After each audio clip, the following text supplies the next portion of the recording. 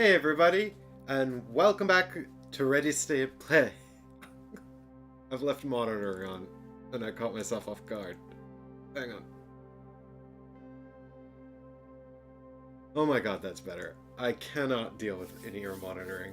It's gotta be, the thing is, it's gotta be like pinpoint perfect. So I'll get used to it one day. But it's a little off as well.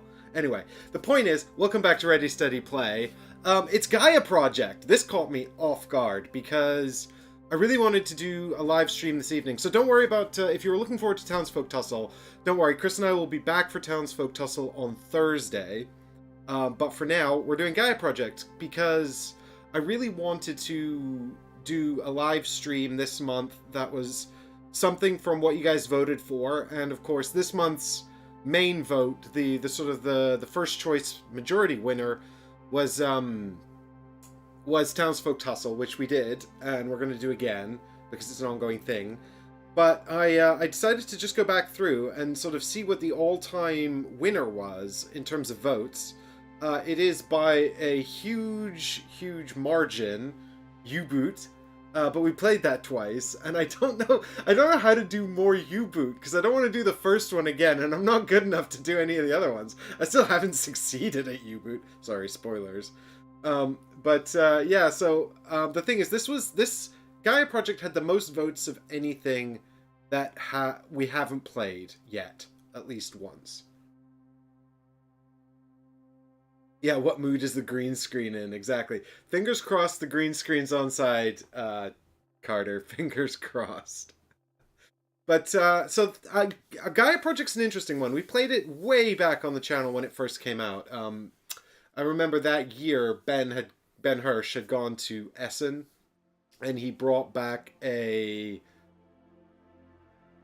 Heger's in there with the puns. Thank God we got chat bringing the puns this evening. But Ben brought back, I asked him to bring back a copy of Gaia Project that year from Essen. He went with his company at the time, and I didn't go that year because I was still early days of the channel and I definitely couldn't afford it. And so he said, do you want anything? And I said, yeah, bring back Gaia Project, because I really like Terra Mystica. And so that Terra Mystica came out in like 2012. And Gaia Project came out in 2017. So, here, this would be a good start, wouldn't it? Geez, super professional here, talking about the game. You don't even know what it looks like. Well, you do. It's on the thumbnail. And everyone should know this game by now anyway. It's like 6 years old. Or 5 years old. Or 6 years old? God, did this come out? Yeah, 2017 this came out. So this came out in 2017, 5 years after Terra Mystica. And the reason they're sort of compared is because, I'm going to butcher these names now. This is designed by Helge Ostertag and Jens Drogenmüller.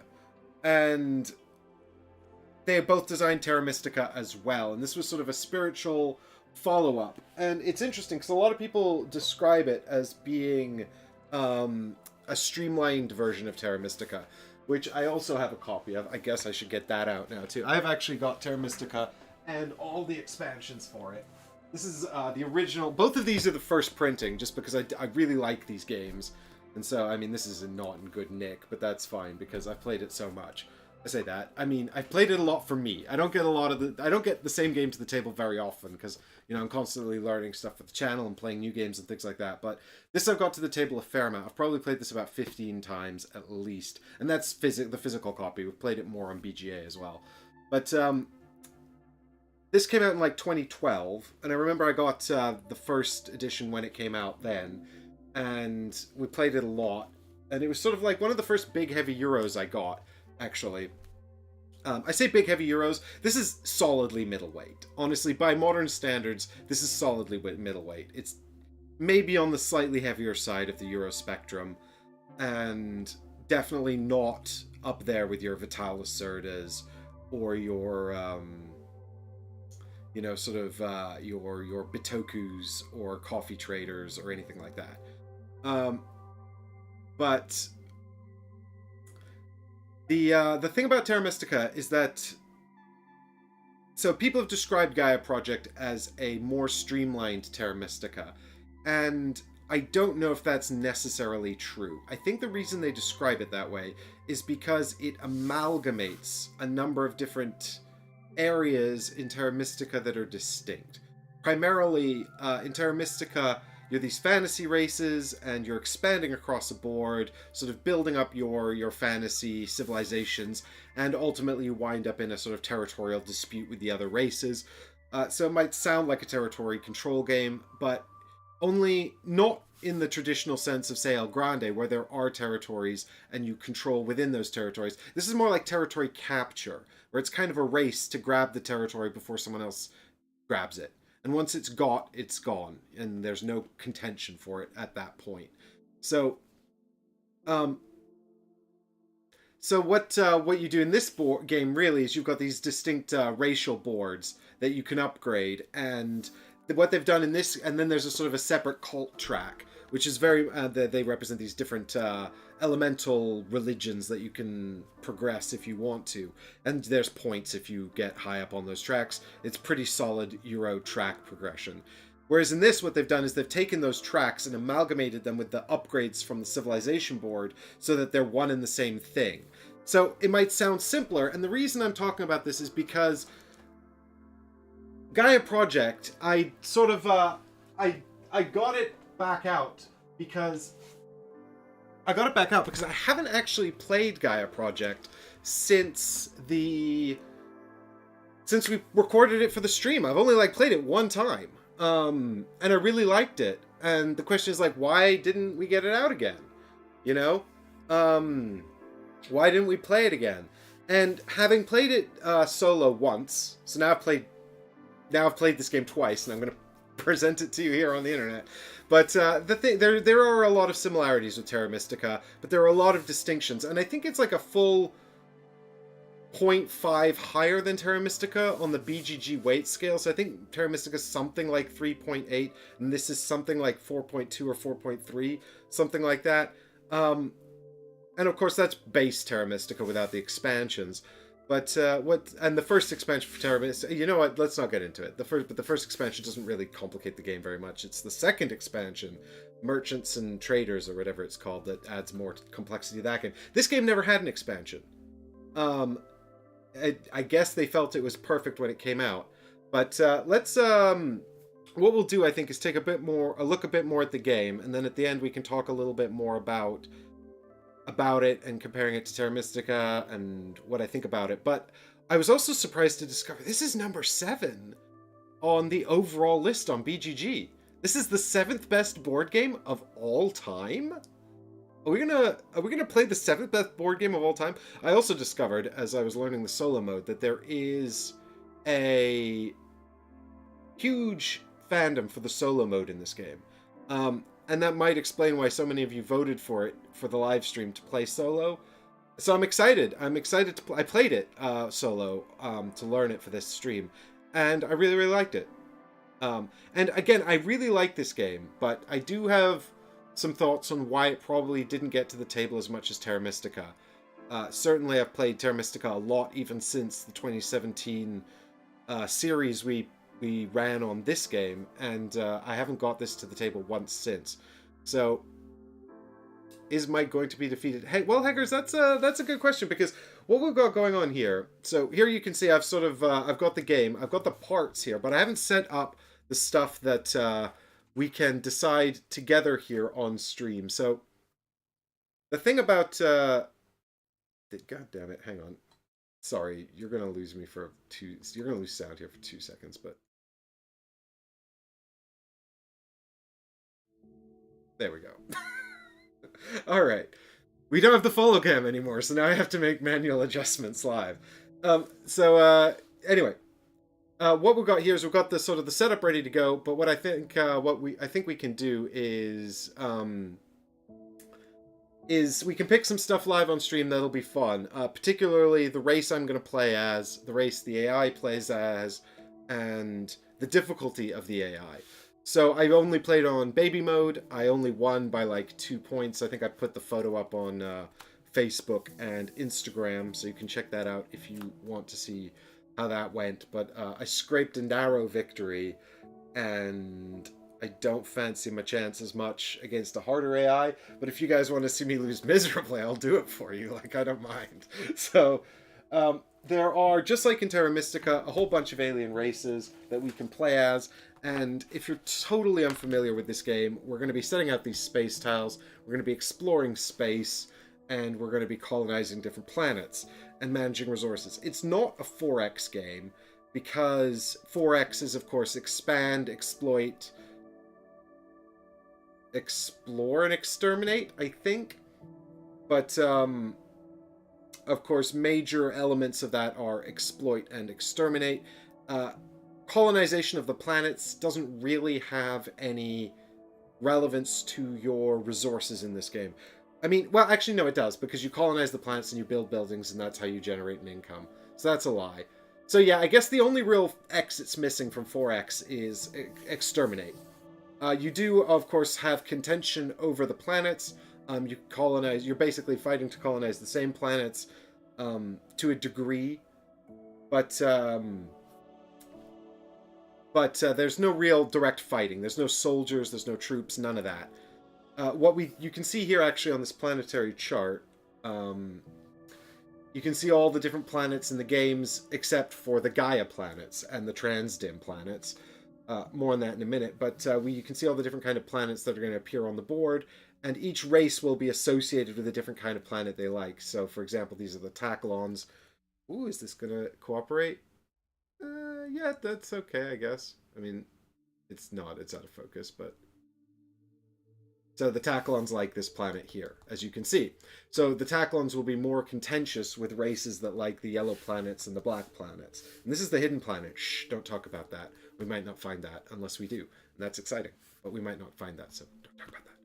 But what you've also got are Gaia worlds, which anyone can colonize with equal ease, and Transdim worlds, which need to be converted into Gaia worlds.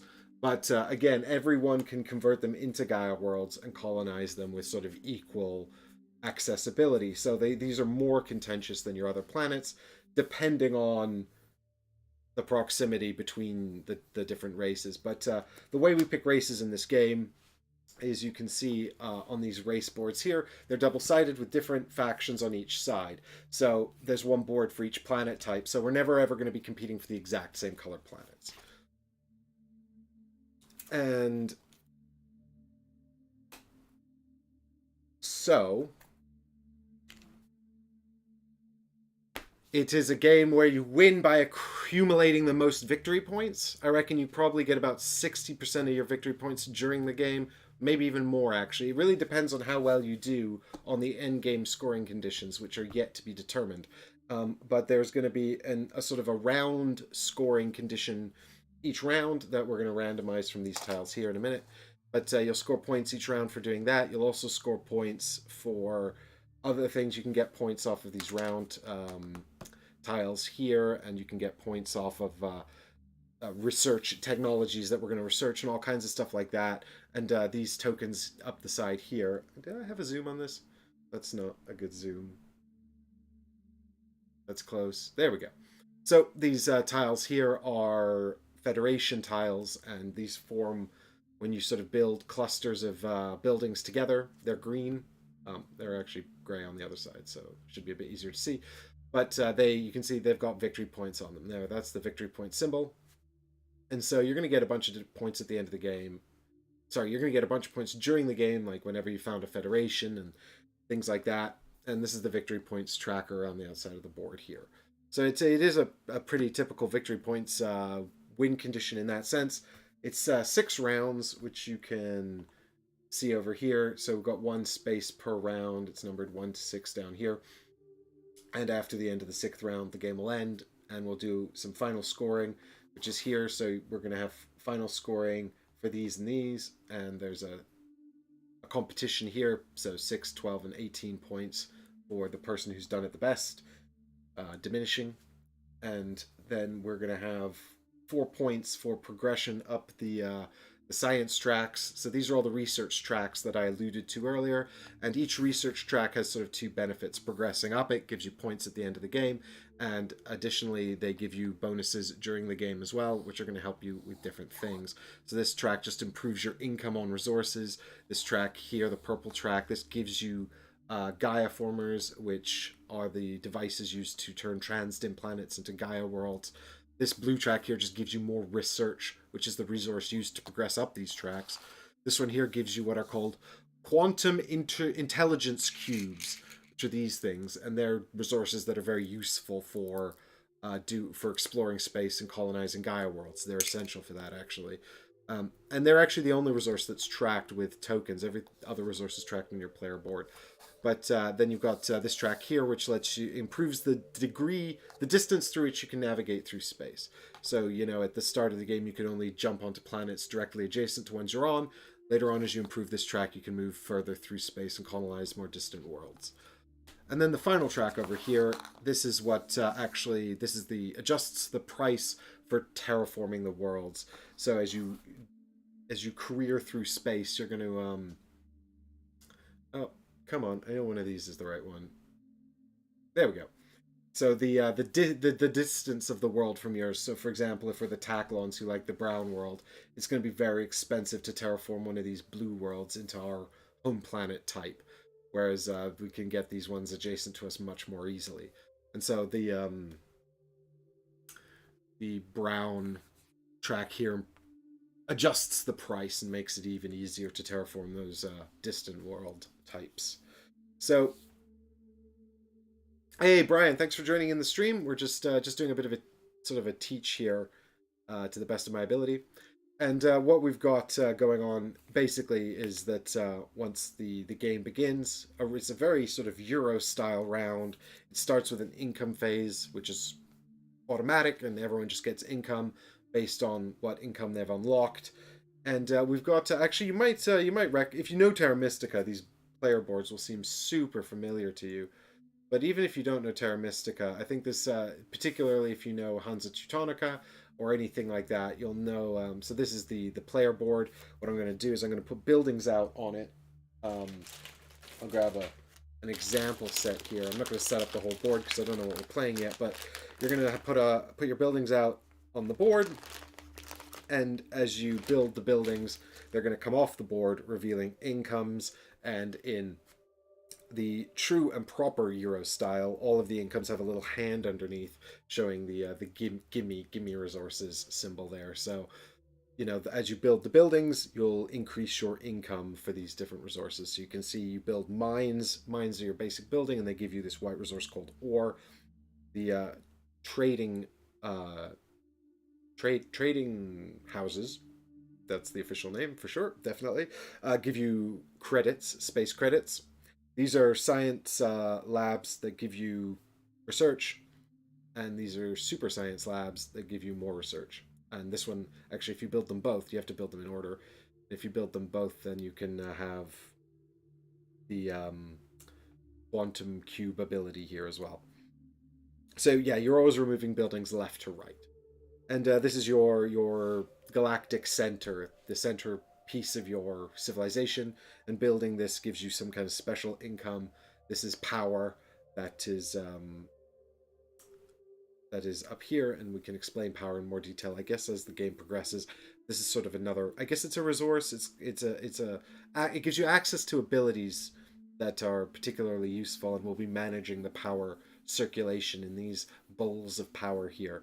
But there's also a unique ability to the left here that you get that's unique depending on your faction. You might also have a unique element up here as well concerning your faction. But as we take the buildings off, we unlock additional income, and if we build bigger buildings, we have to replace the lower level buildings, and they return, thus adjusting your income again. So that's something to think about as the game progresses.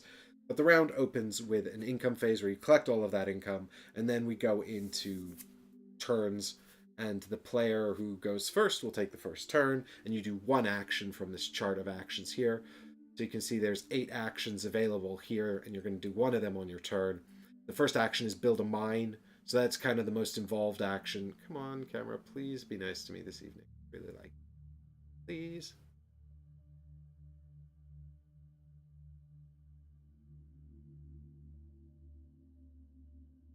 Sure would be nice. What are you looking at?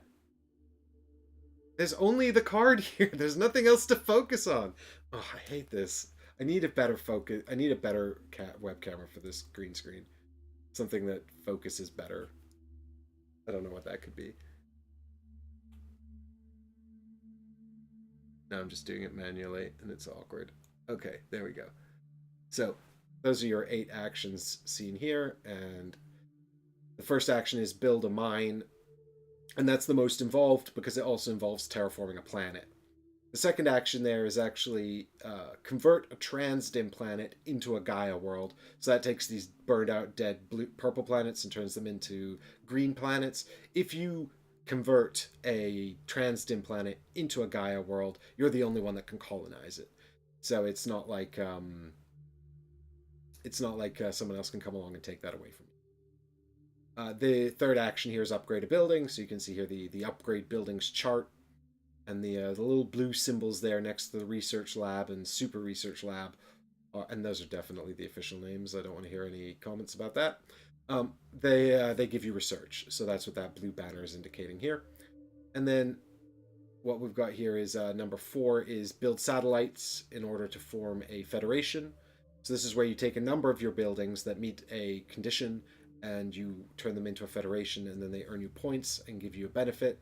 And there's sort of restrictions around how you form federations, but ideally you want to form as many federations that are exactly the right size as possible. So unless you're one particular civilization, you want to have as many federations as possible that are worth exactly 7 power. Action 5 here has been green screened out somewhat, but it's 4 research points, lets you upgrade one of your research tracks. And then 6 and 7 here are perform unique actions that are sort of either purple, green, or orange. And these will be found all around the place, but there's some on the board I'll show you in a minute. And then action 8 is pass. Academies. Nigel says, by the way, you don't have to build the academies in any particular order. Ah, is that why they have a black line down the middle? That's interesting. Okay, cool. Thanks for that heads up, Nigel. Like I said, I haven't played like a massive amount of Gaia Project, so I'm glad Nigel's here and he knows how to play. All right, that's cool. Yeah, keep an eye on me.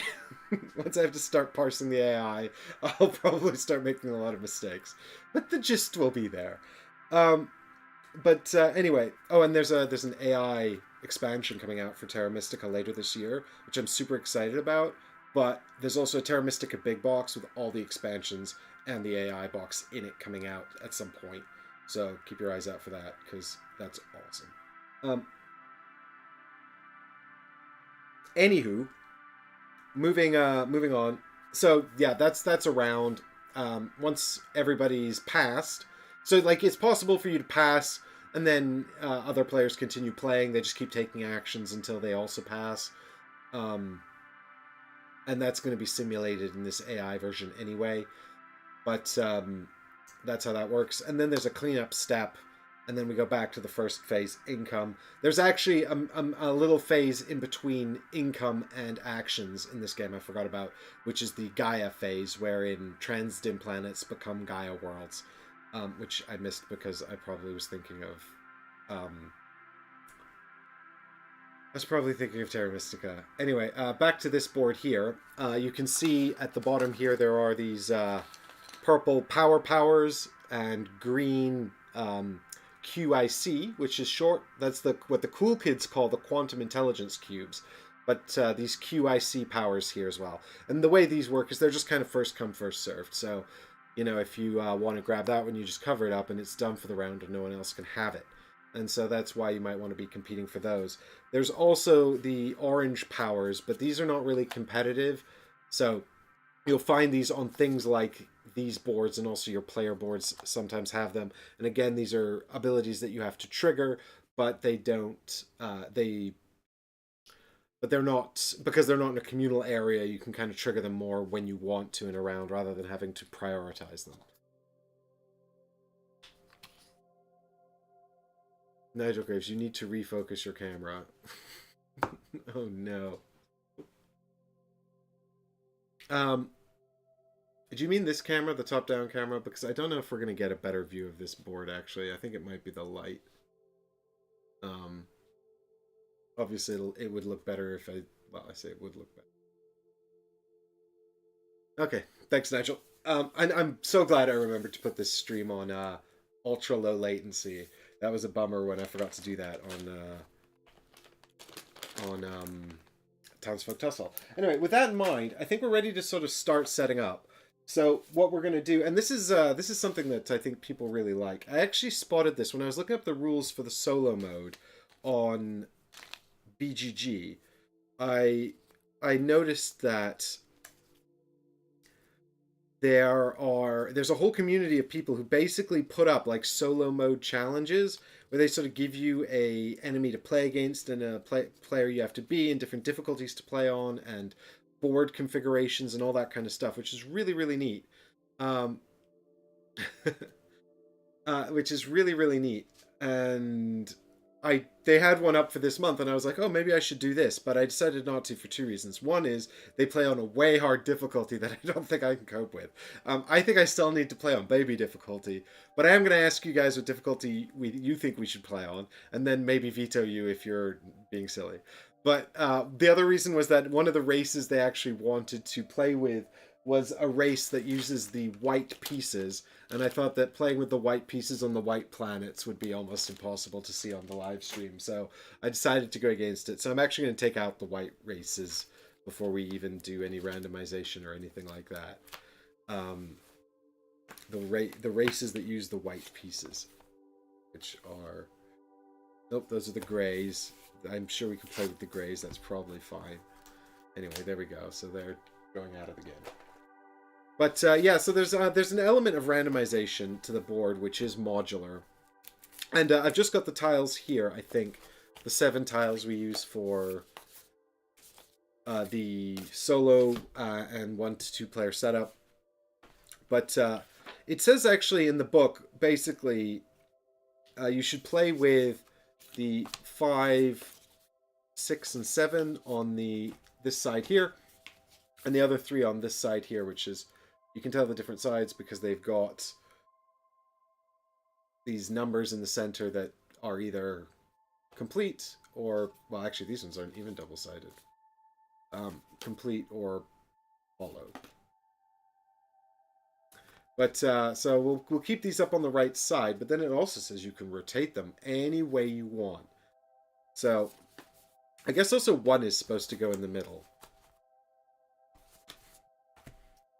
So we can put 1 out in the middle here, and then we just kind of randomly put out the others. I guess we can randomly just shuffle them and put them out. Is that the best way to do it? It says you can try sort of randomizing them, and then once they're put down, you can sort of rotate them to the orientation you want. Am I supposed to build the board before I choose my civilization? Probably. In which case, or do I get... Should I know who I'm being before I build this? That would help. If I have some control over the world, the nature of space, before I have to, if I know who I am when I build space, that would be great. I don't think that that's going to be true, though. No, in fact, I'm pretty sure, actually, I remember, you do all of this stuff before you pick a faction. Which is deeply tragic. Choosing a faction. Placing your first structures. Yeah, the building a board is like the first thing you do. Womp womp. So we don't know who we're going to be, so I guess we should try and make it fair instead of configuring the world to favor us.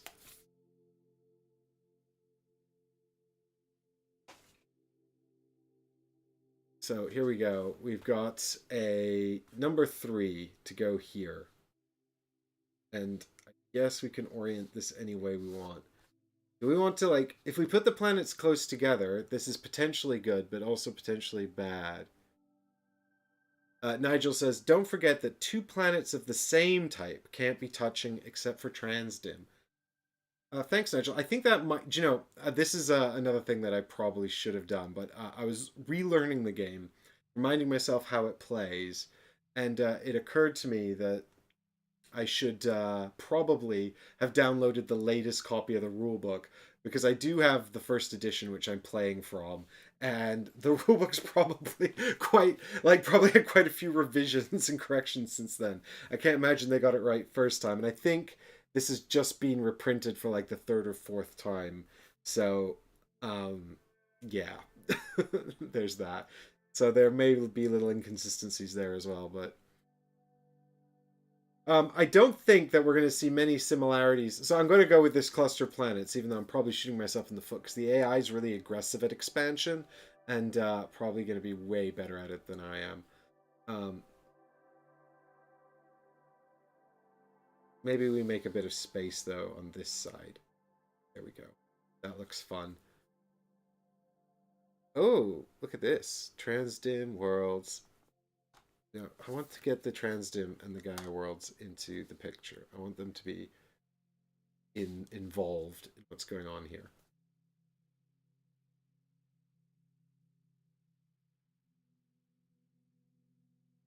Difter, I appreciate you saying that, but I'm not. I've learned a lot since I made the setup and rules video for Gaia Project, and if I could go back, I'd probably make a massive number of improvements. I don't think it's particularly good. It's one of the first ones I did, um, but I mean, do you know? I don't think I've watched it for like 4 or 5 years, but I'm pretty sure you guys are being nice. It can't be good. Like this. Ooh, should we get more? I like the idea of getting lots of planets involved. I also, the thing is, I'm also a big fan of getting. So there's this whole thing where the game, like, obviously, you kind of want to have space to expand and build on different planets, but simultaneously, if people build next to you, then you can gain power, and it's built cheaper to build the trade buildings and things like that. So, like, I really like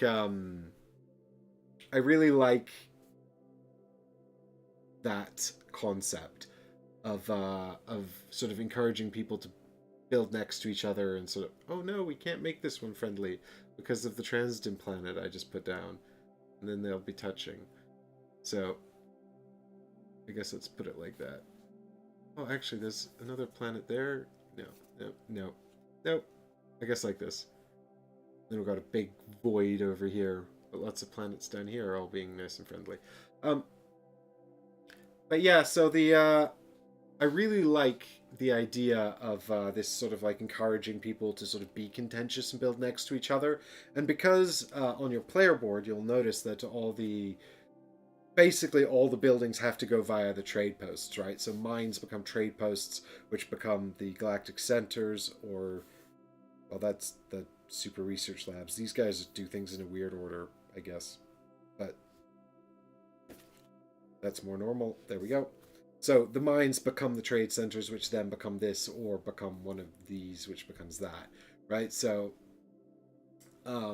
because everything has to go through the trade center, and the price is adjusted based on whether or not it's next to someone, because it's a trade center, right? So, or trading post or whatever.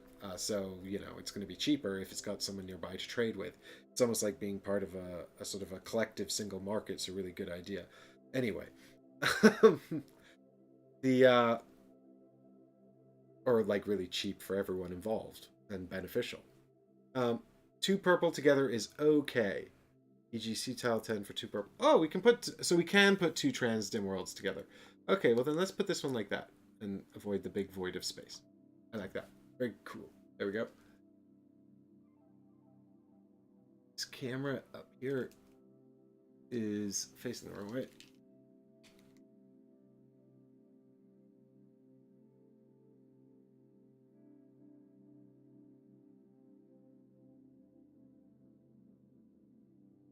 There's a lot of apparently there's a lot of sun here in space. You guys are really close to the sun. Also, why is is this still set up for what I'm trying to say is why do I look really weird?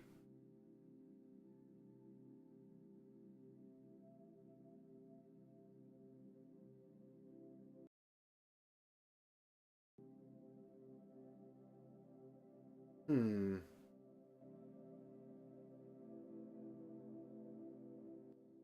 There we go. It's still set up for like Legacy, Legends in the Dark or something. I don't know what we're doing. Okie dokie.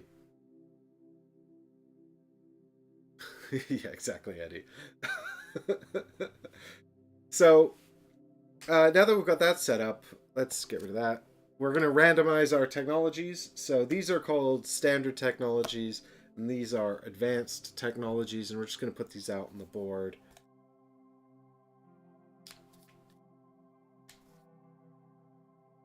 As a physics graduate, this planetary arrangement is triggering in its impossibility. Aw. But I like... I don't... Do you know, it's funny, like, what's that movie?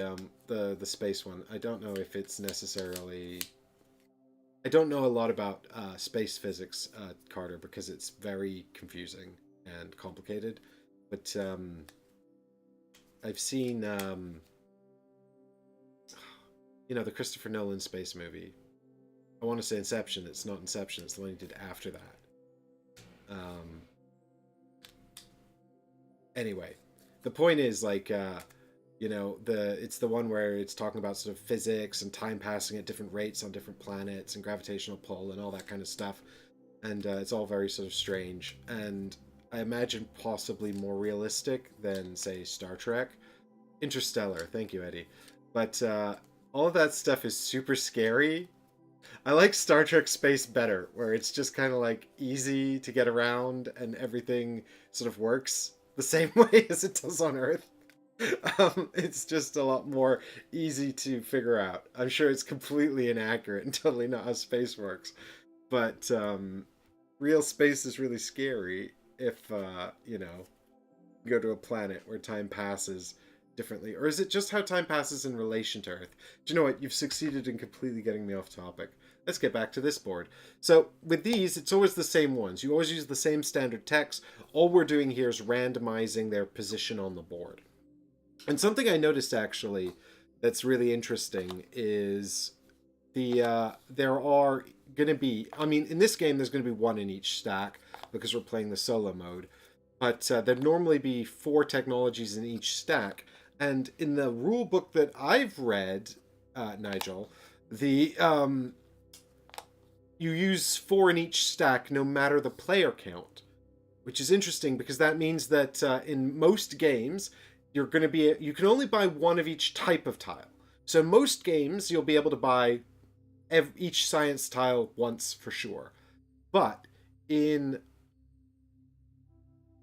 but in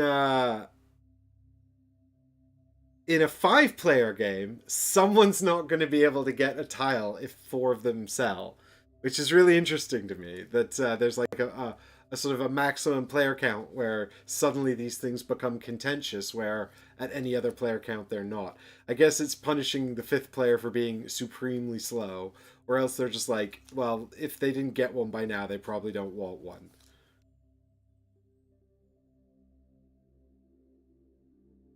Glad we've got so many Star Trek fans in the chat.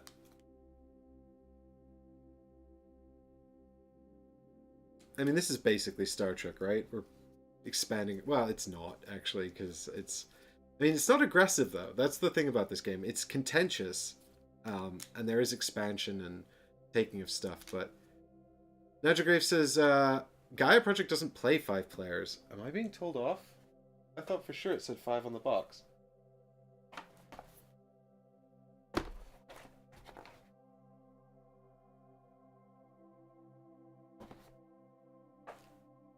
Nope, he's right. It says 1 to 4. Maybe I'm thinking of Terra Mystica. Or maybe that doesn't play 5, and I'm just a total nutcase. Oops. There you go. Just cut that bit out. Cut that bit out. Oh no, I'm live. What am I gonna do?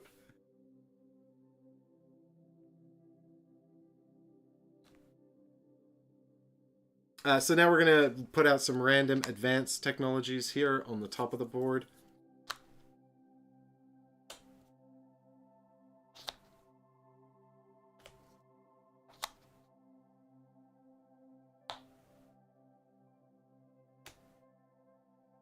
There we go. Boom. Advanced technologies are hard to get, though. Alright, get rid of those. Terra Mystica does play 5-player. God damn. This is going to be my downfall. I know it. There's a lot of little subtle differences. Like in Terra Mystica, you have to have a certain amount of buildings with a certain power value to form a town, or a city, a town or a city. In this, you only need a power value to form a federation. And I'm going to forget these things, so I apologize to everyone, but you know, Nigel will call me out and I'll correct it live on stream, so you'll be fine. Okay. So, who should we be? We've got all these different species we can be. I already took out the white species, so we're not going to be any of those. But we can be Firax, who are like bug aliens. I don't know what any of their powers do. I don't know. I only know like the ones we played with on the show 4 years ago, which I've totally forgotten, or 5 years ago, which I've totally forgotten. So there's that. These robot people are pretty cool. Maybe we can bring this camera over and you guys can see a bit closer up the different races here. Or maybe it will just come off of its stand and make my life sad.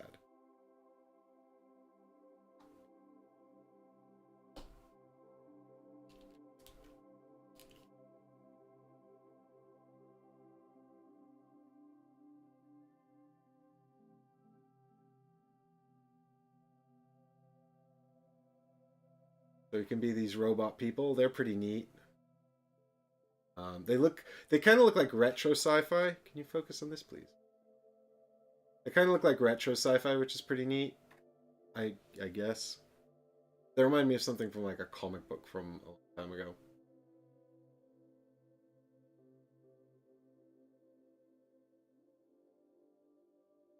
I would like you to just focus a little bit. That would be nice. Oh, come on. You can do it. There you go. Yep. And we've got these guys, the Firax. Can we crash Deimos into the planet to help terraforming? Yep, definitely, Diftor. I think we should do that. The Taklons are one of the recommended starting race. They kind of look like chubby Zerg, right? Or chubby like xenomorphs.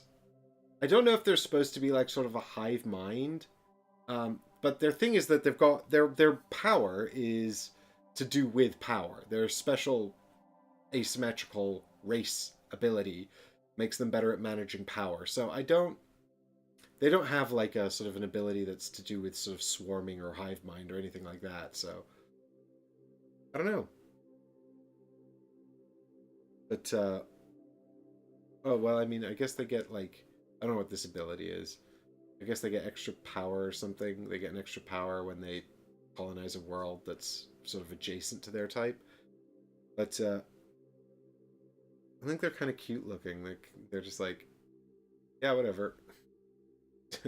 And then we've got these guys here, the Ambas, who start with one research on the galactic exploration track, and they have an ability where they can use a power to swap a mine with their center. So presumably, and correct me if I'm wrong here, Nigel, this will help you to form federations, because I guess federations can't unform. And so all the buildings have these power ratings that you can see here. And in order to form a federation, you essentially need a group of buildings that are connected by satellites. More on that later, but the point is that the further apart they are, the more satellites you need to get. But you need a group of buildings connected by satellites with a total power value of 7. So, like a trade center and a research lab, and one of those guys, or this guy, would do it. But I guess you can found a federation that includes a mine, and then swap out that mine, swap out your trade center, or like if you start building, yeah, you wouldn't even need to include a mine. If you built a federation with your center here, you could then swap it with a mine somewhere else and start a new federation that still includes this building.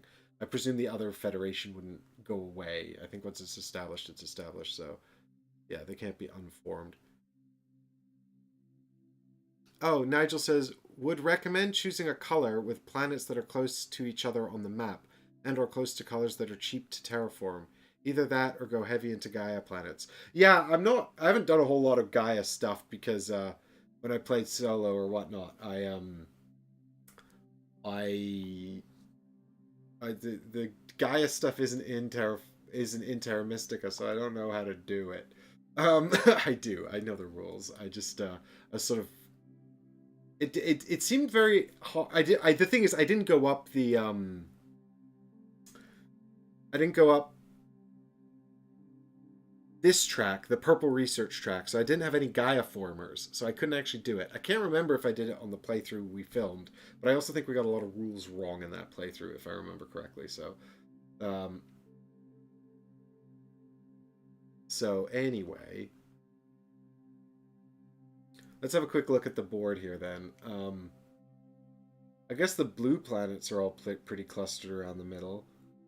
I mean, the humans are blue, and nobody wants to be boring humans, but also there's another blue race. So you can have a look. So there's the boring old humans, and their whole thing is that they've got advanced, slightly more efficient. So you see most people's green bowls empty into the one bowl, but the fact that the Terran's green bowl empties into the two bowl makes their power more efficient when they terraform on transdim worlds. So more on that later. I don't expect that to make any sense to you guys if you don't know the rules. So yet, but as I indicated earlier, you have to convert the transdim planets into Gaia planets, which also involves power, which will be in this bowl. You could. They also. It looks like when they move the power. What is this? When they move the power into the second bowl, they can also do these actions. Is that what that is, Nigel? That looks pretty cool, actually. It's a shame that they're boring humans, and humans are boring. Ooh, but we could be dolphin people, who are already way more exciting than humans. Nigel says, lanterns are blue and are very hard to play well. Oh no! Maybe not then. I'm actually going to have to read the rules for their powers because I don't really understand them just from this iconography. But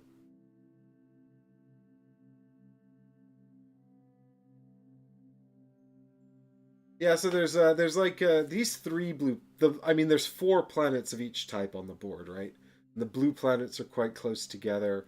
They're also close to other planets, although yeah, and even the white planet and the red planet are next in line for the blue planets.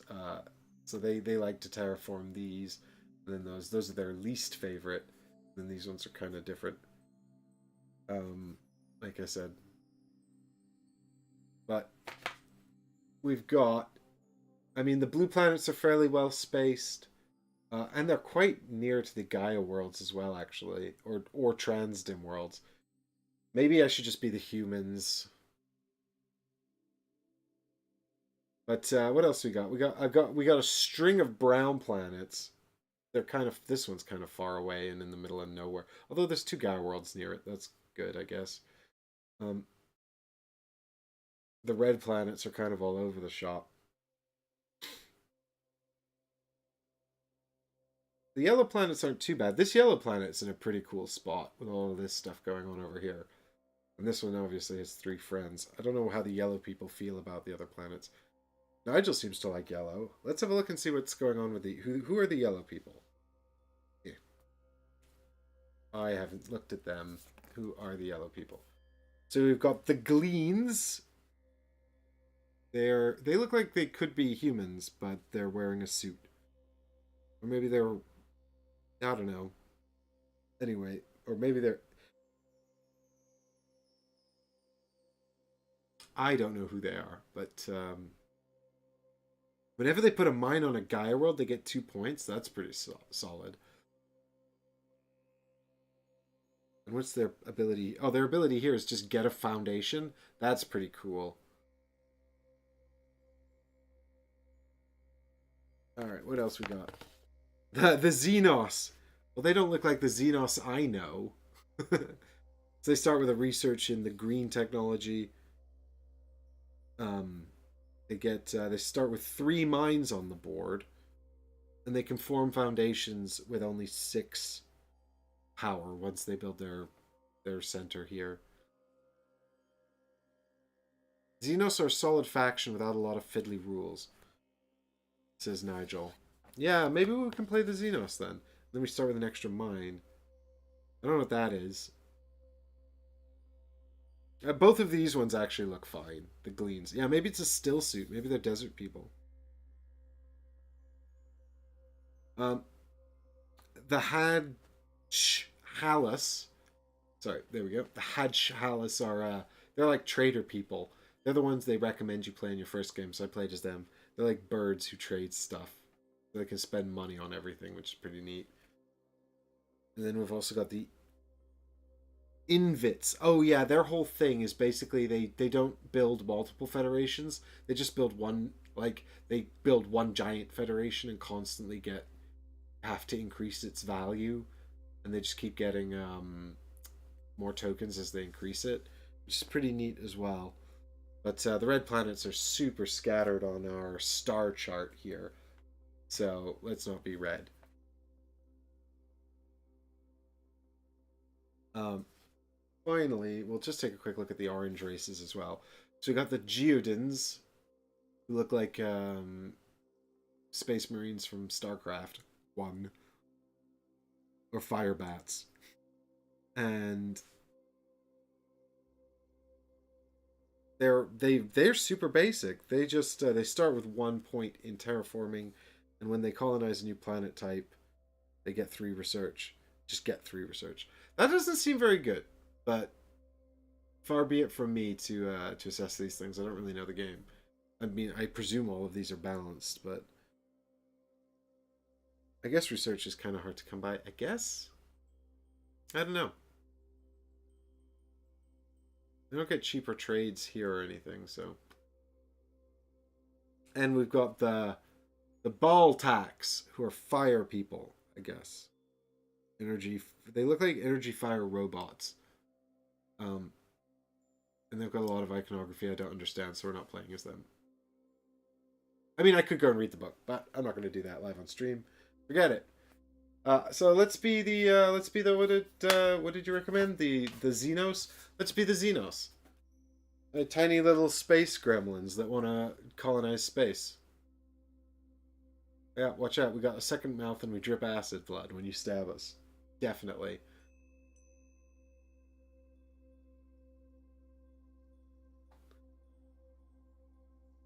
And yellow is obviously everyone's favorite player color.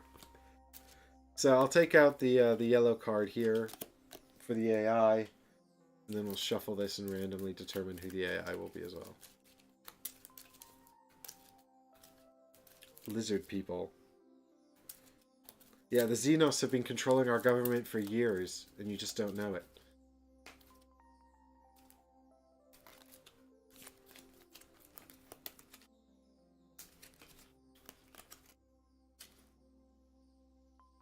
I'll tell you what, chat. Give me a 1 to 5, and you can in chat just throw up some numbers, and we'll see what race we're gonna play against.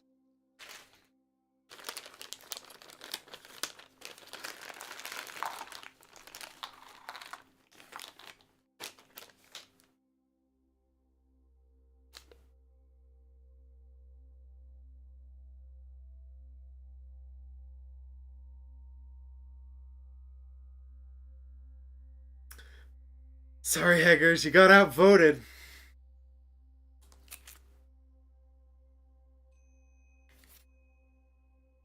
Even if I count your vote twice, you're still outvoted.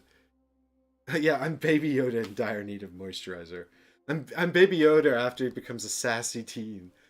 All right, let's see what we got here. We're playing against the Geodins. Okay, well, I mean, I'm sure their ability is way easier to parse than as the AI than it is as a player race. Ongoing ability. After colonizing a new planet type, the Automa gains 2 additional victory points. Well, that's fine. The Automa doesn't generally like to colonize new planet types. It has a whole system of priority based on... Oh no, but they're orange, and now we're playing with orange and yellow. I hope you guys will be able to see this apart. Let's do a quick test here. Oh, but they also are really close to me in terms of we like each other's planets. This was a bad call. You guys made a bad call.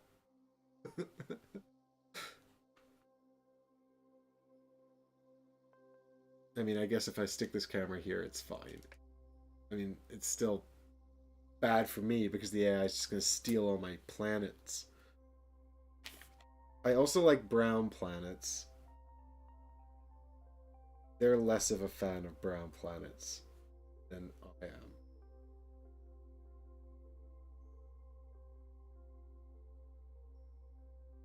Hager says, not my fault. Yep, there's definitely no record of who picked 3 here on the street.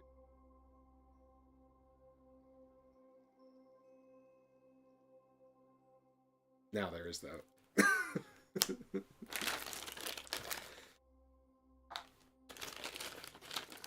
T. Carter says, go for 5 instead. Is this actually going to be a massive problem for me? I don't know. Oh, I needed to randomize all these tiles as well over here.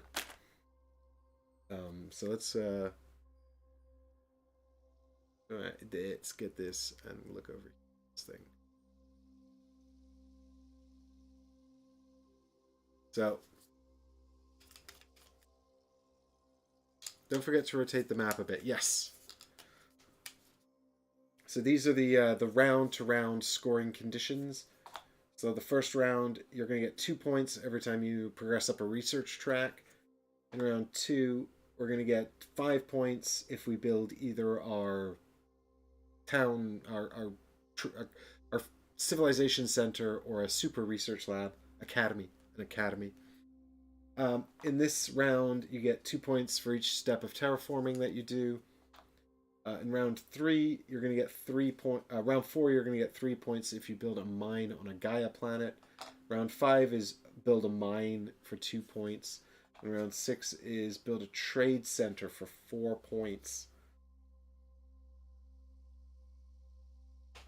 And our end game scoring conditions are as follows.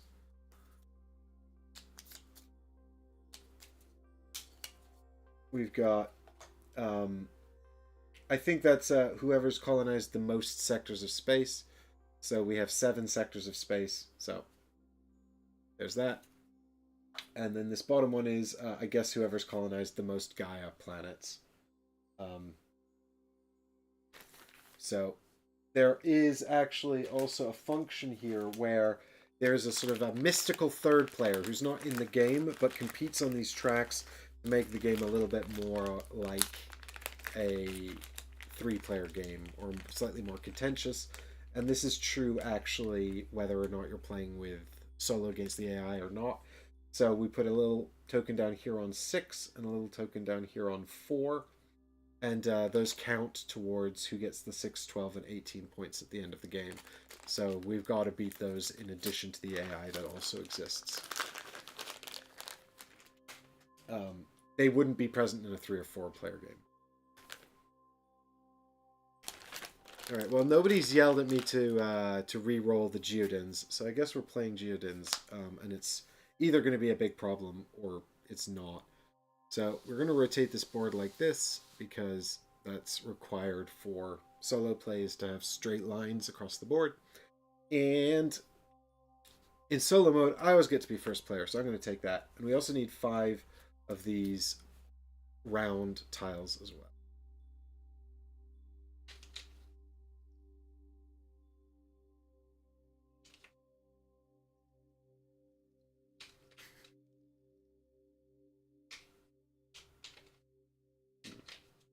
What do we got here?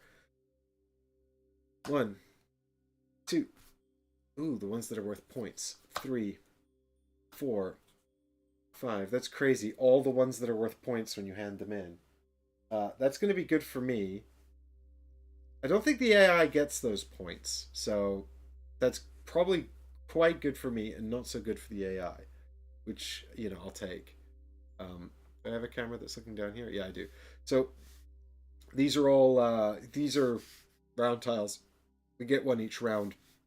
It gives you a bit of extra income, and then it gives you some function along the top. These ones are all going to give you points based on the number of buildings you have that match it when you hand them in at the end of the round. So when you pass, you put it back, you get these points. This one gives you the ability to terraform one step during the round. I don't know if...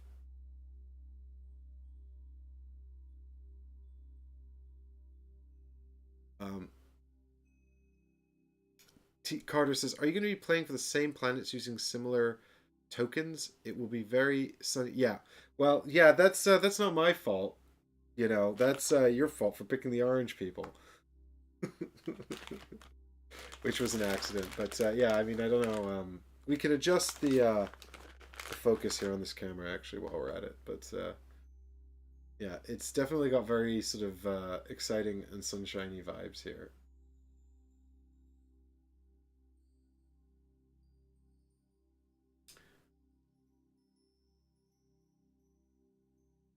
I mean, I was worried about the white pieces on the white planets not showing up on stream, and now I'm worried about none of the pieces showing up on stream. What about if I lie them down? Is that better? Actually, the yellow pieces on the yellow planets are pretty awful. The orange pieces are much better. Well, at least you can tell them apart. I mean, the orange pieces are not mistakable for the yellow pieces, which is sort of what I was worried about.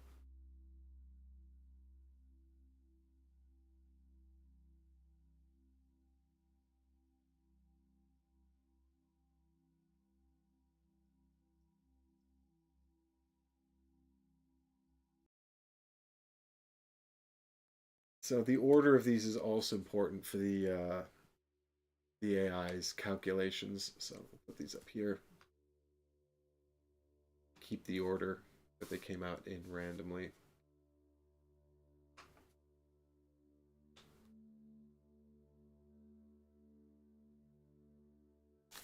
Now, if you bear with me, I'm just going to set up my player board. You start with 10 points and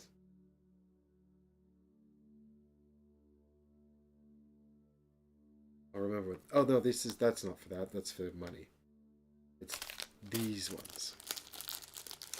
Yes, this is our research and our ore and our credits. Yeah, so that's it's interesting because you use these trackers for 3 of the resource types in the game.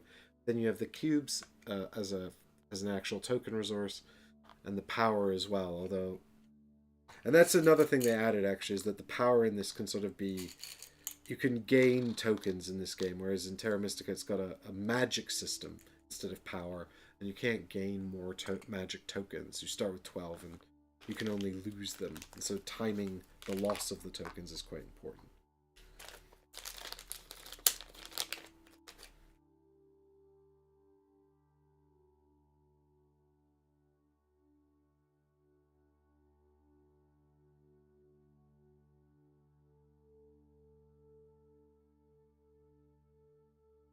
I'm being told off by YouTube that the music's too quiet.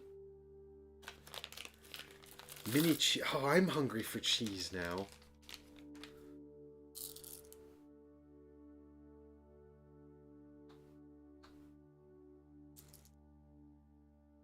These are satellites. I promise you they are.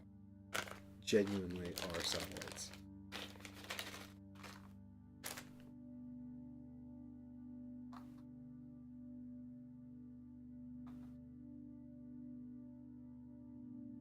Well, at least my power is to build. My top power here is a 6, which is to build federations more easily, which is a good thing because you can't ever have enough federations. Federations are great. More federations. These are the Gaia formers that we'll use later. Gaia Project. That's awesome.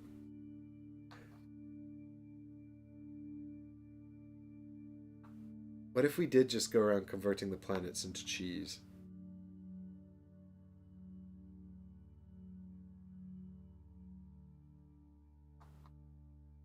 Okay. Now, the AI works a little bit differently,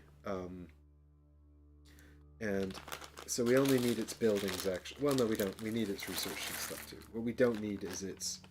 We do need its satellites as well, but because there isn't actually an objective for satellites, we don't...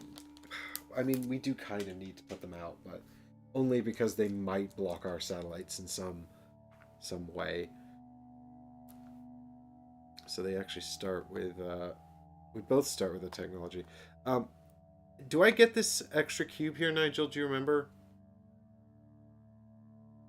Extra quantum intelligence cube? I feel like the answer is yes, but I'm not 100% sure on that.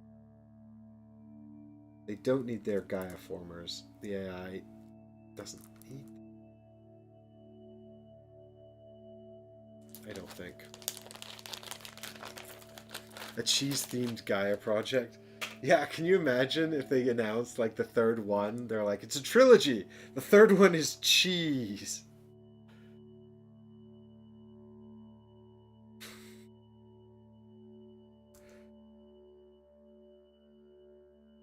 Thank you. So I actually get to start with two quantum intelligence cubes. One because it's here on my player board, and one because I get one from the first step on this guide here.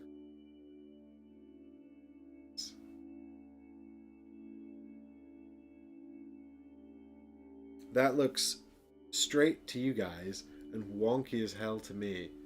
You can see on this camera it looks a little wonky as well. Why is it like that? Why does it look fine there and then that looks straight? Does that look straight? You know what? I'm not going to worry about it.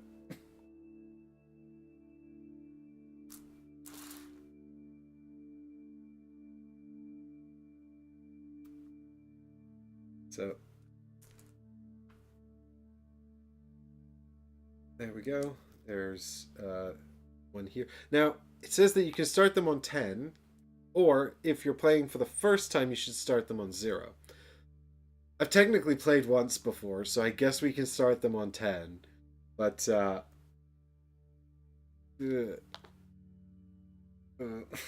it's probably a terrible idea. There's different difficulty ratings, actually, for the AI, which is quite good. And it's pretty much all to do with this AI deck, which we're going to look at in just a minute.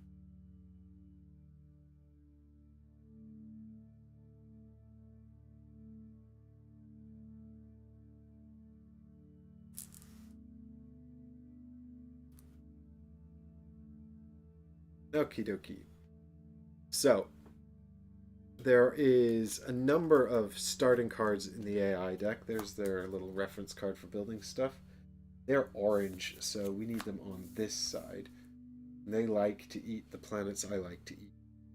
So, these are their AI cards that determine their behaviors. These are the ones that they start with. And then they'll be adding more to this deck as the game goes on, which represents them expanding their empire, gaining more resources, because we don't track their resources. They just have this deck. They don't have resources. They don't acquire victory points in the normal way. So we're really just kind of simulating their presence on the board using these cards, and then just kind of giving them victory points to keep them in step with what a normal human would score. But the way the deck works is that when it starts to get to the end of the deck, there's every round a chance they will pass. So it's somewhat randomized whether or not they pass or not. And so the more cards there are in the deck, the longer their turns are, the more that they'll do during a given turn. And of course that's designed to simulate the fact that as we expand across space, build more buildings, we'll have more resources, we'll do more on our turns as well. Or in a given round, we'll do more. So they'll have more turns in a given round as well. And it tells you for your first game, take out the number 2 card, and then use these 5. You can add the number 2 card in later. And then I guess like you could randomly add these in if you wanted to up the difficulty, which is I'm pretty sure how they manage the difficulty in this game. They just have you add more cards to the AI deck at the start, so the AI does more from the outset.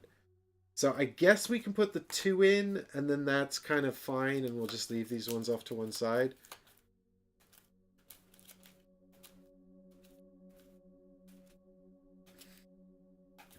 Nigel's still trying to be helpful with the actual Gaia Project talk, whereas everyone else has just devolved into cheese puns.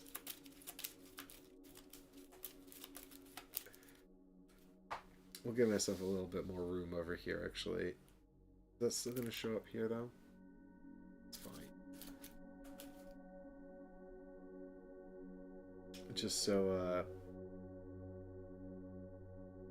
you guys can see what's going on with the AI. I've got a bit more room for the AI deck over here.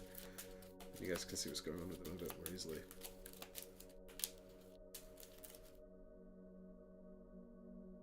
Alright, so that lives over there. And I think that's it. I think we're pretty much all ready to go. I just want to make sure that we've got the AI sort of difficulty set up correctly.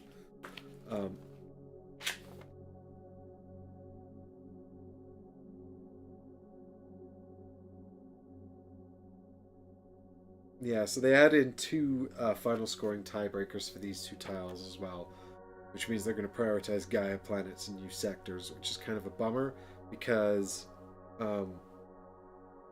actually they both come under tiebreaker 3B, so I guess we'll just have to try and simulate their behavior in the way that's probably the worst for me. Great. So Automa Lien, which is the basic difficulty here, is what I was describing earlier. Remove decision card number 2, start them with 0. No changes is basic Automa, so we're now playing on basic Automa level. I only just won Automa Lien, or line, which is bad. And then there's 3 more difficulty levels. And I actually saw that in the daily or the monthly challenge or whatever on BGG, they were mostly playing on Ultoma difficulty.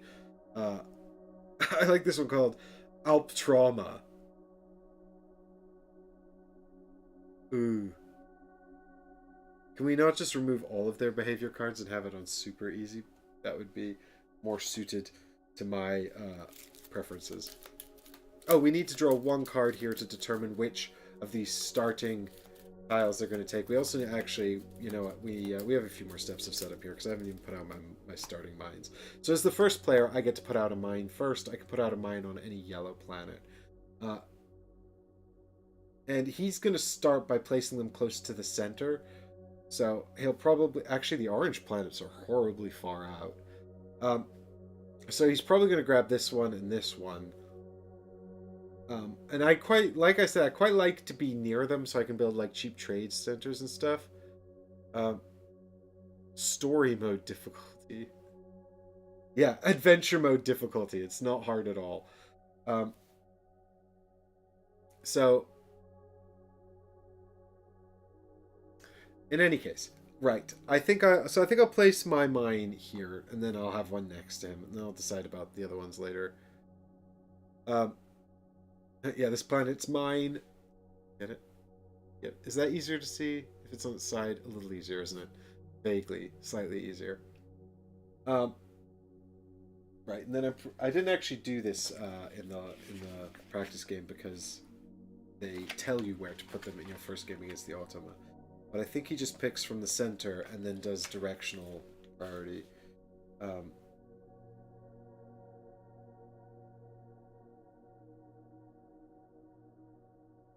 Closest to the center space of the board. Yep. And there's not a tie anyway, because he's on orange, so that's 1, 2, 3. He's definitely taking that one. And then that's definitely closer than those 2, so he just takes these. And then I get to do 2 more, because one of my starting things is I get 3 mines. So I guess I should just grab all the things near the middle. That seems pretty good. I guess I should grab a terraformer and just start terraforming these pretty early, because it takes a whole It takes a whole round to terraform a transdim planet into a Gaia world. So And the AI doesn't... Well, the AI doesn't do it, so there's no rush. But also, if we wait too long... Well, actually, we want to do it in round 4, to be fair, because that's when we get points for building those mines. But we can also Gaia form a trans-dim world and then not build a mine on it. But we don't get the Gaia former back until after we've built the mine.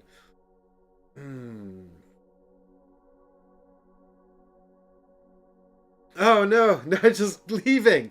No, we're doomed. Thanks for hanging out, Nigel. Thanks for watching. And for the rules points. So basically the way it works is once you unlock these Gaia formers, they come here on your board, and then you can, for a price, start to Gaia form a trans-dim world. You put that out, and then during the Gaia phase of the next round, you get to put a Gaia world under it, and then later on you can, when you want to, build a mine on that world. And nobody else can build on it while the Gaia former is there, so it's like it's yours now. And then the Gaia former comes back here and you can use it again.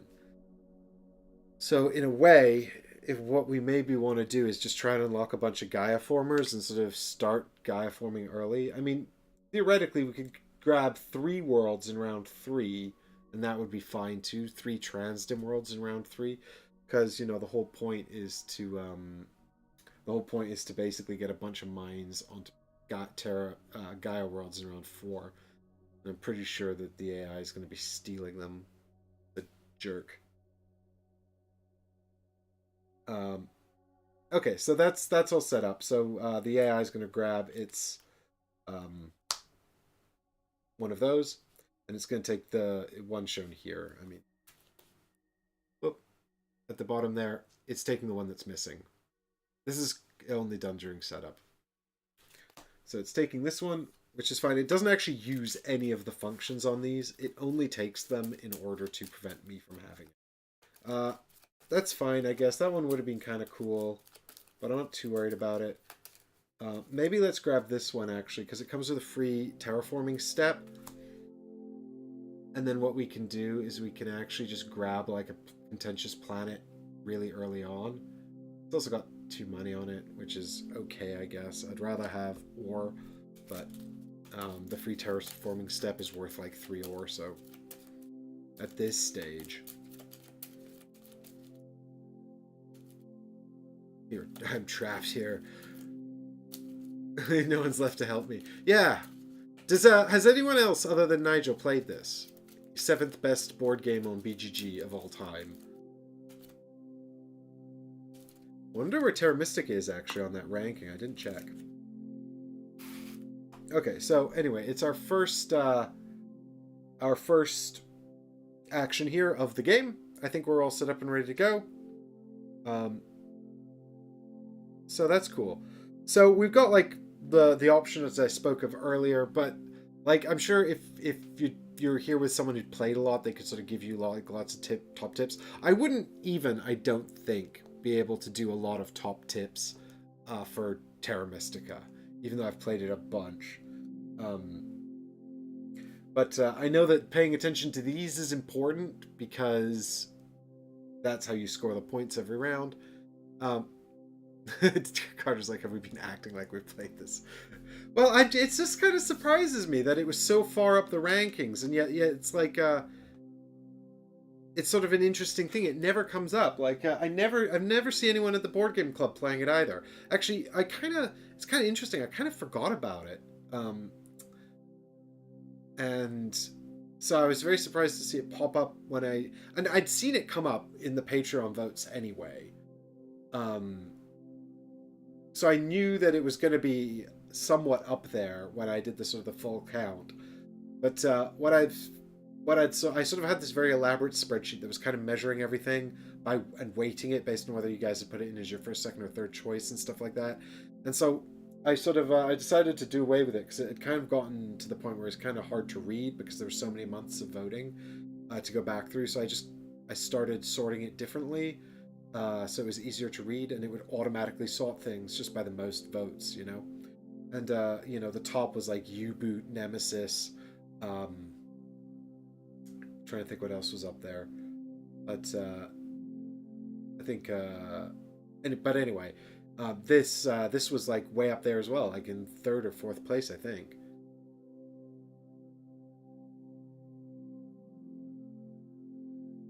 So Difter, you've only seen my series on it. And Carter says, I haven't heard of it before, but I'm a relative newbie.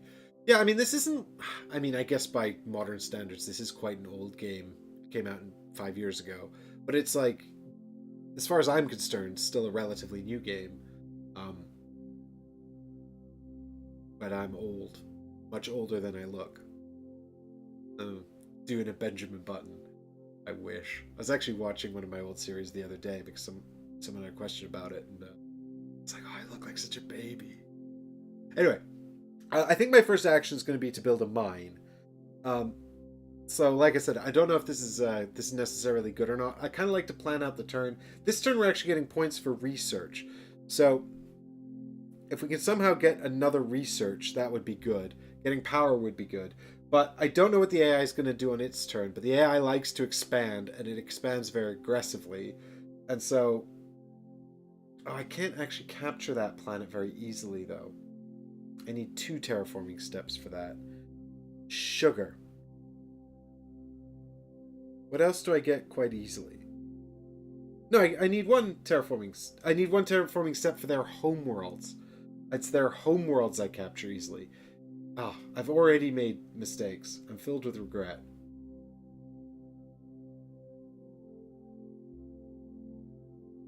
Also, I forgot to do starting income. So, I remember how I said the round starts with an income phase? That happens. That happens next. So these are your starting resources, but then you also get a starting income. Oops.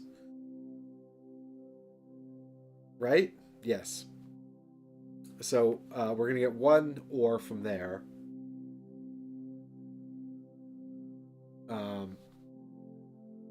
We're going to get 1 research from here.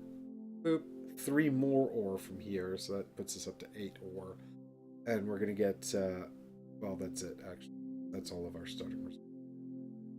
So, there you go. And just a quick note as well. I don't think I actually talked about the end game scoring. I talked about the 2 scoring conditions. No, I did. I talked about that track of that. Well, this is just some piddly points for resources left over. This is not a good exchange, so if you can spend the resources for points, it's always better. And then this is for making it into the second half of the research tracks. So once you get over this black line in the center here, every step is worth 4 points.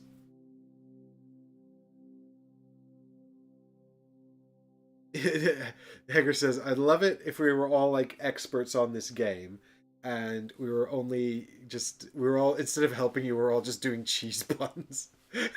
That would make it all the more tasty. And chat says I look good for 60. Thanks, guys. I appreciate that. So, in any case, I've got...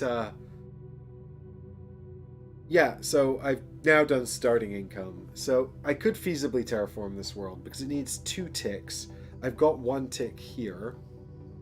And I can purchase an additional tick. If this is the same rules as Terra Mystica, I can purchase an additional tick. 1 tick is currently 3 ore, which is quite a price to pay. But, I mean, it'd be cheaper to go over here. But this is also harder for the AI to get to. And if I want to found federations, getting in here would be good. So I'm just going to steal that from them right away.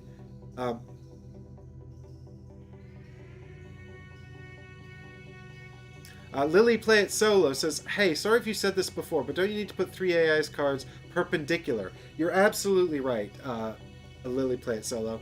So the, I sort of mentioned it in passing, but we're going to take the bottom, now that I've shuffled this deck of AI cards, we're going to take the bottom 3 cards and we're going to turn them sideways. And the reason for this is that they've got on them a check to see if the AI passes. And so now it won't pass until it gets to the sideways cards. And when we draw a sideways card to check its behavior, the first thing we do is check to see if whether or not the card indicates if the AI is passed. So I'll show you guys some examples from the bottom of this deck here, actually. So if you see the card on the right, it shows a green light. That means the AI keeps playing. But if we reveal this card with the red X at the top center here, and it was one of the perpendicular cards, instead of taking an additional turn, the AI passes for the round. So, thank you for reminding me. A helpful viewer has appeared. I know, a first on this channel, Haggers. No, I love it. Thanks. Thank you for that, Lily. That was that was a good reminder. Okay, so we've shuffled that up again, and so yeah, let's go ahead and steal this planet from the AI. So what we're going to do is we're actually going to trigger this terraforming step here, which is an action. It's action number 7 from this card. But because terraforming is a part of action number 7, place a mine, even though it appears here as a separate action, it's actually a part of this action. We can now essentially do the place a mine action in its entirety. So, because in this game, you never, unlike Terra Mystica, where you can sort of half terraform steps. So in Terra Mystica, you can turn a sort of a hill into a swamp where you might need it to be a mountain or something, with the intention of finishing it later. In this game, it's all or nothing. So I can terraform this planet, but I need to do it in its entirety. I need 2 terraforming steps because I want it to be yellow. It's 2 away from yellow, so I've got 1, and now I need the second one, which I can pay for using the research track over here. So this research track here, the terraforming track, tells us how much these steps cost. It costs 3 because I'm on the bottom of the ladder. When we get up to here, it costs 1 per step, so a much better cost. So I'm going to go ahead and pay 3 ore, taking me down to 5 in order to get that final terraforming step. And then I'm going to pay 1 more ore and 2 credits, because that is the... Oh, I didn't take this one. That's the AI one. I took the ore from the AI card and not this. God, okay. I need to move that down 1 more and move this up 2. And then move that down 2. Now we are correct. I promise no more mistakes. I'm going to put mine over here. That's going to remind me that that's mine and that's his. It's on my side. Okay. So, now we've paid the full price and everything, we get to take a mine and we put it out here to show that this is our planet. Mines are sideways in this world. There we go. So, we've managed to secure that planet. I don't know if that was a good idea, but it's done. And so now we're going to reveal 2 cards to see what the AI does on its turn. So, we reveal 1 card like this, and we reveal a second card like this next to it. And so what the AI is going to do... Let's get a little close-up on the... Do I have a one for this? Okay, this one can move. Sorry about this, folks. There we go. So, here's the AI board here. And this is the action that they're going to take, and this tells you vital information about how they're going to perform that action. So this says they're going to take one of the power or QIC limited action spots, and this says they're going to take the first one in from the left. Simple enough. So if we come back over here, it just means that they've blocked off this action position here, and now we can't use it. That's fine. And then every turn they also get this number of victory points. So it's just 1. Luckily, it'll get worse later on, so they'll go up 1 point there as well. And now they're winning.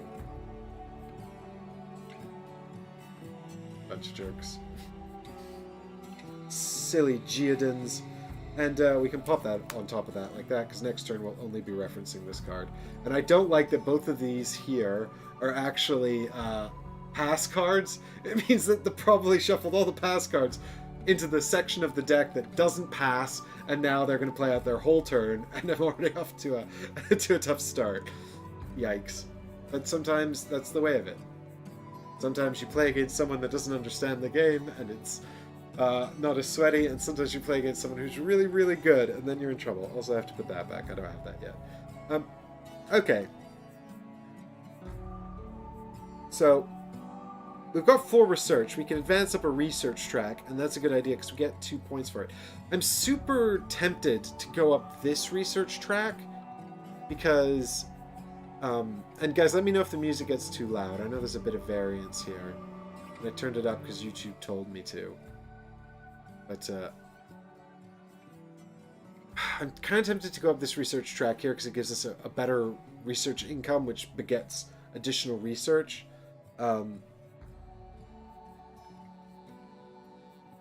But I'm also like,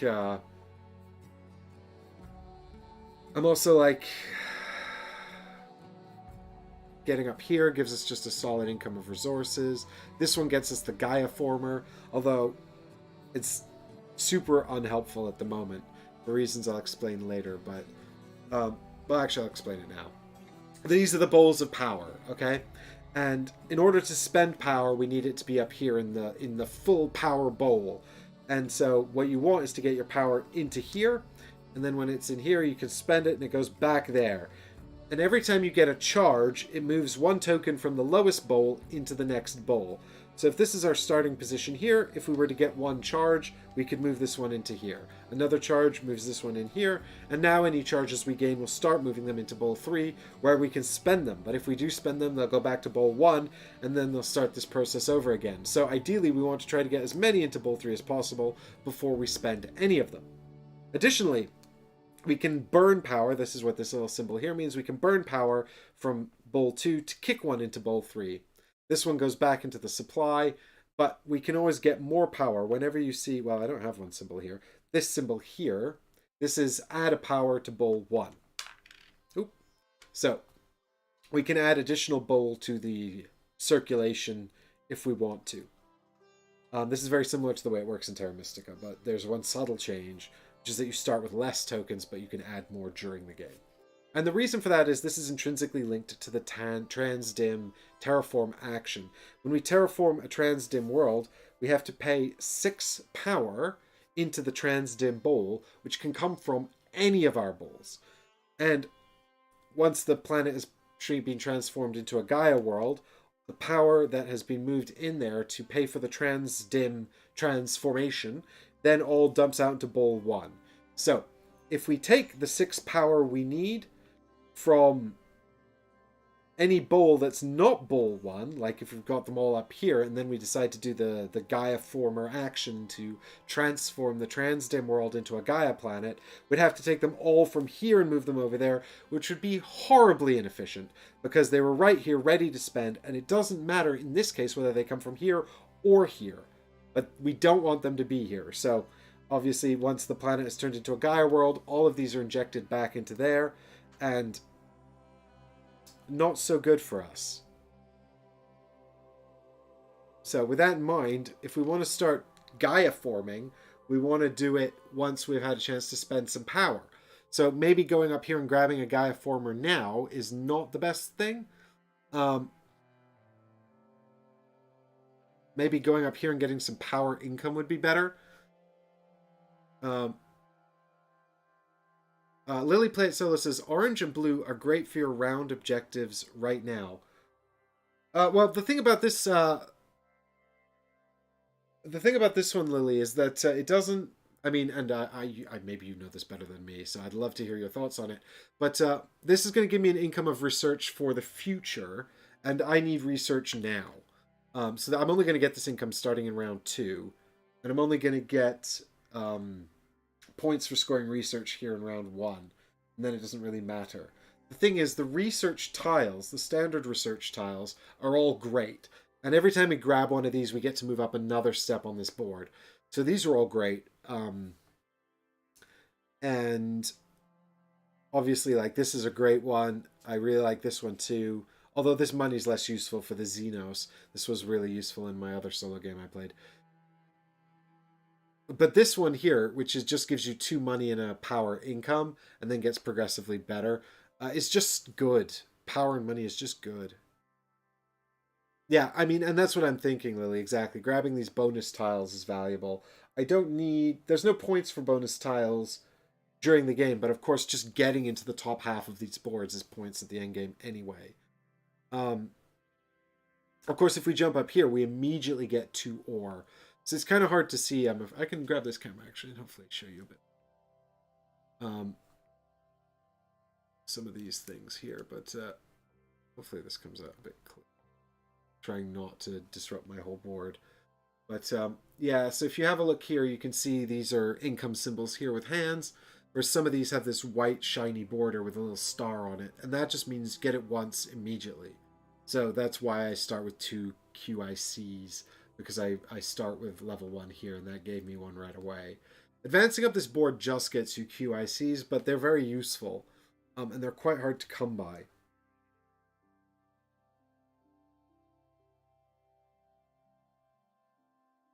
So there you go.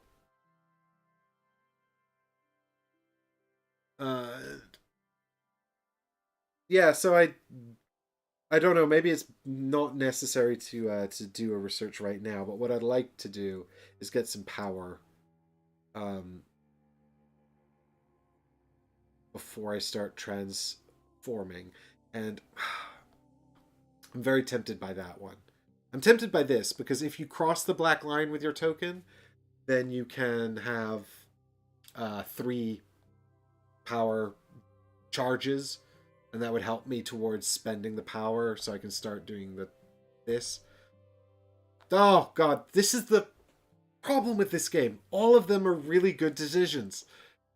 That's the sign of a really good Euro game. If all the options seem good and you don't know which one is best.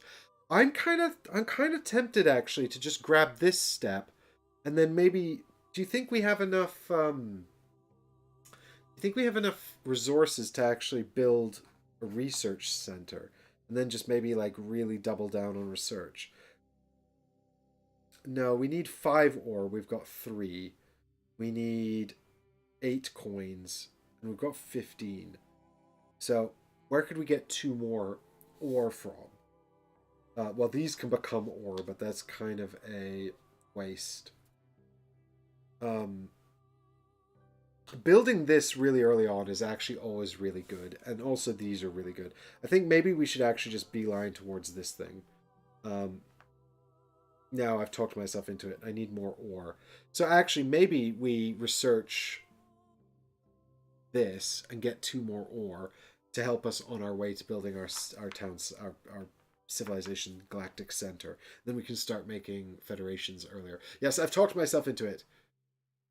Lily says, Mike, can you show the round goals again, please? Yes, absolutely. More than happy to. Sorry, they're a little unclear, so I'll just talk you through. Or actually, we can bring this guy over. That might even be more useful to have him here. Come on, camera. Just have a quick fight with his cable.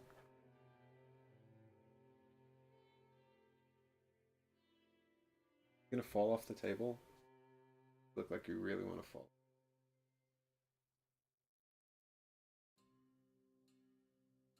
Right. So the round goals, and these are, like I said in the sort of the teach up front, these are really important. Like if I have one tip for people who haven't played before, these are super important, and sort of capitalizing on these are really important. So round 1, it's step up on the research track is 2 points. Then it's build. Oh, if we build the Galactic Center next round, we get 5 points for it, Lily. Oh, but if I build it now, I can have the power and the QIC income next round. What is the right thing to do? Maybe we should build the research center then. We just need to make sure we have the enough ore and money to build a trade center and yes, and a trading post next round. Um, so there's our little terraform action there. In round 3, we're going to get points for terraforming. In round 4, it's building mines on Gaia planets, and then it's mines, and then it's trade centers as well in the final rounds. So, okay, let's go with resources now. But what we need to do then is we need to make sure that we can build this next round so we don't completely bankrupt ourselves this round. And we're going to need to build one of these to upgrade it to one of those. So, in a way, I wonder if it's even worth spending all that much more. I wanted to do this so we could have more research, but now I'm concerned that building this guy gets us even more income. So let's do it. I rarely ever build one of these in the first round. So let's have a think here. We're still going to be short ore, and if we build this, we're going to lose out on this mine. So the thing is, we could then take this here, and then we'd still have a 4 ore income, but we need 6. And we still need 5 this round.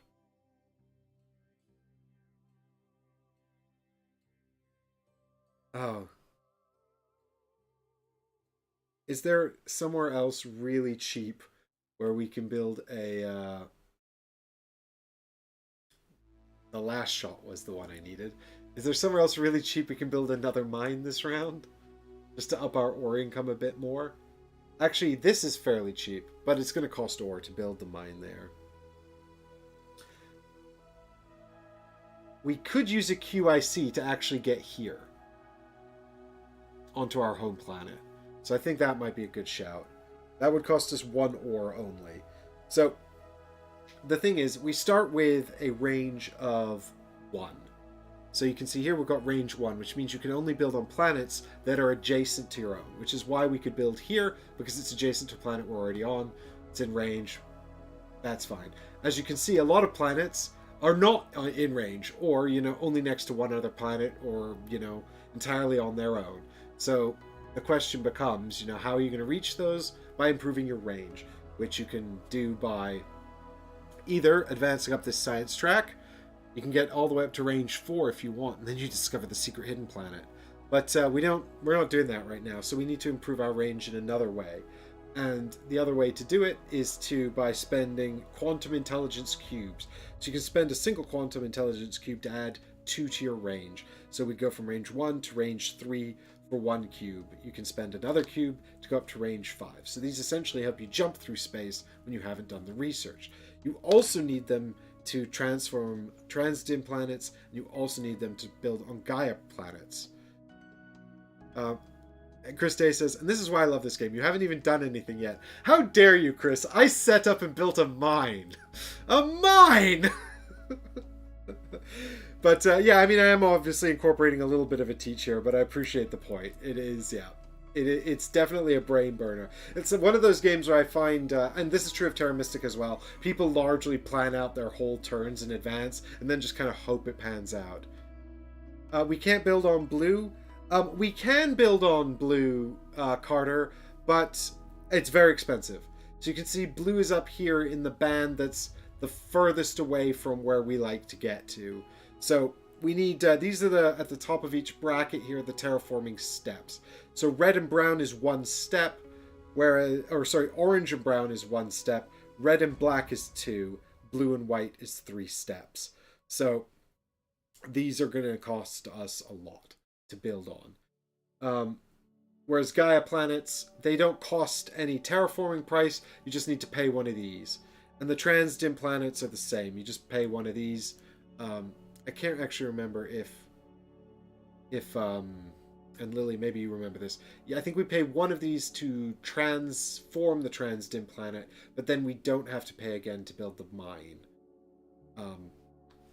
So I think it's just one of these to get onto a transdim or a terraform or a Gaia planet, but then we need the Gaia former to build onto the transdim world. In any case, and of course you need the power to be able to siphon off the power as well. So, in any case, what I might do is use one of these to boost my build range, and I'll double check that before it becomes critical, just to make sure. But Lily agrees. So, I'll boost my range up to 3, and then I'll build another mine. And this means that even when we upgrade a mine to a trading post this round, it'll come back. We'll still get 4 income here, and we'll try and grab, I think if we can, we'll try and grab this research token as well. So then we have an income of 5, and we only need to acquire 1 more ore next round to get our thing out. We're planning like 2 rounds in advance here, which is more planning than I intended to do, but there you go. I think this is a good shot. So what we're doing now is we're going to take the build a mine action, which is action number 1 again, and we're going to build a mine there. Or maybe actually you don't pay a QIC to build onto the transdim world. You just have to do the power, but then you do have to pay the QIC to build the mine once it's become a Gaia world. I can't remember for sure. We'll find, we'll double check to make sure it's correct. So anyway, here goes my QIC back into the pool. And now we can blast this mine 1, 2, 3 across space over to our homeworld over there. And we have to pay 1 ore and 2 coins to build a mine, which is the price here on our player. And our turn is done, and it's back to the AI, who reveals a upgrade action. So they're going to upgrade a building. They've got a priority build order here, which is... where's our zoom for them? Damn it, it's this one. Trust me to check that one last. So they want to build their big guy first, and then second is trade post, and then third and fourth are these guys over here. Third is this guy, and fourth is that guy.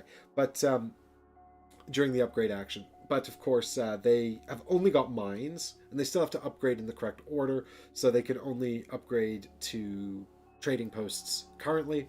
And they're going to check it in this order, which means we're going to start at the top of the board and just crisscross down the board from left to right until we find the first eligible mine, which just so happens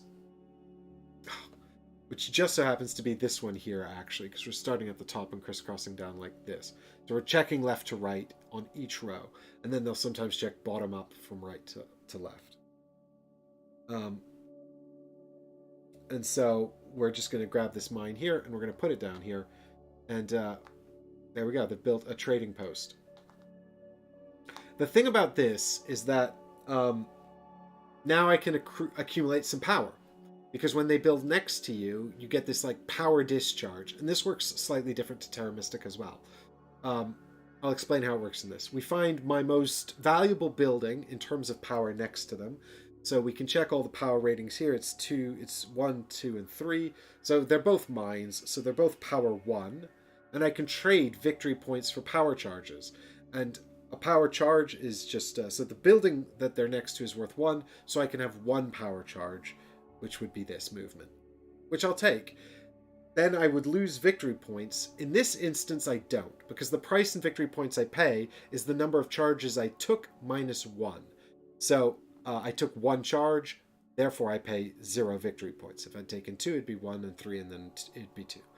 And it's an all or nothing deal. The only time you can take less than the full amount, so if I had an option of taking 3 charges for 2 victory points, the only time I couldn't take all 3 charges is if I did not have enough victory points to pay the amount, or I believe if I had all of my power in bowl 3, then I could just move the remaining. If I couldn't take all 3 steps, basically make use of all 3 steps, then I could take less as well. But in this instance, I can take it all, and I don't actually have to pay for it either. This is slightly different to Terra Mystica. In Terra Mystica, you actually add up all of your buildings adjacent to this building, and you have to take it all or nothing for all the buildings. But the magic in Terra Mystica is slightly less important than the power is in this. It's still very important, but Terra Mystica doesn't have this whole Gaia trans-dim planet business going on, so it's the power is only really useful for paying for these down here. The magic in Terra Mystica is only really useful for these things. Chris Day says, I've never played as Xenos, so it'll be interesting to see what engine you build with them. Oh, Chris, I'm gonna disappoint you so bad. But let's see. So, in any case, that's the AI's turnover. There's a 1 here on their card, which you guys probably can't see, but so we'll zoom in. There's a 1 here, so they get 1 point. So let's go ahead and give them 1 point. And now it's back to me. And I haven't actually done my research yet. No, I haven't. But I think we're going up the mining track. Although, maybe not. Yeah, we probably are. But then we can go up a second track, which is exciting. So I'm going to go ahead and I'm going to build my trade center here. So I'm going to have to pay 3 coins because I'm going to build it next to our computer friends here. And I'm going to pay 2 ore because that's the price. So we go down to 10 here, and oh, there's all our ore gone. And that's no good at all. And move this down a little so you can see that. There we go. And then I'm going to come over here, and I'm going to... it doesn't matter which one of these I upgrade, I don't think. Let's upgrade this one. And so this one comes back down here onto our player board, so we have slightly less ore income next round. Now, we've got 3 money here, but I'm hoping to get one of these guys, although I can't remember how I was going to get that third ore. So, that's a problem for another day. For now, it's the AI's turn again. So this card comes over here. Now, if this one shows the pass symbol, they'll pass. It doesn't, though. So they're going to now advance up a track. And this symbol here shows that they're going to advance up a advanced research. Any research area where they can advance is available. So the tiebreaker in this case is first the highest research level that they have. So in this instance, whoops, they're going to go up here because that's the highest level that they have. And then they're done. And then actually they're not done. They would get points, but the points value is actually 0, so that's fine. So now, is it worth advancing up here in order to get 2 more ore, and then possibly even trading this guy for ore? And I was hoping to get a bit more power, but I don't know how I'm going to get that power.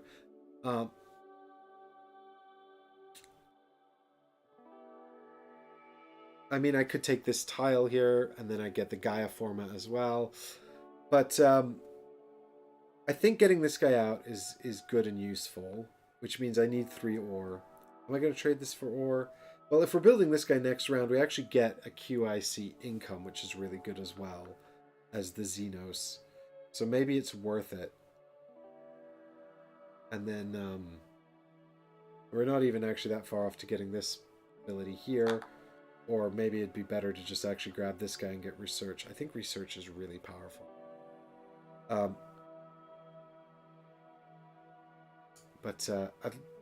The thing is, they're not actually, the AI is not actually built very many mines in this opening round, although there's still time. So maybe they'll come and, well, they're not going to come and build next to me anyway. Chances are they're going to build here next. So I'm probably not going to get much points for them building next to me currently, fortunately. So I'm going to have to find another way to get power. But yeah, I think if I'm building this research station, let's just go ahead and spend the 4 research points on our player board there, and then we can progress up here, which gets us 2 ore. And if we never advance on that track again, that would be a bit of a waste, so maybe we'll think about doing that as well. But that's it, that's our action. So it's back to the AI. Pass, pass, pass! Yeah! Okay, so the AI passed on their upgrade a thing action. Amazingly, they didn't actually build a mine, which is surprising to me. So anyway, they've passed now. They do get 1 point. No, they don't. They don't get 1 point. Instead, what they do is they get the points on the scoreboard. So you'll see all of these tiles have little points in the top, which is only used for solo mode. So in the first 3 rounds of the game, they get the left value, and in the later rounds, they get the right value. So they're going to get 2 points when they pass. And in addition to that, you'll notice that they actually have a little thing up here, which tells you that which of the pass tokens they're going to take. So what we've got here is 3 tokens remaining, and they're going to take this middle one, which is a real bummer because I kind of wanted that. It's got 4 power on it. More importantly, it's going to score us for the building we're building next round. So that would have been a real good one. It's almost like they knew. That's my token. So they take it and they just put it face down to show that they're actually out of the round now. And let's not forget to give them their 2 points. Honestly, not the best round for them. Maybe that's how this works. This is going to drop down, and they're going to replace the token they took with the one they had there on the right. And then it is they're gonna reset their deck here, so they just put it all back together. They draw 1 new card from there, and then we just shuffle this.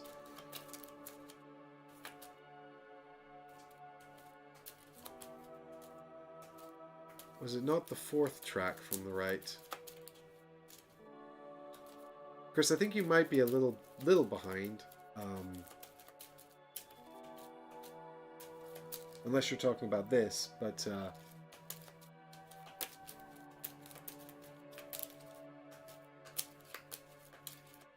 think Chris might be watching the bit where they took this spot. I mean, it doesn't actually matter if it was 4 in and they took that one instead. He might be right. I'll make sure I get it correct next time. Anyway, I haven't got any power to do any power actions this round, so it's not going to matter.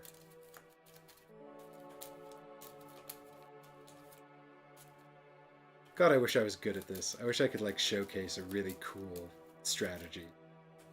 Instead, I'll showcase how to not be a complete loser, I guess. I'm hoping.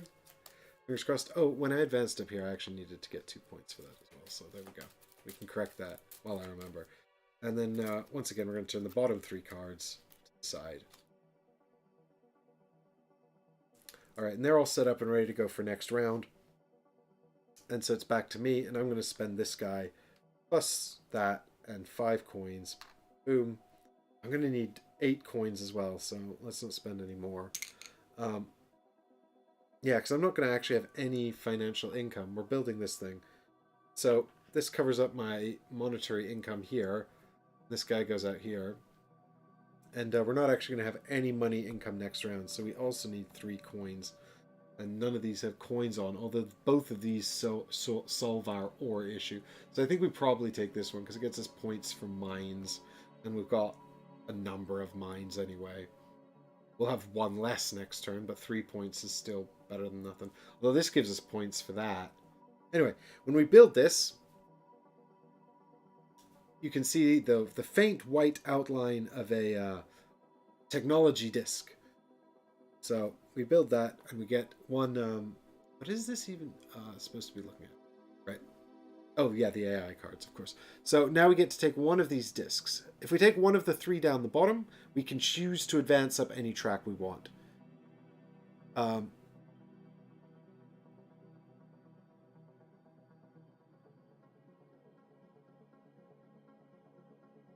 Lily says he is right.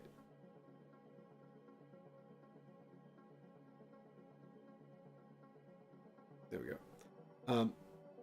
So, if you take one of these standard technologies here along the middle, you have to advance up the track that it's below.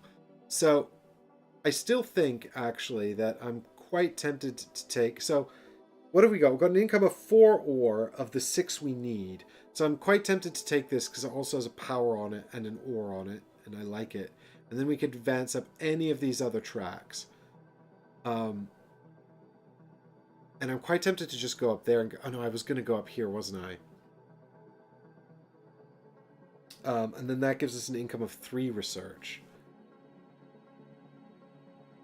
Which is not enough to buy another step.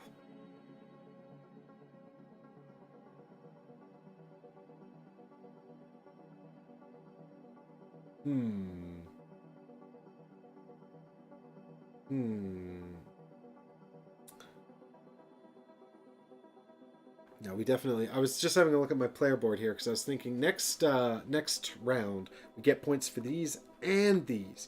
So maybe building one of these might be a better idea. But that income is so tasty. I want that income. And getting Federation tokens is good too, so... Yeah. So... Realistically, it's hard to progress up too many of these tracks. But do we grab the trans thing? Trans Gaia Former? We need to start Gaia forming in round 3.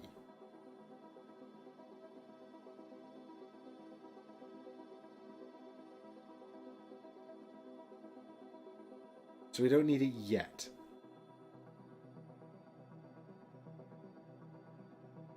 So maybe this one?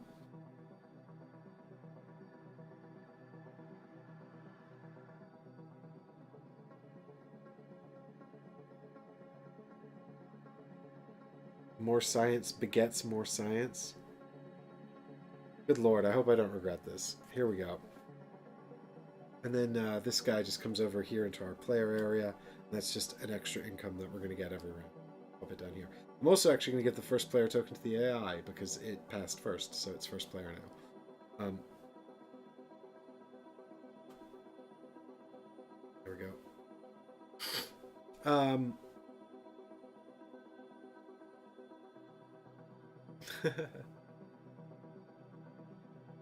So, because we advanced up a space, we get 2 more points, which was something that I actually forgot about. So that's good. Because this is not for taking a research action, it's for advancing up the research tracks. So actually, that's a nice little benefit we got there. And I think that's probably going to have to be it for the round. I don't think there's a whole lot useful we can do with 5. We could possibly burn some power to get it into here, and then... Actually, we could only get 2. There's a bunch of free actions down here we can do with that power, but really we can just get more money, and I don't think there's anything super useful we can do with that right now, so I think it's probably time to also pass. So we're going to put our guy back up here. Again, it's going to go down on the right, and we're going to take one of these other ones. So both of these, I think, are sort of equally valuable to us in terms of points.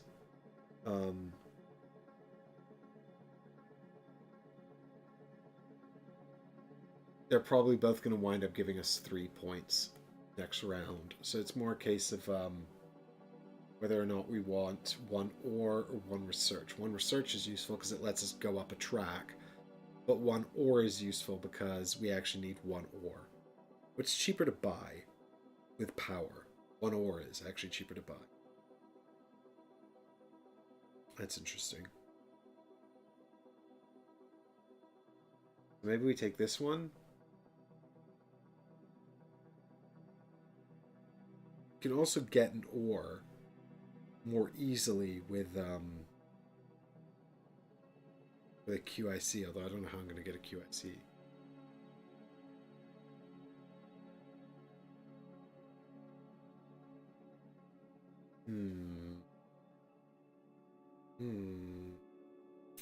Yeah, tricky. We don't actually have our money problem solved either. So actually, maybe I'm not going to be able to do anything I want to do next round.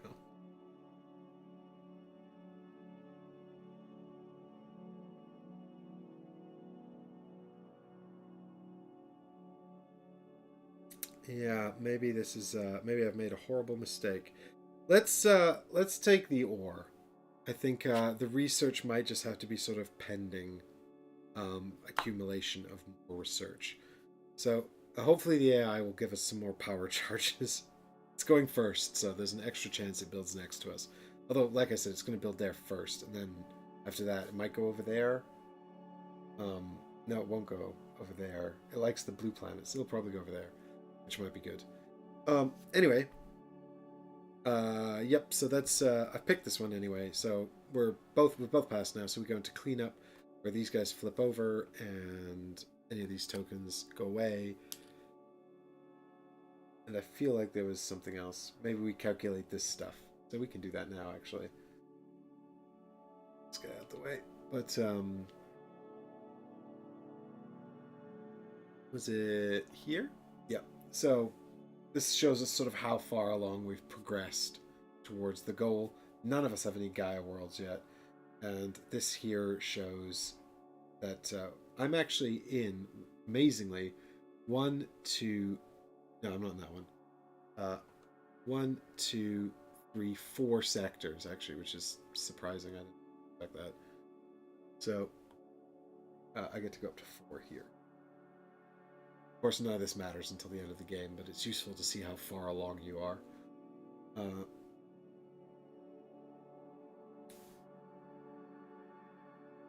Yeah, so... First player, and so then that's all done, and we're back to the income step. And the AI doesn't have any income, so it's just me. So I'm going to get 1, 2 ore from here, plus 4 ore here. Huh. Okay, so I've got all 6 ore that I need, actually, so it's just money I'm short. I'll get 1 power charge from here, so they're now all in bowl 3, which is good. And I get 1, 2, 3 research, and That's it. So I'm kind of shit-ass broke. And that's a problem. Come and build something next to me, please, sir. And it's the AI's turn to go first. There's no Gaia step yet because no one's doing any transdim stuff. No one's Gaia forming any transdim worlds, to use the correct terminology. Did you change the trade counter for your laboratory? Did you change it? I don't... The trade counter... I took this one. No, this is the standard set. Trade count. I'm not exactly sure what you're talking about there, Lily. But what we do also do, actually, is I did forget this step. We flip this over to show that that round is passed. Or you can just put it back in the box. You know, it's the same.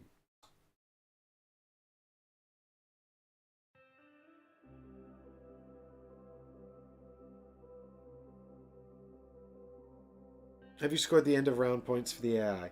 Yeah, I did. It only I scored it when it passed. I'm supposed to do it when it passed. I think it's part of the AI's passing step, right? So it scored 2.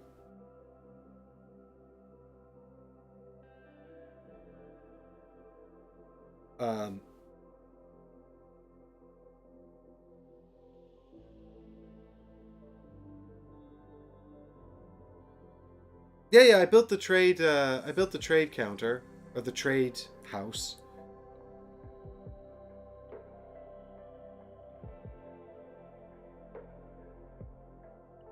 But we didn't score any. There's no points for it this round, unfortunately.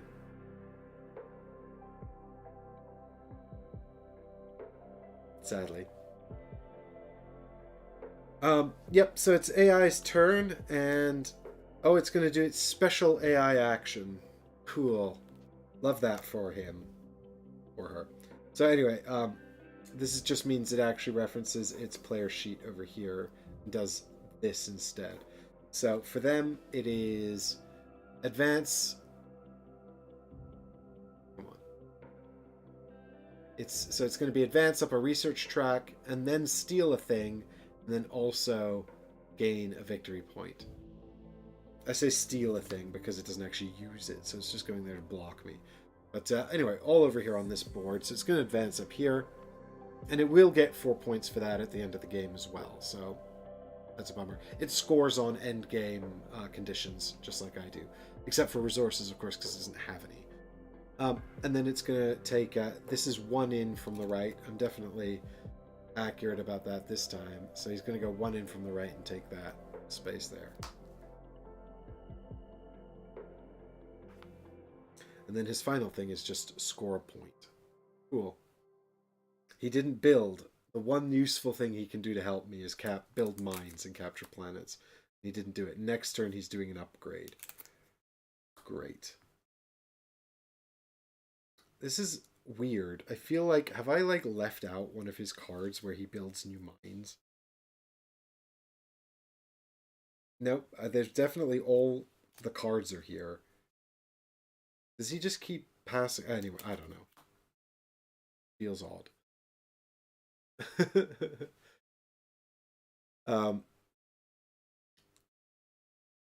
Right. Now, I need power, you jerk. I need money. How can I get money? I can build a mine, and then I'm going to be shit-ass broke.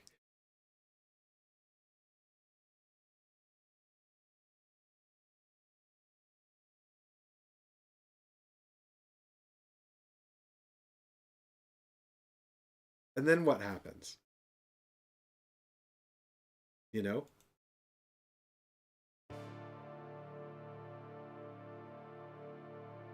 Dramatic music. How much money do I need? I've got 5 and I need 8. I could literally burn 3 power to get 8. Is that worth it? That feels possibly not worth it.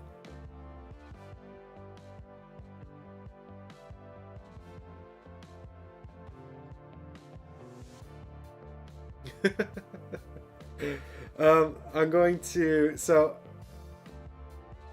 I mean, really, I'm only taking like 2 actions this round, which is build this and then build that.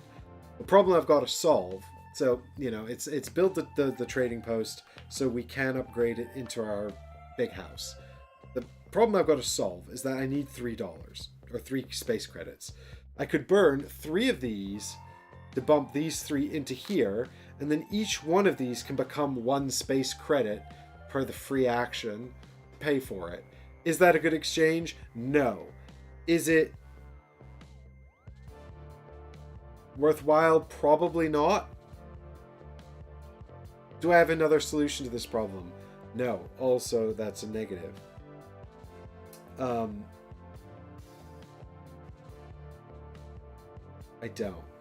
don't know how to solve this problem.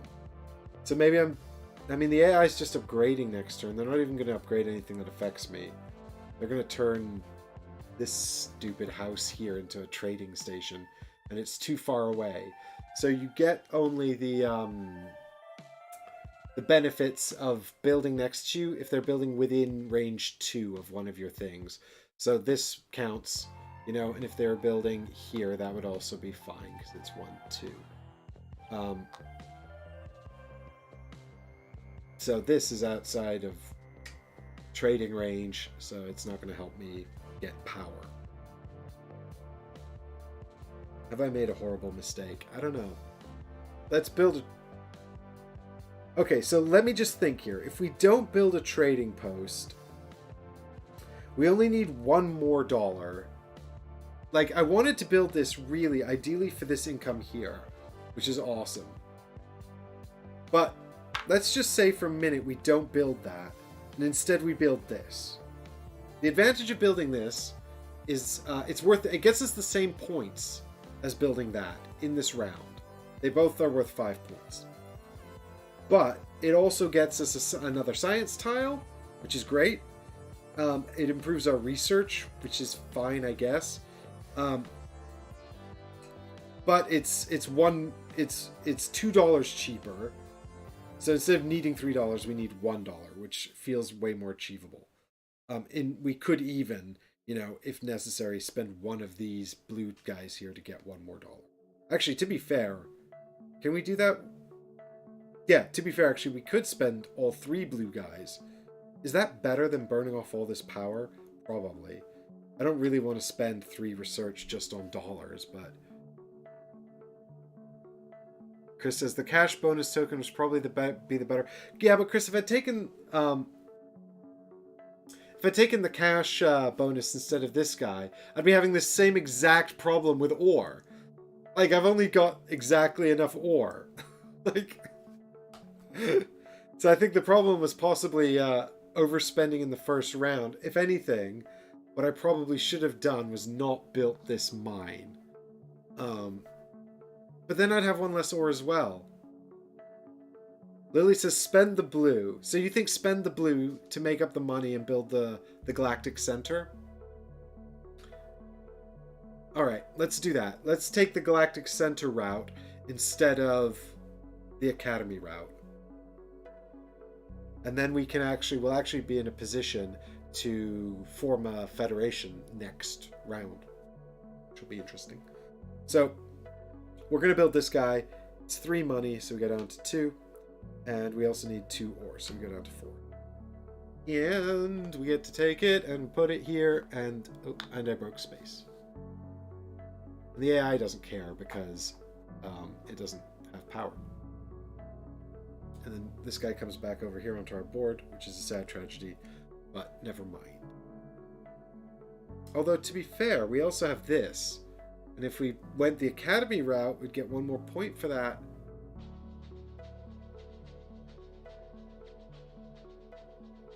I'm just saying.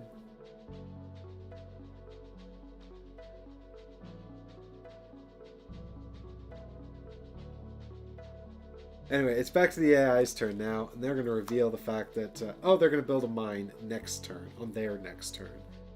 Interesting. But for now, they're doing an upgrade, and they're upgrading this because it's the only thing they can upgrade. Into this. Bam! Which doesn't help me. And now it's... and they're also getting a point. They didn't get a point for that because they got 2 points. They got a point there. Okay, cool. So 1 point for them. Blam. Okay. And now it's back to my turn. Now they're building a mine next turn, but they're going to build it there, so... No, are they? Actually, no. Yeah, because they've got a range, and they've got to check eligible planets within their range, and their range is probably going to be around 2. So they're probably going to build it at the cheapest planet to terraform within their range. So they'll actually they'll probably build it here, which will give me 2 power.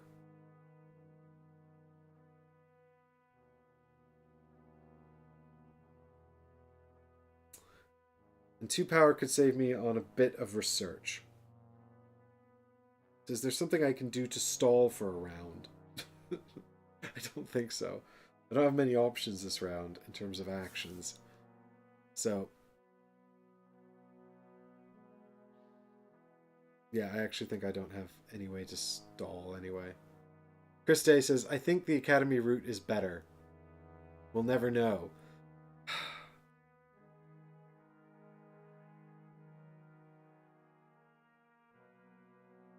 Well, now we'll never know.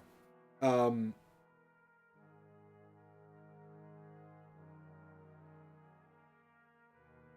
don't think there's any other action I can take, though. So I think I just have to go ahead and build the Academy anyway. I don't know what I'm going to do with any magic income, with any power income I get. But, so let's go ahead and spend 3... research, bump us back up to... How am I on 5? That doesn't make any sense. I started on 5. Oh, I said I needed 8. This whole time I've been saying I needed 8, and I needed 9. Because I can't math, apparently. Apparently I can't do math. Okay, so we don't actually have enough. That's fine. What we'll have to do is just blast one of these as well. And then spend it to get one more. Oh, it doesn't feel good. Let's hope it's worth it. And then we can spend 4 and 6 and build this guy here. And he's going to go into here. Bam! And look at that. Now we've got all the buildings. Oh, what is happening here? Why have I done this? I wanted to see... There we go. So this comes back. We still need more trade, though. But that's fine. And then it's the AI's turn. It's too early for math, Seggers. You're absolutely right. Okay, so this comes out here, which shows that, yeah, they're going to build a mine at range 2. And they're actually going to prioritize here building on Gaia planets. Well, they don't have a Gaia planet at range 2, so they're not going to be able to do that. Let's check their other priority levels while I'm here. So, valid planets in range, including Transdim planet. Well, there is a tie, so they could go here. They could go here. That's because that's in range 2 of this. They could go here. They could go here. The first tiebreaker is their faction action tiebreaker, if applicable. Well, I don't think they have a faction action tiebreaker. They have an ongoing ability that affects colonizing, but I don't think that's what that is referring to. So their second tiebreaker is final score tiebreaker, which is Gaia Worlds. Now, are they going to does that mean they're going to prioritize this Transdim planet because that becomes a Gaia world? I presume that when they colonize, they just immediately make it a Gaia world. Yeah, I mean, I guess so, right? They just get Gaia. Blah. Blah. So let me know if I've done this incorrectly, guys, but otherwise I think they're going to do that.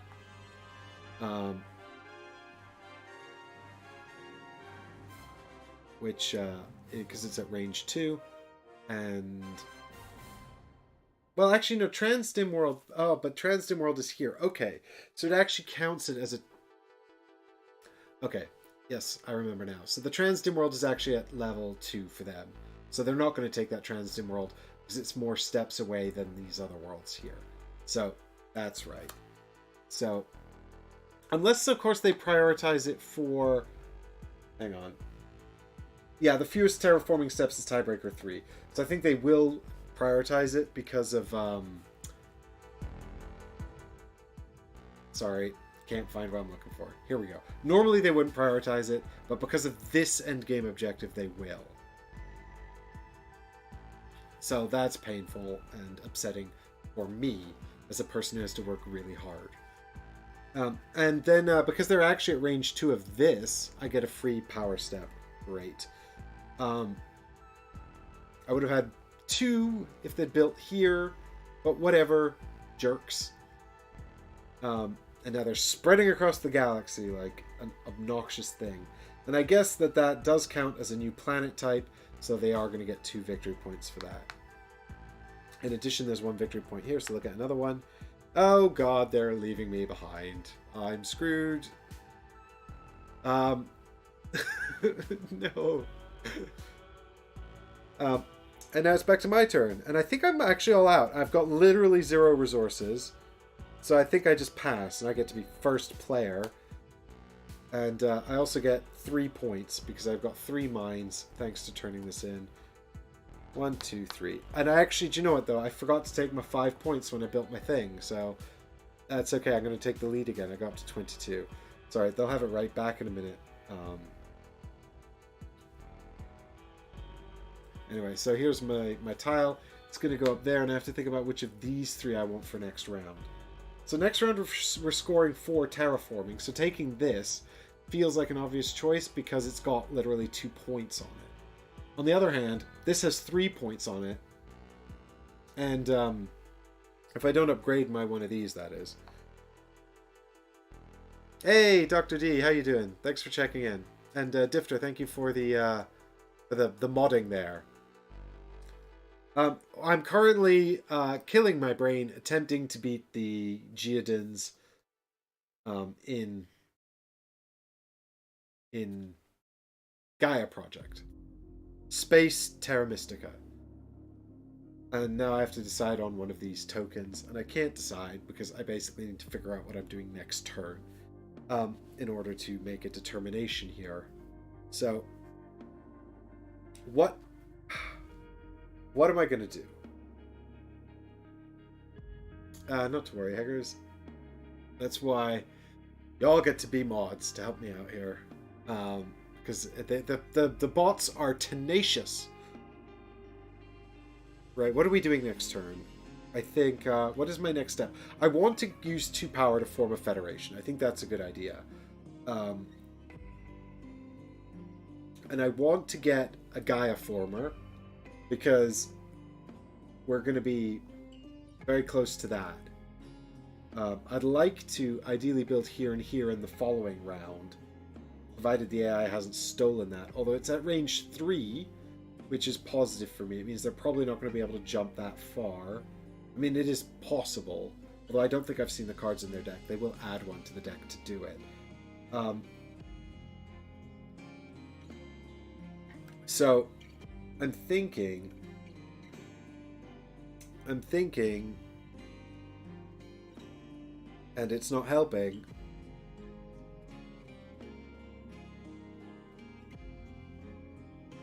I'm thinking if I want to get the Gaia former, I should probably get the research.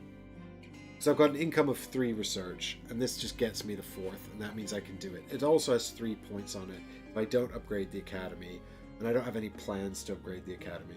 So even though that gets me 2 points, also leaving that there means it may be available on the round. Well, actually on this round I need QICs, and I've got my income of QICs here. I think you might have made the right choice, Lily, although I'm not 100% sure. But we didn't think about, when we were thinking about building the academy, Chris, we didn't think about where we were going to get QICs necessarily. I don't have any extra knowledge. Look, it's all spent. Everything is gone. Is it knowledge? I thought it was called research. Anyway, it doesn't matter. Yes, take the knowledge tile. Yes, we've done it. Good. So now it's the AI's turn. This card should be up there. And we're going to get a new card out here. which is actually their first face down card, and it happens to be a pass. Thank God. The bad news is that they took the tile, the stick out. No, they took. Actually, I don't care. They took a stick that I thought I wanted, but I don't care. So they're gonna take this orange one here, and they've added this other one. And so they pass, which means that they get to have the end of the round scoring points, but it's actually 0 on this round. Thankfully, fortunately, 0 points. So, bam. So that's done. We're going to go ahead and make their deck better. Oh, I've gotten quite lucky with those pass cards. Let's all touch wood because I feel like that's not going to hold out. Too much pressure. Yeah, too much pressure. Pressure. It's fine. It's going to be fine. I'm super confident. That goes away. Flip these back over. Just don't forget to do the income round this round. Let's go back and check over here. I haven't expanded to any new sectors, but they have. They're now in... I actually didn't do their count. They're in 2 sectors. So they haven't actually got to any new sectors. But they do have a Gaia world. So they're ahead of me on the Gaia world track. But I've got plans. Oh, such plans. It's not going to work out. I need to get these 2 before they expand up there. I need this little guy to just pop up.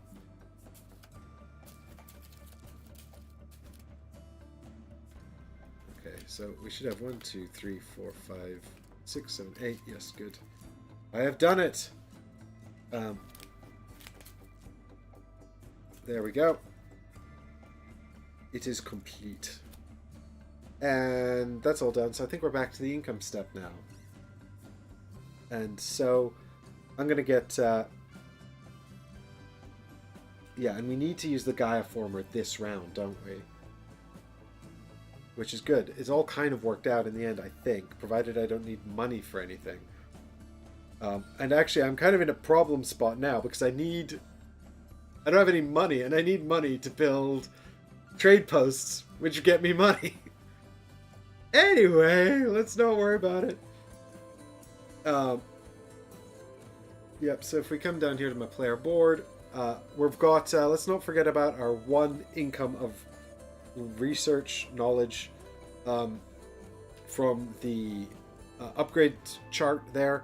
And then we've also got our tile here and this guy here. So that's 1 more research, 1 ore, and 1 power charge. And then down here we've got 3 more ore, which puts us up to 4. We've got 2 more knowledge, so we go up to 4. And we've got 4 power charges, which is everything into bowl 3. And then we've got 1 QIC as well. I think I might actually use 4 power to just... because I'm going first, right? And I don't know what the AI is going to do, but I'm actually kind of tempted to just use this 4 to grab those 7 coins here on this board, because I don't have any plans for the power this round other than to spend it, because I'm going to have to... Oh, shit! We got a problem.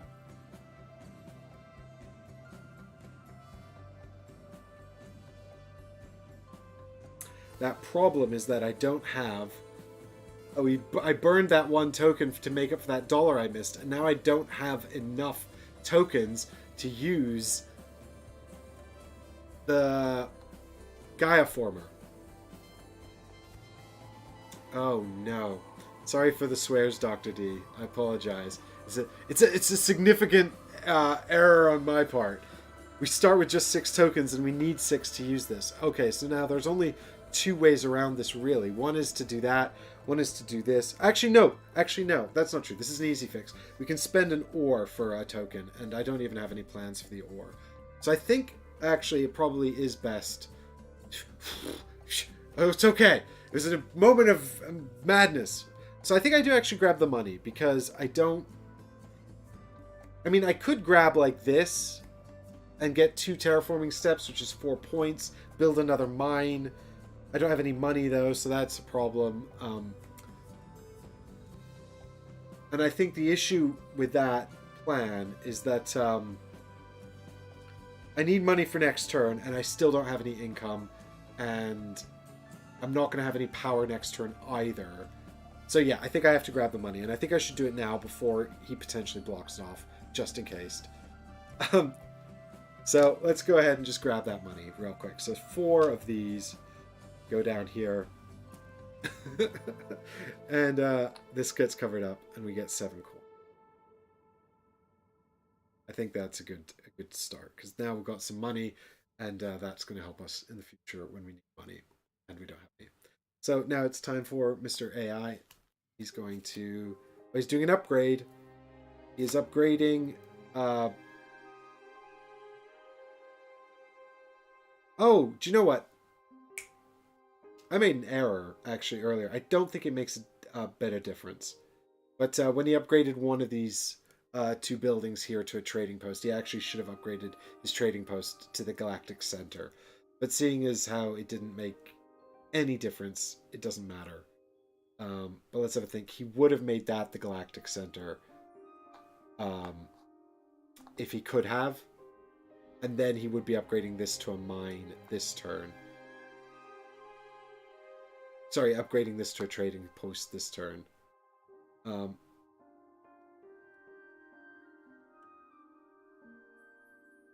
This is too difficult to retcon, so I'm just going to have to go ahead and live with my error. In which case, he's actually upgrading this to his Galactic Center now. But yeah, I don't know why I built it. I don't know why I built him a mine first. Christopher, hi. Greetings from London. Yeah, the solo mode for this is actually surprisingly good. I didn't think it would be quite as... And when I say surprisingly good, what I mean is it feels like playing the game. Like, insofar as... Oh, Chris says there are different priorities on different cards. Interesting. That might have been it. Not sure if I made a mistake then. In any case, according to what we've got going on here, he definitely wants to prioritize the Galactic... I mean, this you guys can't see for anything. So he's definitely building the Galactic Center, and he's starting from the bottom up, which means he's going to go blam, blam, blam, blam. Build it there. So let's just pretend I did it right before, even though... so that's him. He did that. And if he could have built it here, it would have been way more polite. But I don't think the Geodins are interested in being polite to me. And that's fine, because I built my whole plan around them being impolite anyway. So...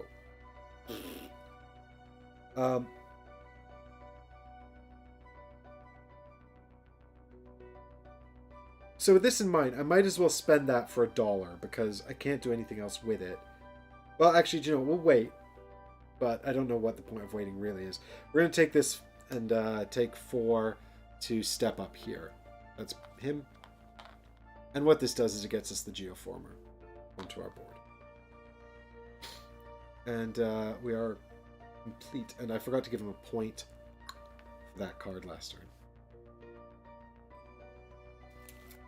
So, next card. He's building a mine. He's, again, prioritizing Gaia worlds at range 2. There isn't one. So, without a Gaia world at range 2, his next step of priority is fewest terraforming steps, which means it's going to be here. Which is going to give him access to this Gaia world in the future. But that's kind of okay. And then he's going to head out here, and then he's going to head out here, and then he's going to head out here, which gets him there. But I'm going to be there already by that point, so it's fine. So he's just going to go ahead and build a mine in there, which gives me the option of 2 power or 1 point. And that's not worth it, because I can't burn the power for... I need the power in order to... It's going to do that. Which, because I'm about to Gaia form, is irrelevant. So I'll just keep the point. Normally, or especially this early in the game, I'd be taking these. But normally I'm playing Terra Mystica, so... that's fine. That's fine. So he also gets a point. Whap. And then he's done. I mean, I'm sad that I've missed... He's like building... Every time he builds, it doesn't help me. Yeah, damn it. Anyway. Oh, yeah! Oh, that's what I was going to do. I was going to form a federation. Goddamn idiot. I was going to form a federation, and then I could have had the $6 from the federation. How did I forget that?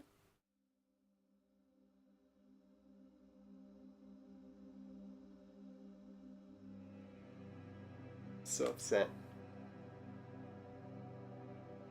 I'm so upset, you guys. How did I forget? I was like, oh yeah, it wasn't good. I didn't have any other plans for this power. I'm gonna get some more coffee. This is so upsetting.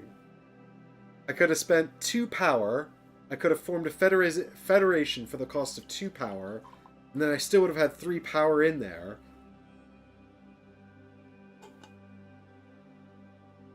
And then I actually could have feasibly done another 4-cost action, power action this round. Listen, Difters and Heger, I want none of your sass in chat, okay? None of your sass, because you didn't help me.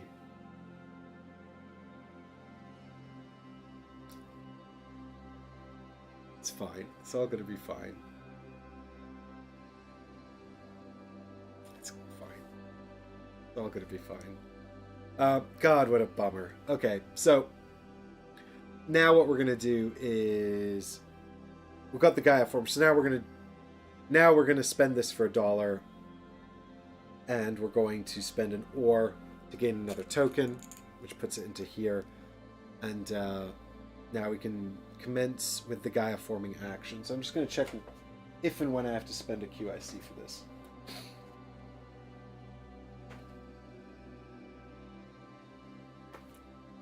I mean, I definitely have to spend a QIC at some point, but I don't know if it's when I build the mine there, once it's been terraformed.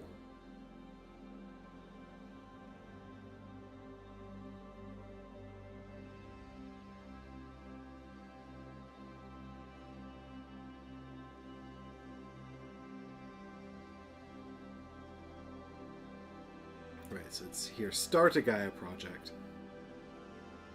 Nope, so we don't spend a QIC now.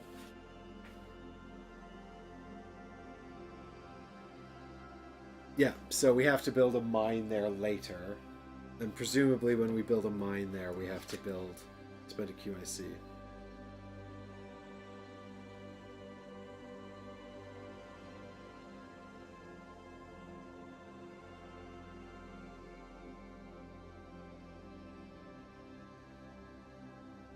Ah, okay, so if the Gaia former's there, we actually don't need to spend a QIC at all.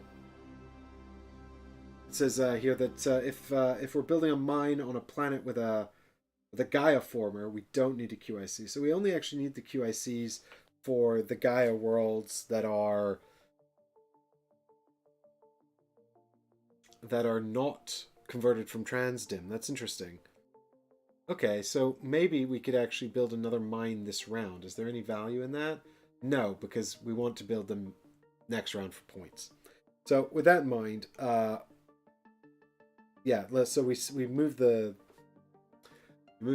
power into there. Then we get to take this guy and we put him out on the board somewhere.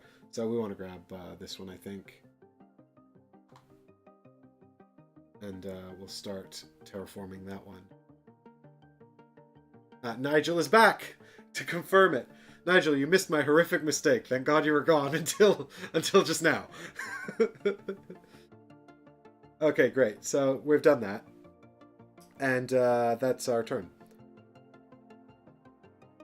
So now it's over to AI guy to see what he does. He's taking an action 4 in. Oh, ha! He's trying to take the money action that I took already. Haha. 1, 2, 3, 4. So it says actually that if he can't do it, he just doesn't do anything, which is kind of interesting, I thought. But he does still get 1 point. No, Nigel, it's too traumatic. We can't relive it now. I don't want to talk about it. So this comes over here, and it's back to me. What else am I doing this round? I feel like that's everything that we were going to do this round.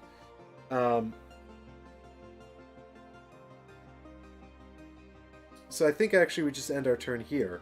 We've got a lot of ore and a lot of money, but I mean, we could feasibly make another trade. We could upgrade this to a trade center and then have a bit more income of money. That might actually be a good idea. Upgrade this to a trading post, because the mine is not actually getting us anything, and the trading post would give us a bit more money. Yeah, let's do that. And especially because now it's in neighborhood range of this guy, so we can have it at the cheaper price.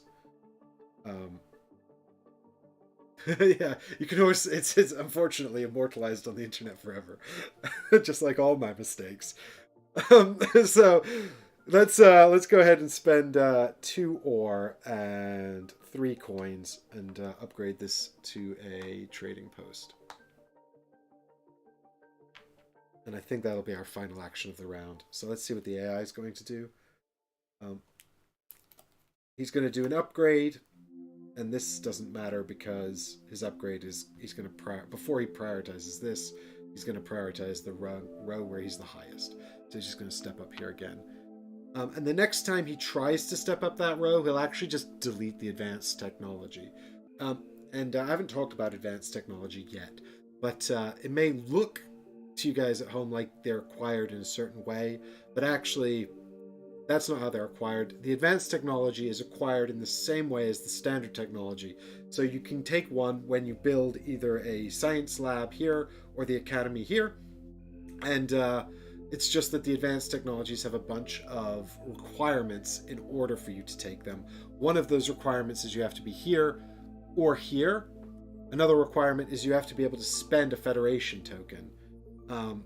And a third requirement is you have to be able to put them on top of standard technology as well, covering them up. So there's a huge amount of cost to getting the advanced technologies, but they're really good. I mean, this one actually I'm not super enamored with, so I'm kind of okay with it. The one that he might delete. It gets you 1 ore for every sector of the board that you're present in immediately when you take it. Which is okay, I guess. This one I think is much better. This is 1 QIC and 5 coins every round. I mean, you can't see it because of the green screen, but that's a QIC. Cube. That one's good.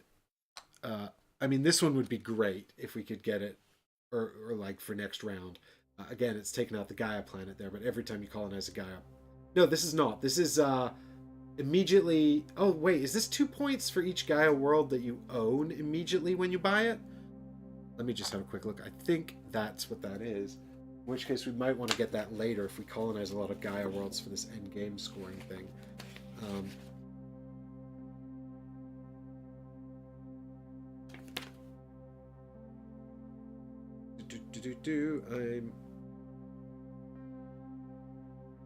per Gaia planet you have colonized. Immediately when you immediately when you take the tile, 2 points per Gaia planet you've colonized. So that's up here on the purple track.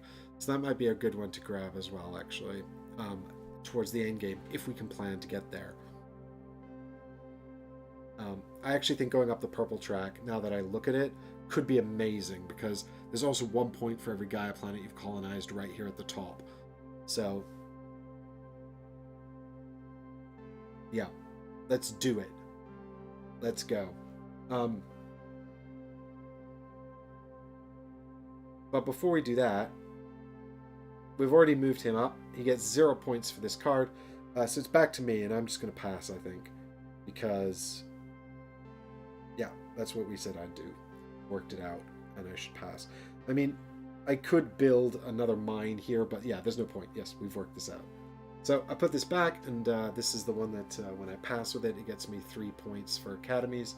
So we're going to go from 22 to 25. We'll put that back there, and then we're going to take one of these other ones. And I guess we're going to be building 2 mines next turn, probably. So probably the one that gives us points for mines. I mean, this one's worth 4 points. But the mines one is currently it's just worth 2 points. If we build 2-point mine... Actually, I don't really need the ore. I've got 4 ore income. Whereas, like, 4 magic income is useless because all my power is trapped over here. I said magic, didn't I? 4 power charges. So, oh, sorry. Well, good night, Heggers, and thank you for hanging out. And don't worry, I'll be here tomorrow, figuring this stuff out. The stream will be done, but it'll still be here. Yeah, so I think this one, because it's got an ore on it, and that's actually useful. Because the thing is, these are not going to get released until after power income, so we're not even going to get that. Oh, I need more of these. Clearly, I'm an inexperienced Gaia former and need more Gaia forming knowledge. All right, back over to AI friend. Pass again, you jerk. He didn't pass this time. So he's going to do an upgrade, and he's going to build another mine. And he's going to start from the bottom up, which means he's going to build it here first. That. Oh, and I can't even make use of it again because all my power coins are locked up. It's just annoying. Alright, and then he's going to move on again. Wait, points? 2 points as well. Damn it. Oh no, he's going to get so far ahead of me. Alright, and pass! Yeah, he passes. Alright, so he's going to take that one I was talking about taking. He's going to put this one back. Okay, I'm still first player though, so take that AI guy. So now he gets the end of the round points, which is 4. Because it's round 3. So he'll go up to 28. Yikes. He's ahead of me. And that's no bueno. I'm not super fan of that. And then what we're going to do is we're going to reset his deck by giving him an extra card. He just keeps getting more cards. That goes away. And these flip back over. And we can check over here as well to see if any of this has changed. It hasn't, though. Has it? No. Yes, he's got 1 more sector. He's on 3 sectors. Because he built in here.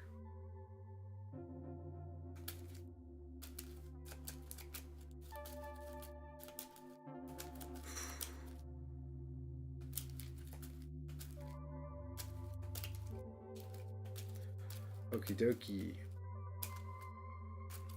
There we go. All done. 1, 2, 3. I hope I shuffled them in a way that's beneficial to me. Oh, yes. He also gets 2 points when he colonizes new types of planet, which that is. So he should have had 2 more points there. Ah. Yikes. It's fine. Let's not worry about it. And now it's my income step. So we've got our 1 knowledge here, or our 1 research. And then we've got our 2 ore, plus 3 is 5 ore. We'll go up to 6. We've got 1 power, which we can't take because they're all locked up here. 4 power, which we can't take. But we do get a quantum intelligence cube. We get 3 coins. And we get 2 more research. Neat. And then it's step 2, the Gaia phase, wherein all of these pop into there. And also, this becomes Gaia World.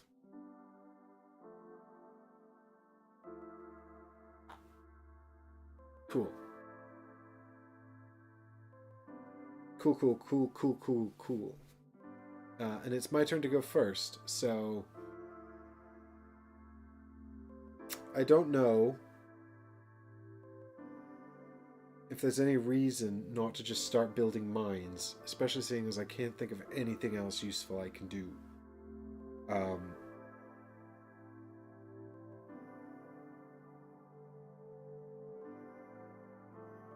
Yeah, look, they've even put a little helpful handy hint here. This reminds you that you need a QIC or a terraformer on a Gaia world.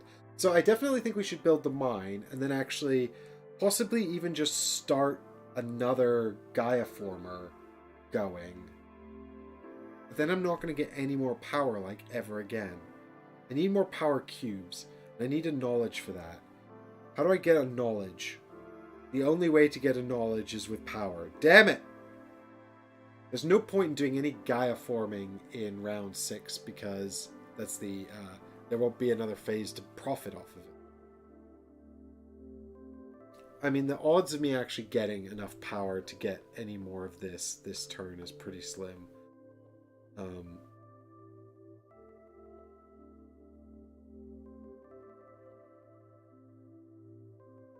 I could feasibly build this guy. I don't think is... I'm going to build... My plan is to build 2 mines. $4, 2 ore. Which leaves me with $4 and 4 ore spare. That's not nearly enough for this. Never mind. Is it enough for this? Question mark? No. No. No. So maybe we hold off Gaia forming for 1 round. God, I'm not even anywhere on these tracks. Nigel Graves says, build a lab to bump up the Gaia forming track. Yeah, I'd like to, Nigel, but I don't think I have the resources. Because I need... I mean, I've got 6 ore, so I could build another lab, which I'm not opposed to. And then I can get another one of these guys here and upgrade more stuff. But it's $5, and I only have $4 credits, space coins, and I don't know where I can get the other space coin. Oh, I can turn an ore. Do I have spare ore? That's 3. Yeah, I do actually have a spare ore. I can make an ore coin. Okay. Yeah, I think maybe let's do that. Let's start by building the mines in any case. So we spend 1, 2, and an ore to build a mine. And we'll just pop it here. Oh, how am I getting there? I need the distance. So I've only got range 1. So let's build this one first then. It doesn't make any odds, I don't think, actually. I mean, I could spend a QIC, but why spend it if we don't have to? And that returns us to our player board. And then we get 1 here. Yay! And also we get, most importantly, 3 points. Which means I'm catching up. And then it's Mr. AI's turn. Don't do anything too mean, please. Okay, so he's going to do his player action. God, he's a researcher. So in this case, my understanding of the AI mechanisms for this game is that instead of advancing here, he's just going to delete this token. Which is not very nice. Just going to double check to make sure that's correct.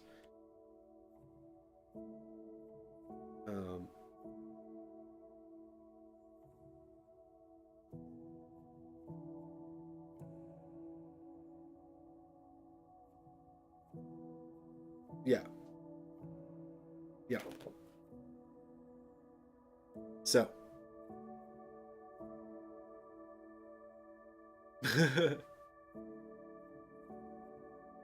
Don't expect YouTube to do you any favors, Difter.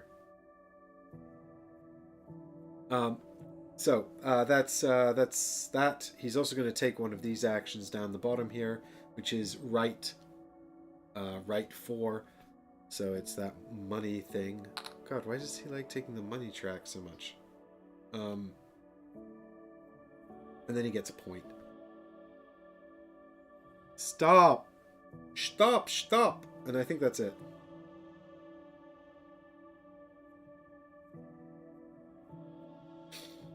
Okay, and then, I mean, I put this here, but he doesn't use it for anything. Might as well just burn it. Doesn't even use them. He just takes them away to be mean. Okay. So now I'm going to build another mine. And it's going to go here. And that's one more step up here. 3 more points. So now I'm tied with him. And then... and then I have a choice, actually. Where am I going to Gaia form? I guess here? This track. We need to be moving up this purple track. Which is good, actually, because this ability is cool. But, yes, and that gives us 3 more things as well. Yes, I understand. I understand, Nigel. Yes. Yes. Okay, but it's the AI's turn first. Okay, so in this case, he's going to just advance. I guess he just goes up that brown track again, right? I mean, it's he prioritizes the tracks where he is furthest advanced before changing track. Interestingly, actually, though, if he didn't advance up his most advanced track, his second tiebreaker is the first track in on the right, which is the same track. And if he had no valid tracks, I actually don't know what he'd do. I think he would just do nothing, which would be better for me. Yeah. Yeah, so if he could just, like, keep trying to go up that track, that would be great for me. And he says, a person in my board game group is selling an all-in Kickstarter of Sleeping Gods for $200. Eddie, what is $200 in British pounds? Can you tell me that? So anyway, he gets no points for this. Ha! 0. And it's back to me. And now we're going to build one of these labs. So I need 3 ore and $5. I've got $4 and 4 ore, so I'm going to spend it all. Blap. Build this guy, and he has to go here. So the trade post is back, and we're back to being shit broke again. But now, the question is, do we get the money or the power? Because I'm about to get 3 of these.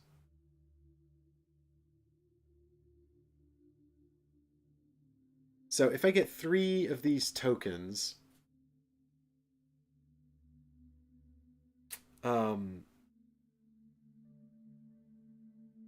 they go into here. And then I could activate that and get 4 steps. But I could activate the Geo thing, and then I'd have 3 tokens here. I'd get 4 steps, so they'd go 3, 1. Do I think that having a bit of power circulating is better than having $4? I do need dollars in order to...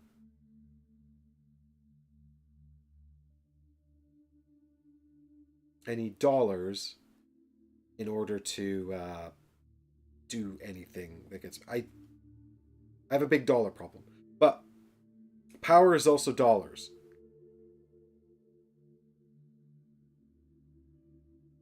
Power is dollars.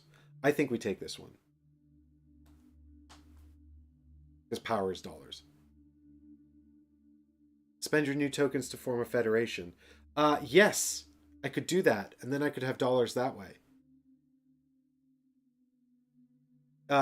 Hey, thanks for watching, Chris.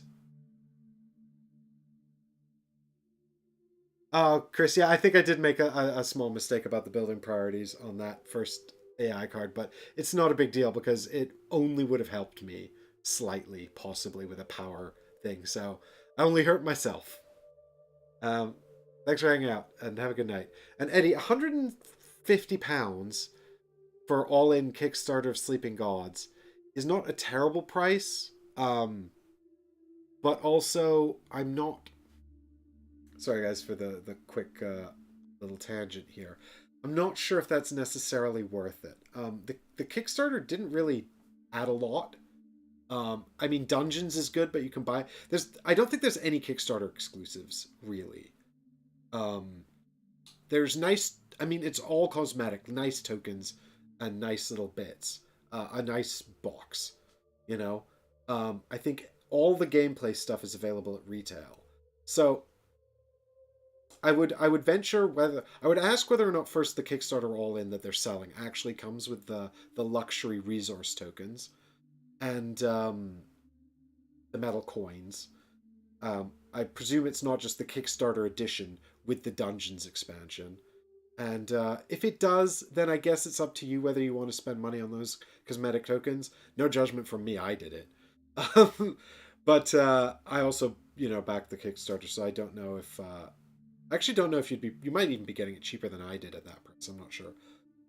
But I'd venture if you can get the core game at the retail edition with the dungeons expansion for significantly less than $200.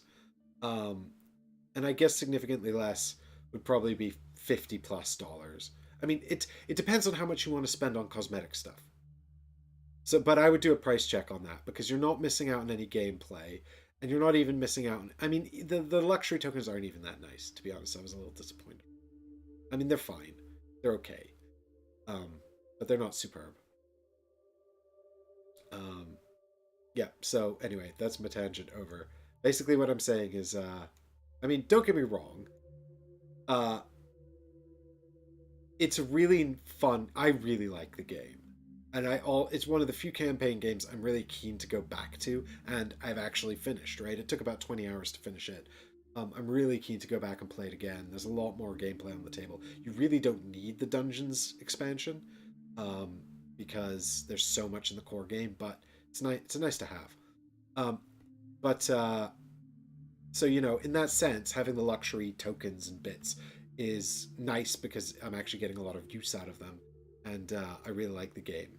Um, but also, like, it's all sort of different, right? Like, I don't think. What I mean is, it's sort of up to you, I guess. What you think is a good price and what those might mean to you, but I don't think that they're the nicest luxury tokens on the planet, and I also don't think that you're missing out. You're not missing out on any gameplay if you don't have the Kickstarter version. So, if you have the money to bling out the game, I don't think you could go wrong because it's a great game, and I think you'll be tempted to play through it more than once. It's great solo as well, as far as I'm concerned. But if you're on a budget, there's no point spending extra money for the Kickstarter edition. I guess that's the conclusion. That's been Mike's little rant corner. Back to the game. Dr. D says, I wasn't a fan of it, but that's just me. Once I played the campaign, that was for me. I sold it for about $265. Not complaining. The thing is, I've definitely heard mixed opinions. And I definitely think it is 100% about how much you like these sort of choose your own adventure book type games. I mean, if you played the campaign once and you're done with it, that's absolutely fine. I do think it also depends on how enamored you are with the world. It's a very light fantasy world, so it's sort of got elements of sort of Greek mythology, that kind of feel. So um, if you're not congratulations on your house, Eddie. That's awesome news. Um, so if you're not like sort of super into that world or that thing, maybe one playthrough is sufficient, or just no playthroughs. Personally, like, this is very much my thing. I love adventure games, whether they're very narrative driven like Sleeping Gods or very mechanically driven like Sword and Sorcery. I like all that stuff, so that's right up my alley, and definitely biased in that respect. But I think that and I've heard people make the complaint about Sleeping Gods that a lot of the resource management and the hand management and the tokens and stuff all feels like busy work. And I would say that they're right. It actually does. It does feel like busy work. But it's also something that you sort of have to manage and you have to think about, and the text within the narrative does affect it. So I would argue that, or my point would be that it's very hard actually to marry like really narrative rote games with game mechanisms. Like, it's actually in a way easier to marry unwrote narrative, which is to say more abstract events. So something like Kingdom Death Monster, where there's no rote narrative at all. You're just affected by events, and then you kind of fill in the blanks yourself. It's much easier to that kind of emergent storytelling, where the story's not rote. It comes out of the random events and random cards that you pull and just random things that happen that kind of emerge, and then you fill in the story around that as you play, which I think could be a superior form of storytelling in board gaming, but also it's very rarely done particularly well or even intentionally. And I don't know how intentionally it was done in KDM, but KDM does it very well. KDM is also an incredibly long game that you have to sink an enormous amount of time and money into to get any mileage out of. So there's that. But Sleeping Gods is a very rote narrative. It's all rote prose fiction, and I venture that it's very, very hard to marry that with game mechanisms in a meaningful way, and very hard to find games that do it well. And Sleeping Gods is one of the games that I think, although it's not done, although the mechanisms are like somewhat lacking, I think that it more than makes up for it in the combination of the two. It's the best game I've seen actually sort of find a marriage between the two so far. You know, the best board game to do it so far. You might argue that something like Tainted Grail did it better, but I don't think so. Or Etherfields, or Gloomhaven, but Gloomhaven doesn't really have a lot of rote narrative. Most people aren't playing Gloomhaven for the story, although I don't know, I haven't played the main campaign, I've only played Jaws the Lion. Anyway, that's my rant about narrative-driven games. Sorry for derailing this playthrough. Red Raven will keep publishing it, for sure. I'm sure they will, Eddie. I wouldn't be surprised. I would be very surprised if they don't keep publishing it. Right. What was I doing? Oh god. Was it my turn? Did I just do this?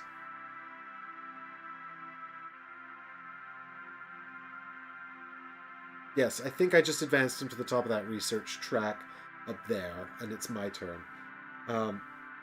So, with that in mind, what we want to do next, I think... Oh no, I just built the research center, and I took this cube, and I didn't advance up here, so I need to advance up there. That's what I forgot to do. And then we get 3 more of these bad boys. So was that what I was doing? Is it now his turn?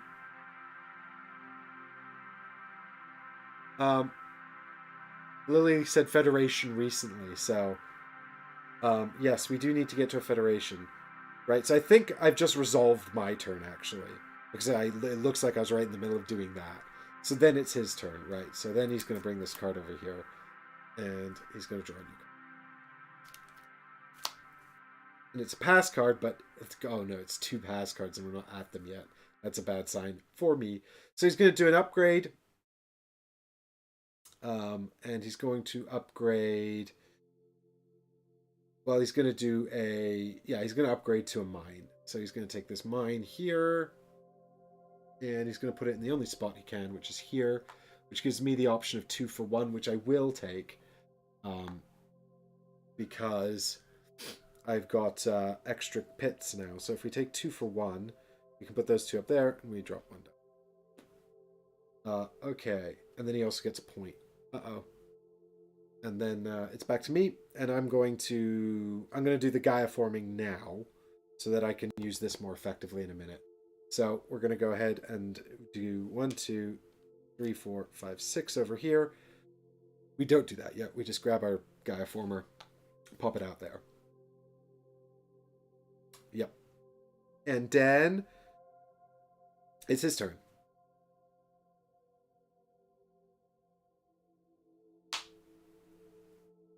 And he's just doing another upgrade.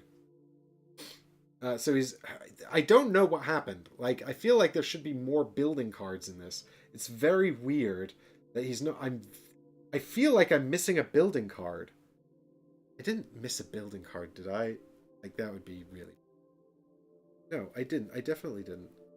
How odd. It must just be the way the cards have come out. I feel like the guy I was playing with in my last solo play, to be fair, I was playing against the Taclons, who's like build a mine is their thing, and they have a further range as well. So maybe I'm just like totally biased because of the Taklons. But he's only built 2 mines so far, which feels mad. So he's going to build a. He's going to build actually a science lab because that's all he can build. And he's doing bottom up again, so it's going to be here. So I don't think I want this power. It would be 2 steps, but I can't really spend that on anything, and then I wouldn't really get full use out of this. Because this currently gets all 3 into bowl 3. Whereas if I took 2 steps for 1 point, I'd basically just get this over here, and then if I use this, I'd only get half the value, and so I'd really want to spend this before using that, and then it would just be for $1 or a coin. So I don't think that's worth it. So I won't take that bet, and then he gets a point, and it's back to me. And now I'm going to use my ability here. So just cover this up, and then we'll go 1, 2, 3. Voila. And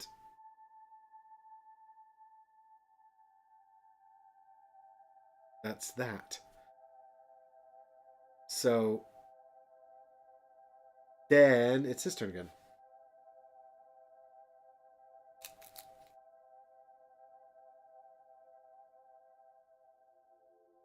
What have I made up? How have I made a mistake here? Has he done 3 upgrades? These cards are basically identical. This is how I've gotten confused. He hasn't done 3 upgrades, has he? When did I draw that card, though? I think... Oh, God. Help. I'm so sorry. I've completely derailed the stream by getting distracted about the cards he's played here.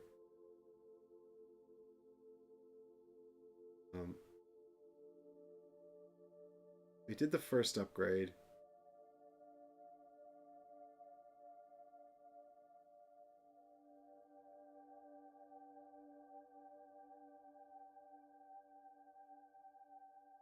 Then...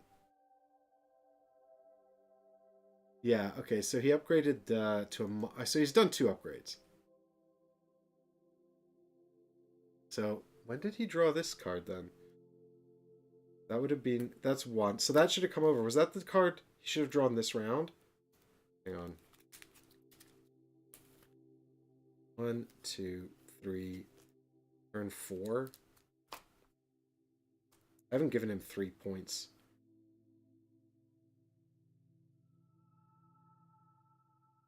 I haven't missed a turn for him. I've done something weird with my hands. I'm sorry. If you've caught it on stream, I apologize. I've done something weird with my hands. I haven't tracked it properly. But he's going to be... He did 2 upgrades. So I think actually I just didn't move that over. Right? It's just weird because then he should have done 3 upgrades in a row. Did he do that? Maybe he has done that. Maybe I just haven't moved this over. I think that's what I'm going to believe. Sorry, everyone, for derailing the stream. So here's his card for this round. There we go. It's another upgrade. How does he have so many upgrade cards? What have I drawn? Anyway, I guess he's upgrading to another Space Academy.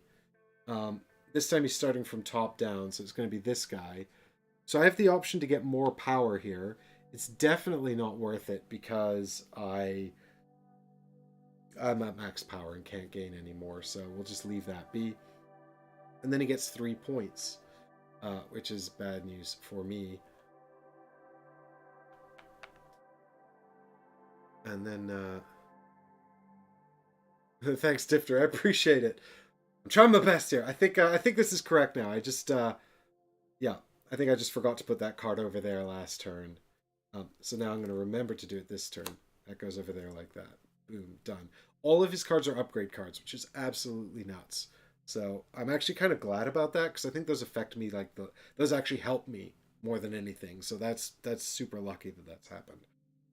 Anyway, it's my turn. So now I'm going to spend 2 power in order to build 2 satellites. So this is action number 4 here. And what we want to do is we want to connect up buildings with a total power value of 7, except for us it's 6 thanks to this power on our player board here. So that power only comes into effect when we build the galactic center of our civilization, which we've done. So we can build a federation for 6, and essentially we have to connect up buildings with a power value total of 6.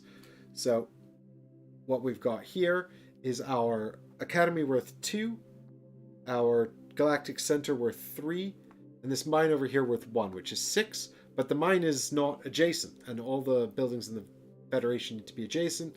So we're going to go... I'm going to build it here, I think. Is that what I want to do? Yeah.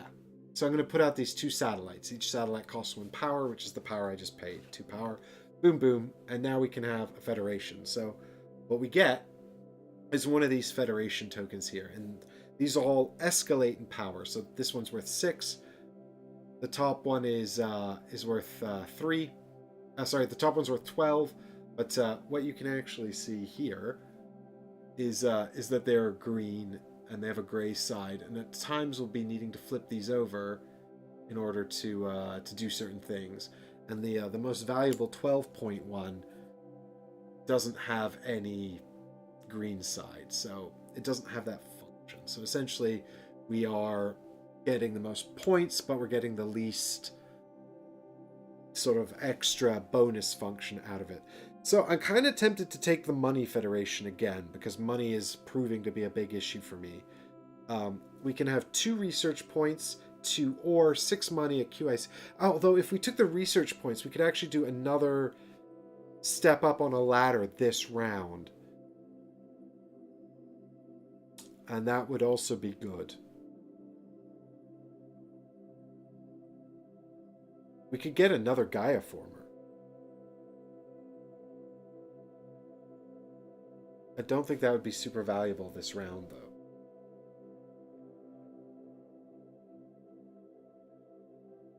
I don't think that would be super valuable this round, but I also need to get to the top of that track.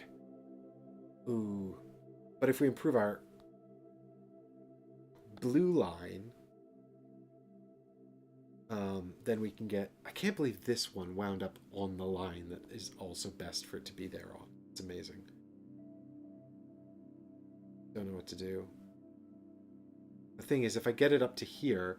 So the thing about advancing up this track as well is that it makes the cost of using the Gaia former cheaper as well, which is also really good. Getting this up to range 2 would be great, but it's just... No, I don't know if it's worth starting down that road now. I feel like advancing the ones we've already advanced. Either this one, or this one, or this one.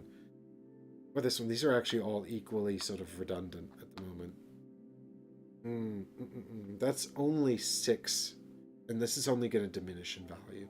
I think we should go up here because... Just because getting to the top here is so many points. It's so many points. It's an incredible combo. Okay, so...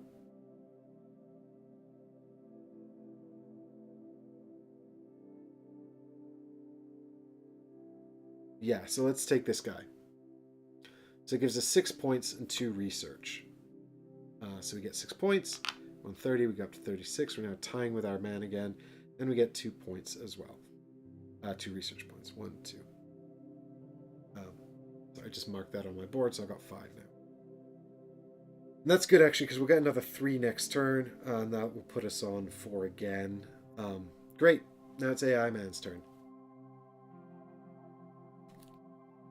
He's upgrading again, and he's upgrading from the bottom up this time. But again, he's going to prioritize... he's going to prioritize this, actually. Oh, yeah, so maybe actually he should have built one of these here before, and then he'd be building that. You know, it doesn't really matter, I don't think, because I didn't take any of the power on the last few. Sorry for getting these priorities wrong a little sometimes. It's a bit tricky.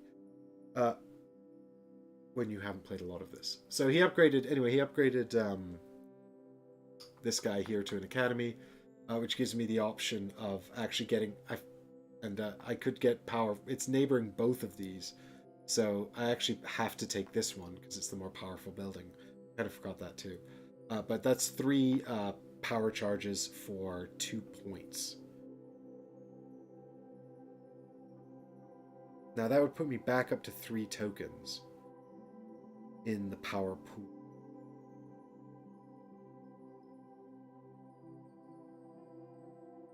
That's interesting. What could I do with 3 tokens that would be remotely useful? I could get 2 more tokens and then benefit more. Actually, I think that might be worth it. I'm going to do it. So let's hope that that's not going to be losing me the game. So I go and spend 2 here. The 3 steps, which is 1, 2, 3. Oh, it didn't give me. It's not enough. It only gave me 2.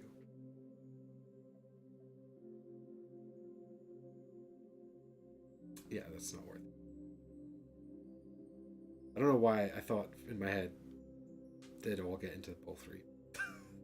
Never mind. I'll just keep my points. Okay. And then he gets 2 points as well for that. These cards do give him a lot of points, though. Oh, he's ahead again. Damn it! Stop! And then it's back to me. And I'm just going to spend 4 research to advance up. Oh, I'm going to get 3 power here anyway. I totally forgot. But then that deal before would have been kind of wasted.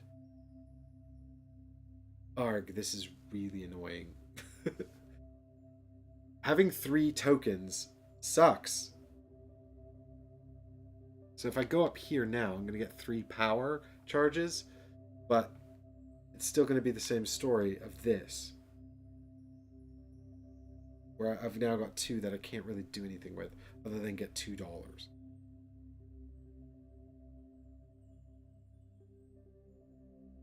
And that kind of sucks. Oh, God.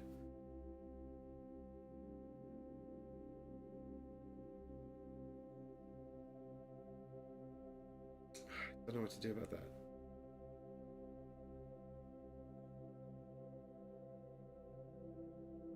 I don't know if there's I don't know if that's actually necessarily. Maybe I do just take the $2. I'm going to get a lot of power income next turn anyway that I can't really use. So yeah, maybe we just take the $2 and just keep the points as well.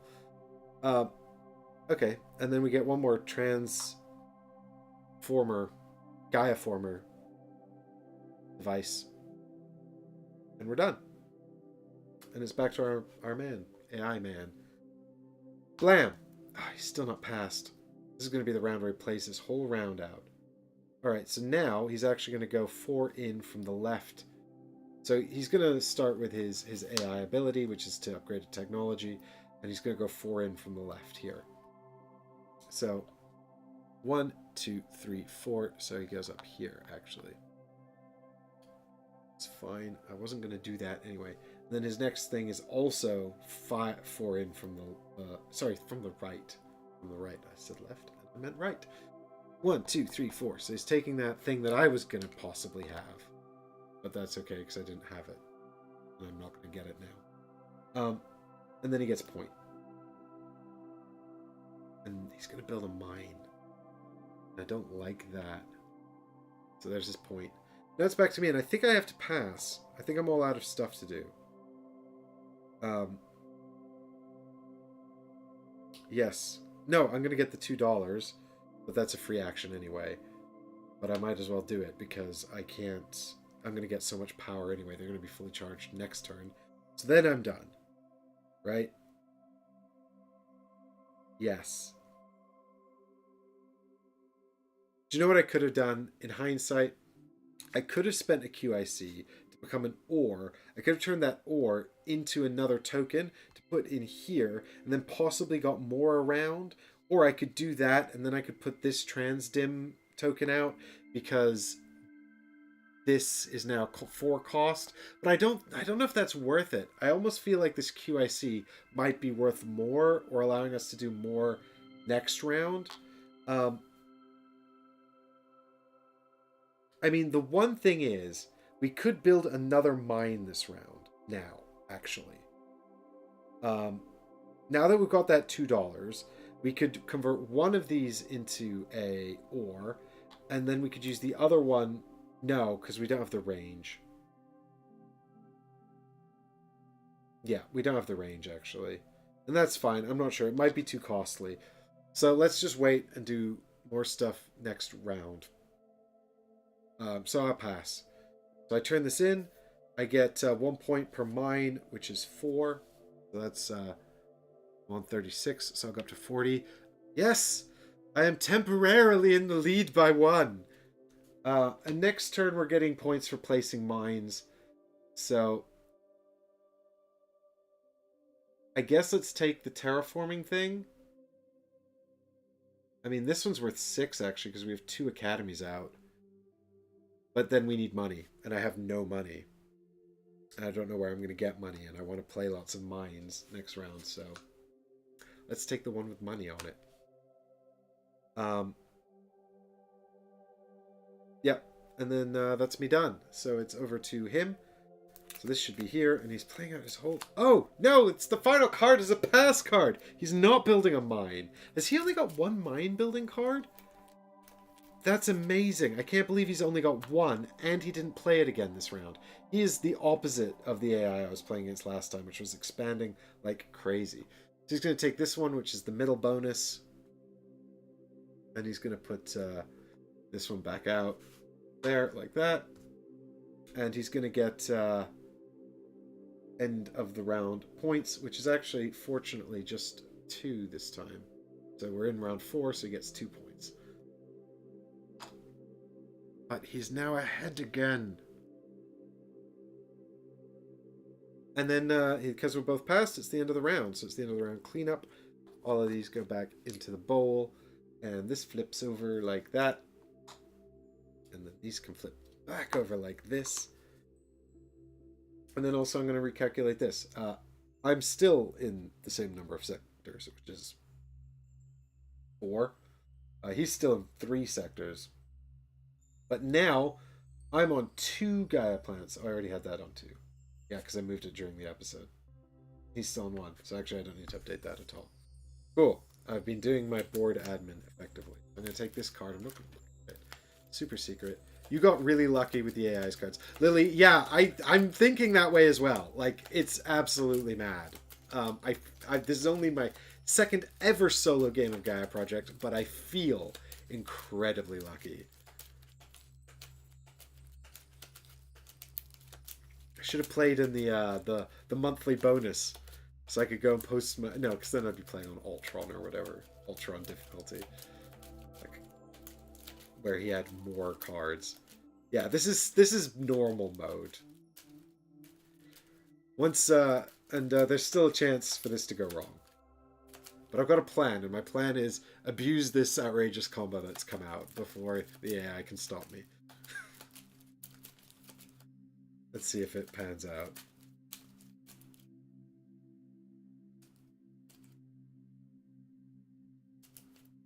Okay. And if it all pans out, then next time we'll just play on... Next time maybe we'll try the BGG monthly puzzle, and, you know, we'll die horribly and it'll be hilarious. Okay, so that's all done. So then it's back to income phase, and we're going to get our 1 research. And then we're going to get... our 1 ore plus 4 more ore, so 5 ore total. We get 1 power plus 4 power, which is 5 power, which is 1, 2, 3, 4, 5. That's great. Just enough. 2 coins. And 3 research.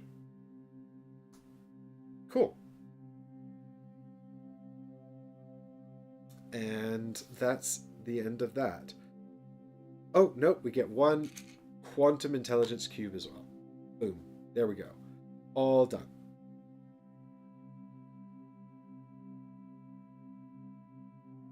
Oh, do you know what I forgot to do? I forgot to seed the quantum intelligence cube at the top of the row. I'll never have it now, but there should be a random quantum intelligence cube up here. Not Federation token. A random Federation token. And whoever gets 4. 1, 2, 3, 4. So there should have been a token here, and whoever gets there first can have that token. But no two people can be up there anyway, so he can't have it. I mean, he doesn't take it. It doesn't matter, and now I can never get it. It's just done. So there's no reason to put that out, but it did it for demonstrative purposes. It's random, so I meant to randomize that during setup. Totally forgot. Okay, I'm first player. Oh yeah, so now the Gaia phase happens. These 6 tokens filter back into here. And we're going to get a new Gaia planet out here.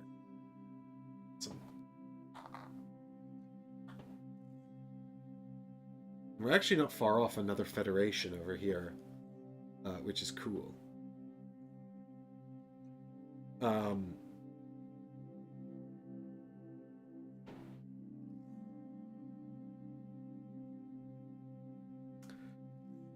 Okie dokie, so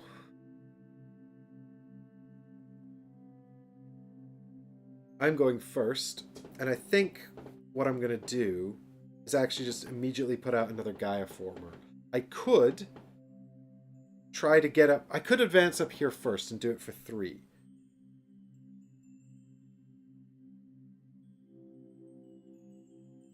But I don't think I have enough tokens to get 3 Gaia formers out. And if I do it now for 4... I can get the rest of these tokens in here. And then do something and get that money. And I can get that money, hopefully, before he blocks it off. And I need that money, because I've only got 4 money. And I'd like to build lots of mines. At least 3 mines.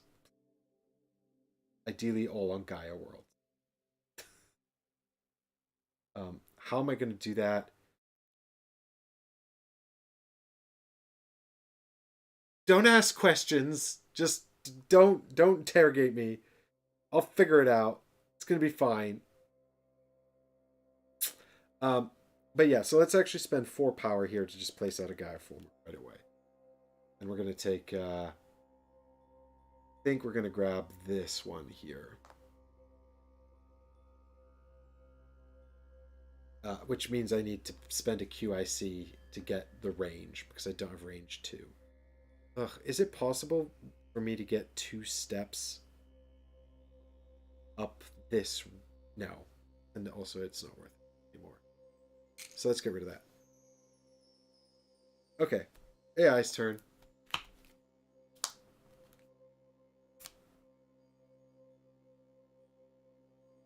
Well, he's definitely building a mine this round. Also, both these cards are worth 3 points, which I hate.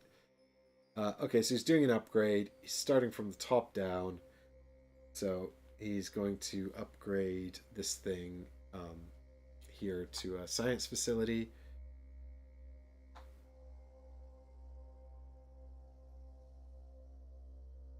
Which gives me the option of 3 movements for 2 points. Now let me have a quick bit of calculations here. 3 movements, we'll put 1 in here and 1 in there. Then if I spent the 4 to get the money, that'd be back down there. And then the 4 movements would put them all back in there. Then I'd need some additional movements to make use of them again. I don't think I could get those movements before I wanted to build Gaia form. So it's not worth it. I need the points. I'm currently 1 point down. I'm about to be 4 points down, so won't take it. He gets 3 points. Damn it. Okay. And now I'm going to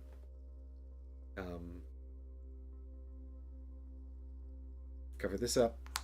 and get 4 movements. 1, 2, 4. And then it's back to AI Man. And AI Man does this. He's building a mine, and he's building it according to the Gaia Project priority system, which is to say he wants a Gaia world. And so... Oh, I've forgotten to put out his satellites as well. God, I'm absolutely terrible. The satellites don't matter at all in this game because there's no rewards for blocking them. But he should have put out a satellite here somewhere around that planet. And that's it. So now he's going to build down here, and he's going to put out a satellite somewhere. So whenever the AI builds a building that's on its own, that's not next to any, adjacent to any of its other buildings, it puts out 1 satellite token. And this is just so that it can compete on endgame victory conditions that require satellites in order to participate, because it doesn't build federations. I don't actually... in this game, they don't actually have any effect, but they could block me. Or make, if I had to build a satellite route around him, make that more difficult for me. It's unlikely to have any effect, but it's good practice. And I thought I'd show it to you guys because it's part of the game. Okay. So then it's back to me, and I guess I spend 4 of these to take this, and I'll spend 1 more. Did I spend 1 more? Am I just about to Gaia form in a minute?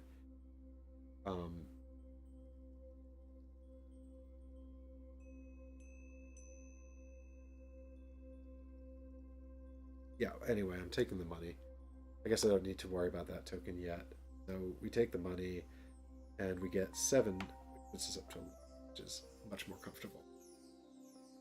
Okay, and we're done. And it's back to AI guy. And he's upgrading again. This is absolutely mad. He's starting from the top down, but he's going to prioritize building mines. So he's going to build a mine here, which you guys can't see. There we go. So he's building a mine where... sorry, not a mine, a trading post. He's building a trading post right where he had the mine. It's outside of my neighborhood area, so I don't get to do anything about that. Then he gets 2 points. And it's back to me. And yeah, so I guess I'm going to start building mines now. Actually, why not? Not entirely sure why I started with all that Gaia forming business instead of just building mines off. Oh yeah, because I needed the money to build mines, and I didn't want to block it. That's why. Okay, good. So we spend $2 and 1 ore. We get to build a mine, and we're going to put the mine right here.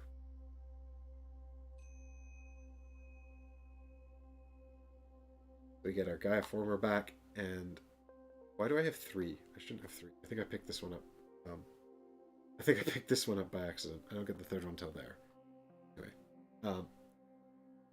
Yep, so now I've got 1 more Gaia world, so that's 3 Gaia worlds there, and I get 2 points for putting out a mine, because that's the objective for this round. Good. Good, good, good. And we're not far off founding a federation here. We're actually just 1 building off of it. So I could found a federation with 1 satellite, or I could just upgrade 1 of these buildings, or even this thing, and then this could become part of a different federation. I don't know which is better. Let's wait and see. Anyway, it's back to AI Man. So I forgot to move that card over again, but here we go. So he's going to do another upgrade. So that mine is... I mean, he's just got some kind of crazy strategy here where he's building science buildings. But it comes in from the right, checks along the top. So he's going to upgrade this one here, one of these guys. And now I can have... So his neighborhood is over here, so I could have 2 for 1. 2 movements for 1. I don't think it's worth it.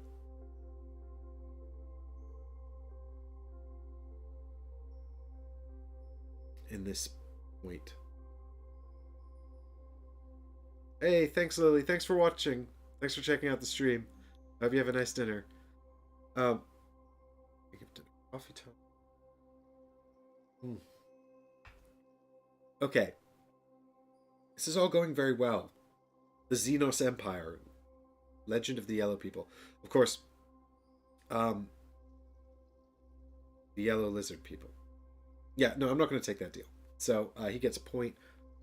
There's still plenty of time for this to go horribly. And then it's back to me, and I'm going to build another mine. So there's one, two. Mine comes. Now I'm going to build it here, which is obviously range 2. And so I'm going to spend a QIC to boost my range. It's 2 more points. 2. Okay.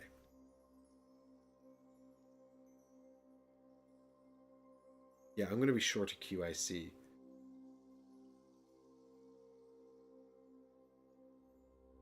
I could get a QIC by forming a foundation with 1 power. So I think I might actually wind up doing that.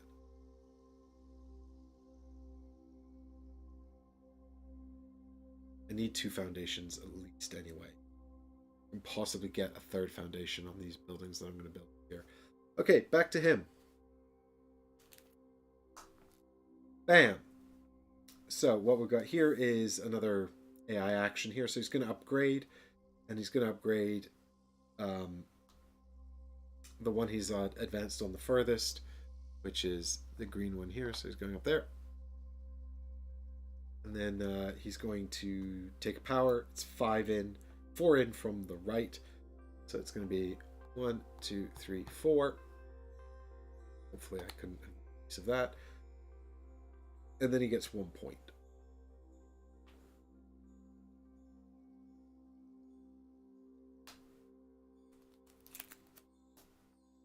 And it's back to me. And I guess I'm just going to build another mine. And this mine is going to be over here on this Gaia planet. So I need to spend 1 QIC to reach it. And then we spend 1 ore and $2. Up this mine out here. Get 2 more points for building another. Blam.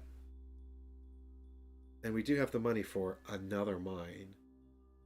Where would we build it, though?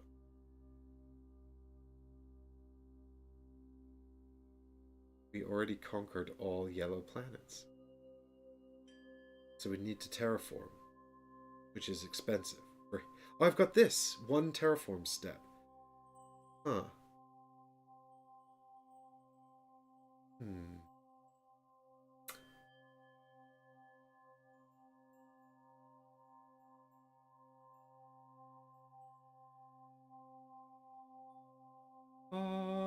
Terraform step. Is that better than getting another Transdim world? Probably. I'm absolutely destroying on Gaia worlds at the moment anyway.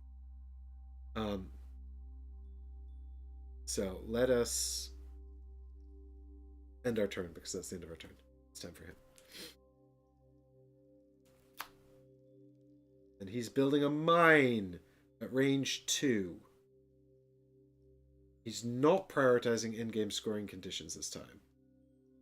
So that means that it's going to be slightly different. He's going at range 2, and he's going to be he's going to be prioritizing the fewest terraforming steps. So that's going to be Gaia anyway. Gaia red or yellow, basically. So let's have a look. Where are you at? I mean, I think that's going to be this one, honestly. Gaia red or yellow. So the yellow I'm occupying. This is the only red one here. Well, this is the closest red one. This is the only red one in range. There's no Gaia planets in range. So yeah, he's going to build a mine here. And because he's not adjacent to it, he's going to build a satellite, I guess, here. Very good. Then. And then he gets 1 point. Stop. And that's that. And now it's back to me, and I'm going to what was my whole plan? Oh yeah, I was going to found a federation and get a QIC. is that still the best use of that little thing there? Because I forgot about this, and I want to make use of that. Terraform. So I'm here, I can get that or that. And that means here, probably. Or here, or here, or that one. Actually, no, because we don't want this one. I'll tell you why. Because this guy's already in a federation with these. So if we build here, it'll be part of this federation, and we want to open up possibilities for new federations. Which means if they're going to be a federation, if we form this so the decision right now really is if we build this new mine here, we kind of already have a lot of mines here. So that's a good thing, I guess, if we want to form a federation really quickly. That's probably better than starting a new federation up here. But if we incorporate this guy into this federation, there's not really any scope for a new federation. We're probably locking ourselves into 3 federations, which are here, here, and here. Whereas if we build the new mine here, and we don't incorporate that into this federation, which means we need another way to make this a federation, then there is scope for, or if we build the new mine here, sorry, there is scope for these 3 to become a federation, and this one, and possibly one over here to become a federation later.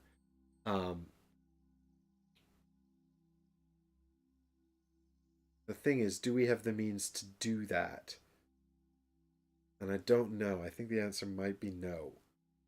I don't think we have the resources. Because if we upgraded one of these to a trade post, which would be prohibitively expensive because we're not even next to him.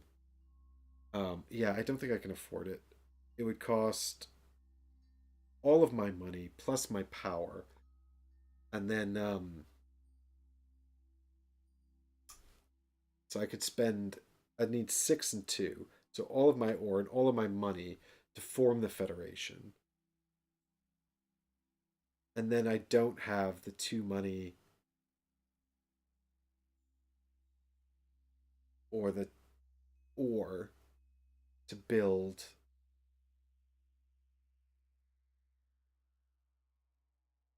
the mine.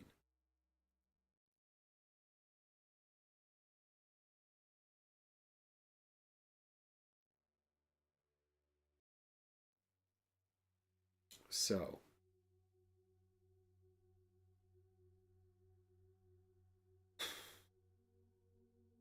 yeah, so I think maybe we write that off then. Just focus on doing this one up at the top of the board here. The problem is because he hasn't expanded much. Like Lily and I were just saying how lucky I was to get these cards where he's just upgrading stuff. But now, actually forming federations here and here are going to be much more expensive for me because he's not next to any of them. So it's going to be a lot harder more costly for me to upgrade those buildings, which is also problematic because I have really bad income.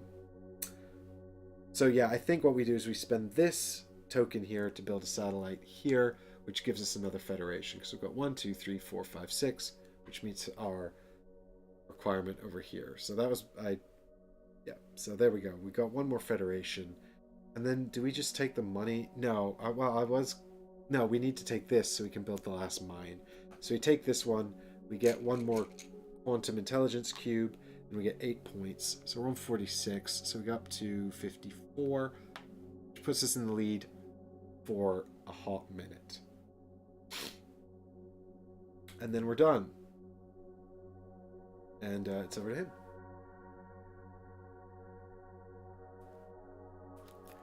So we flip over this card here, and he's doing, again, his action.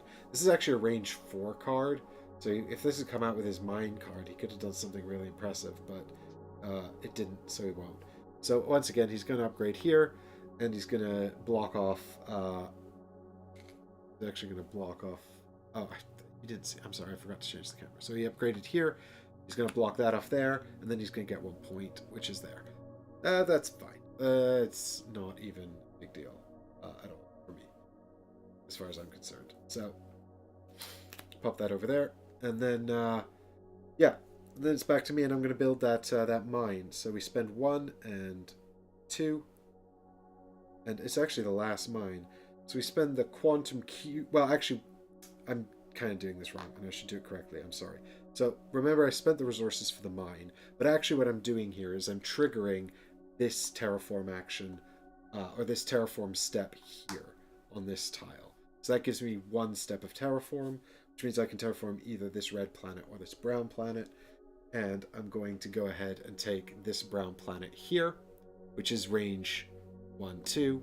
So what I'm going to do then is I'm going to spend this QIC to boost my range up to 3, which is more than 2. And then I can put out the mine here, which I've already paid for with the ore and the money, and I get 2 points for building a mine. And thus it is complete.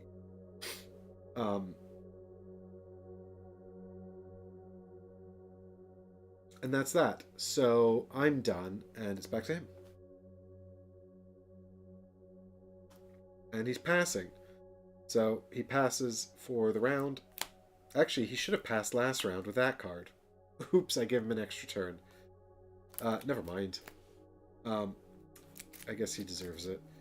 There's only an extra point and a kind of pointless upgrade. So he's passed.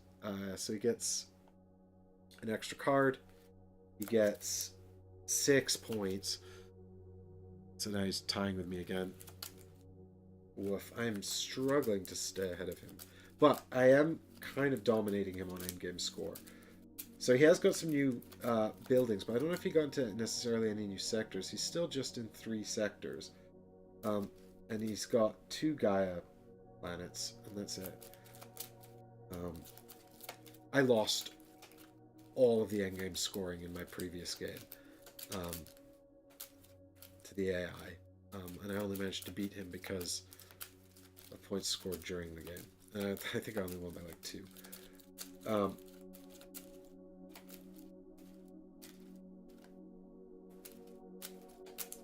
Yeah, and then that's he's gonna. Oh, I forgot to check the.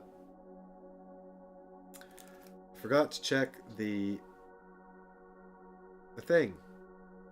Which token he was gonna take.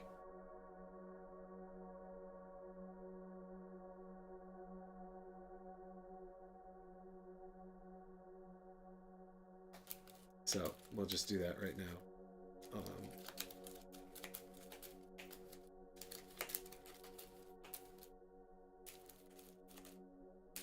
I don't think I really mind. Actually, do you know what? I want the mine token for sure. So ideally not the middle one. I don't know which one he took. I'm just watching the stream back. Which one did he take? Oh, it was the middle one. Damn it! Damn it, damn it, damn it. Curses. That's unfortunate. Because that's worth 1, 2, 3, 4, 5, 6, 7, 8 points to me. That thing he just took. It's almost like he did it deliberately. What a jerk.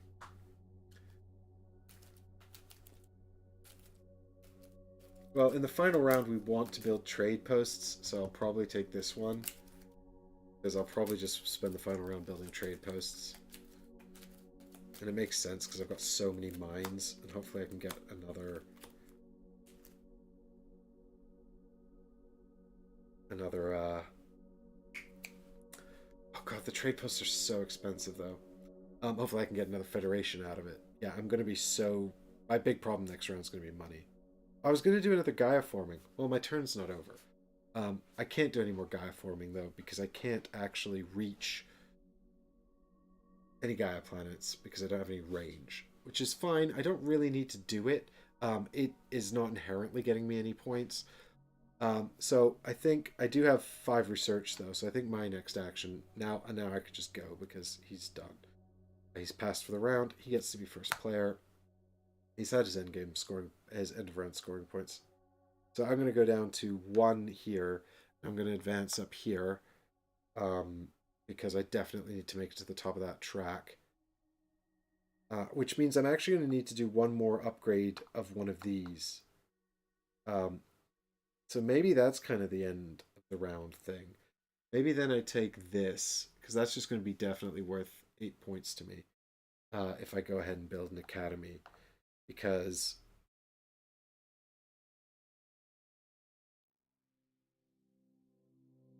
Although it does kind of diminish my opportunity to get.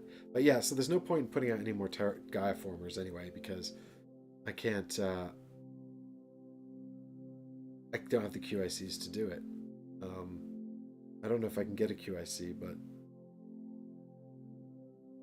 yeah, I'm sort of out of luck when it comes to building a trading post as well. I'm too far away from him on all counts. I mean, I guess I could have built this mine here. That would have been probably a much better plan, actually. Because if you think about it, it's only really 2 satellites away from here, and it's within range of these. That would have been a much better play. So that was stupid. So basically, that's there's a tip. You learn from my mistakes. Sometimes you want to be closer to your enemies so you can benefit from neighborly trade. In any case, I think I'm all done for the round, so I might as well pass. And I'm going to reset these. I'm going to put this one over here. I guess I'm going to take this one. I think this one is the right one for me. Because it's at least 4 points. And actually, I don't think I'm going to get 2 trade centers up. I mean, this one's 6 points. So this one's only valuable if I build an academy. But if I do build an academy,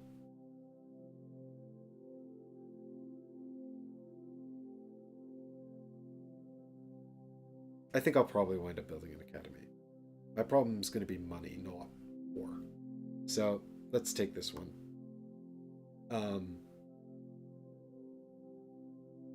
Yep. So that flips back over. That flips back over to show that we're done the round. And I'm going to grab... so sectors, I'm in actually more sectors now. 1, 2, 3, 4, 5, 6 sectors. All but this one, actually, I think. Yes. Puts me in joint first. If I can get into this... Oh, that's why that would have been a better play. Not only would this have put this guy right next to him, but also it would have got me into the 7th sector. Oh, that's such a misplay. That's going to cost me like... That's going to cost me like a bunch of points. A bunch of points. It's upsetting. It's upsetting. It's upsetting. Trust me. Trust me, it's upsetting. And then down here, I'm on 5 Gaia planets. So I have actually taken the lead on this one, which is good. And now it's over to the income step. Because everything... Oh, these go away. And now it's over to the income step. Don't laugh, Difter. Don't laugh. I could just give myself backsies. But even when I play solo, I don't really... I don't know, because it just kind of feels like that's the game, isn't it? You know? Ah, damn it, that's so annoying. That's 2 annoying misplays. I hope you're enjoying this, Nigel, when you catch up on it. Okay, so, yeah, and now if I built there, I could have done this. That's 4 points. Oh, that's cost me like 12 points or something, that misplay at least. Okay, never mind. It's fine. Fine. It's income step. I get a bunch of stuff. Load the last quick save. Exactly, Difter. Quickly, exit, load. Before it saves over. So, I'm going to get 1 research from here. Bam. Then I'm going to get 1 ore from here, plus 1, 2, 3, 4, 5, 6, 7, 8. 5, 6, 8. Yeah, 9 ore. Holy cow. Go up to 10 there. We're going to get 4, 5, 9 power. So there's 5, then 4 more. I can't believe that didn't actually get me up to... But there we go. And then we're going to get 1 QIC, which is good. And we're going to get another 3 research here as well, which is up to 4. Also good. And yeah, we do need to build at least one of these or one of these because of this. We need this. Because that's worth 10 points to us. But we probably could have done that and still been here, you know? I mean, to be fair, we could actually get in there. No, we need a mine. So we need to upgrade a mine. I don't know if we have the money to upgrade a mine and get in there. Anyway, these come out, and this comes out, and I actually have no real interest in building this mine up here anymore at all. Furthermore, I actually don't know if I count as present in that sector until I build the mine, so maybe I do need to move that down. I don't know if I can count a transdim. Not a transdim. I don't know if I can count the Gaia thing as a planet. I also don't actually... I assume that I don't need to pay the range cost again when I build the mine in there. Because I think I only have to pay for the range once when I get onto the planet to terraform or Gaia form.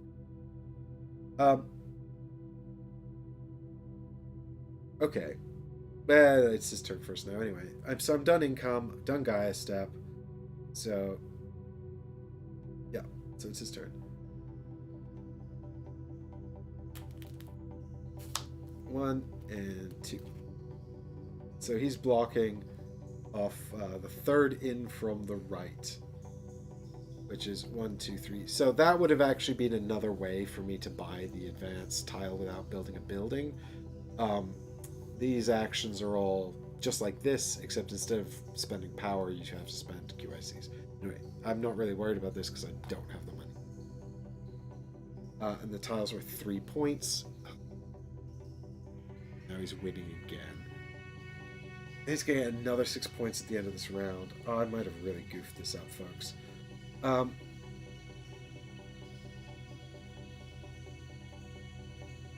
So then it's my turn. And I'm kind of very tempted to spend these to just grab the money, but I'm also concerned that do this action. But I'm also concerned that this action here, maybe I want to move these up here first. But it doesn't really matter if I don't have any more way to get power. And I don't really have any more ways to get power.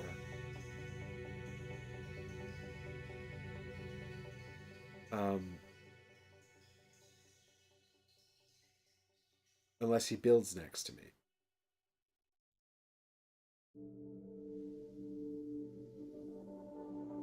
Which I don't know if that's...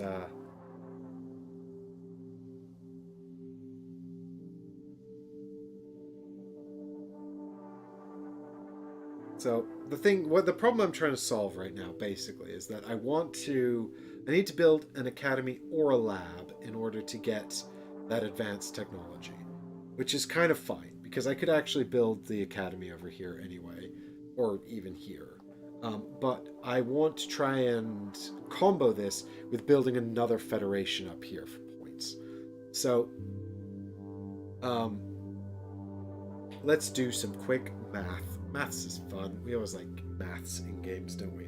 I need, if I write off this winning this sector business for a minute, I've got 3, and if I build an academy here, that's a federation for 1 power. So in order to get to that academy, we need 6, 12, 17 coins, as well as 11 ore. We've got 10 ore and 3 coins. We can get 7 coins. I mean, there's no way we get that amount of money. Quite frankly, there's no way we can get that amount. So, then, we can actually only save $1 by going in here anyway, because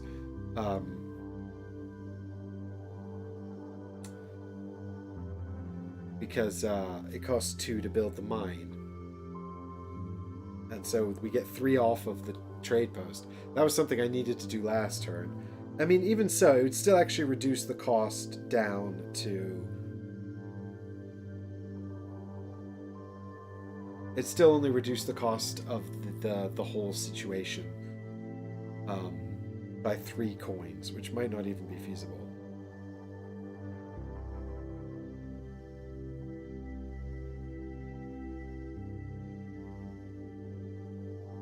Yeah, I mean, I don't suppose he's going to build a building anywhere near me. No, he's not. If he could just build a building right here, that would be great. But he doesn't even like those planets. I like those planets. I mean, realistically, he's going to target a Gaia world if he can, but there's actually only one left up there, which he's not going to be in charge of. So he's probably going to build on... Yeah, I mean, he wants the red planets then. And he's going to build on that one next then, which is still all the way over there, so it's not helpful.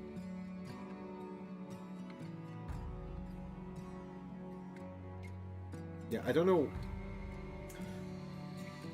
I mean, so the thing is, building this here in order to get up this track is worth 3 points to me. Presuming he doesn't advance up that track as well. So I guess... Because if I tie, we sum and divide. So we'd both get 15 points. But at the moment, if he doesn't tie with me here, I'm set to get 12. If he ties with me there, then of course it's a whole different thing.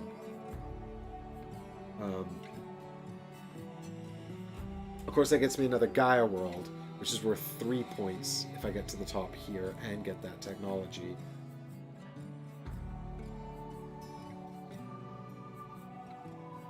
Yeah, the problem is I've got no bloody money, and I don't know how to get more money. I mean, I can get actually another ore out of this. So I've got the ore, I just need the 14 coins. But where am I going to get another 7 coins?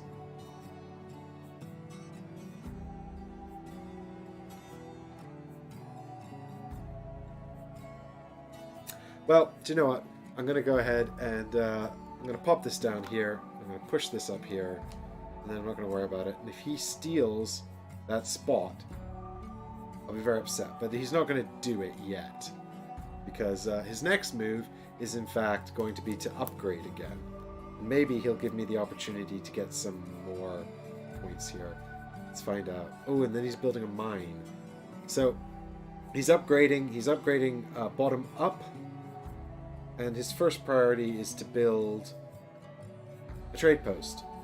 Oh, this is just adding insult to injury. He's going to build a trade post here, which would have given me the opportunity for a power. And I don't get it because I'm not there. God, this is just infuriating! It's supposed to be a nice, peaceful little space game. Late night Euro. And instead it's turned into filled with regret. That's fine. And then he gets 3 points. Oh god. Okay.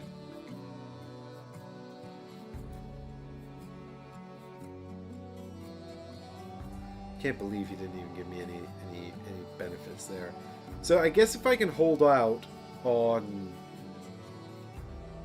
spending this power right away, then there's a chance, like if he builds a mine next turn, where's he going to build it? We can probably work this out, actually, even though we don't have the second half of his card, because we can figure out what his priorities are going to be.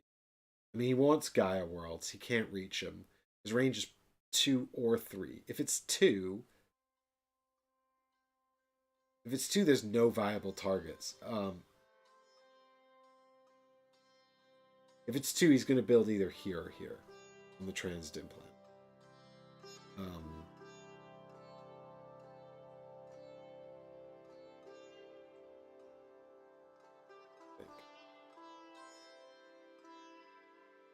Actually, no. It might be... if it's 2, it's either going to be one of these water worlds or a brown world, actually.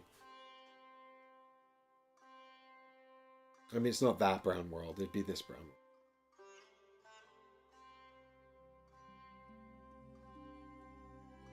Yeah, so he's Transdim or brown world if it's range 2.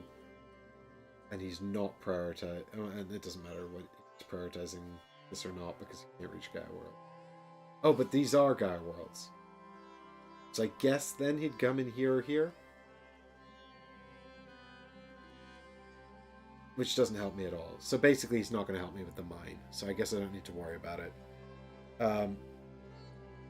So the real question is, can I afford to build that and that?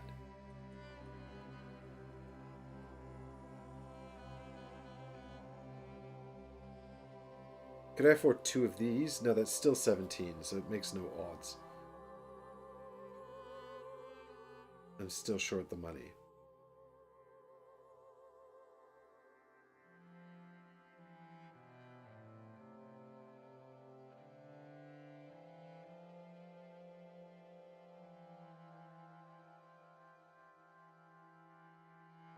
Ironically, I could get most of the money I need from the Federation I can't form.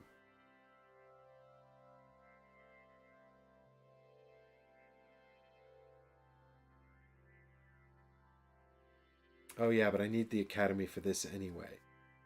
Oh, so am I just going to build the Academy in an existing Federation? Cut my losses on forming this Federation at all? That's such a shame. Only 2 Federations. Terrible. I mean, there's still the case of having to get the power back up for the satellites. Ugh, I don't think I can do it. It's very upsetting.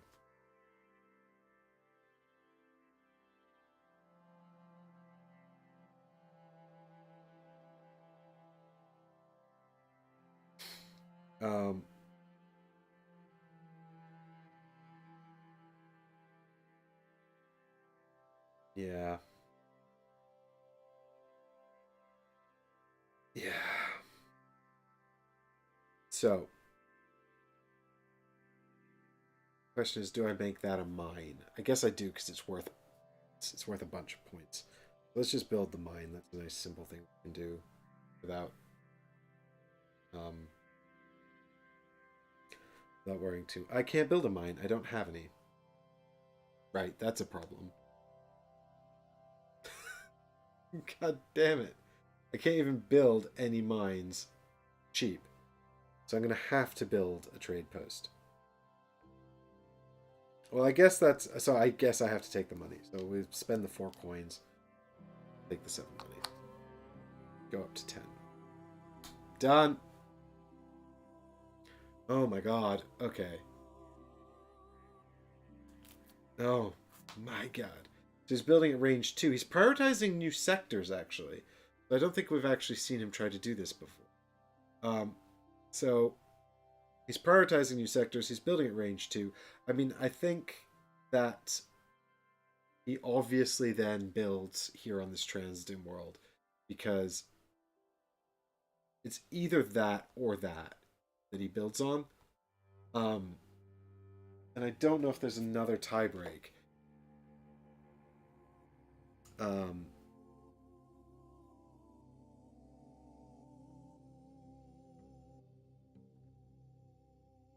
But I think he prioritizes Gaia and Transdim planets. Which is a shame, really, because if you built there, I could get a nice trade post out of it. What a jerk. And I guess because he's not adjacent to that, he also gets a mine out of it as well. Well, good for you, sir.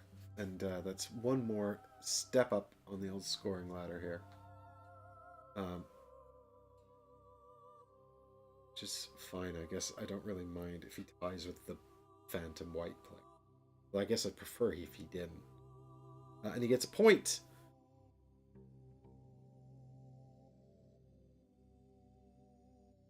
Okay.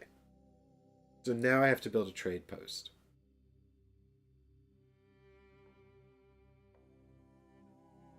I've got 10 money.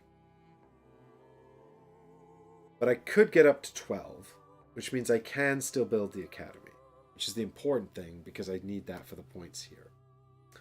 So let's start by building the trade post anyway. So we go down to $4 and 8 ore.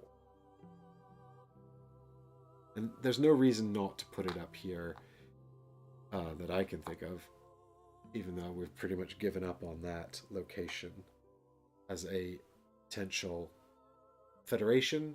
Who knows what solutions may come to light as we play. And we actually get 4 points for building that, which is kind of nice. So we're go up to 59. Make a small bit of small incremental progress. So now he's going to do an upgrade this turn, and he's upgrading. Well, he's going to upgrade the track he's on the highest because that's worth the most points to him. So he's going to go up there, and gets no points for that. So ha ha ha ha ha ha. Right. And now I can build my mine. And then where am I going to get the money to build this? I'm concerned that if I build that mine,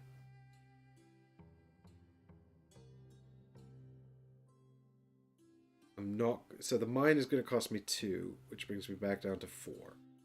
Right? Now he's doing an upgrade next. But he's definitely just going to upgrade that mine that he just built, which is outside of range of me. So if I spend the 2, I need 3 at least to build this guy.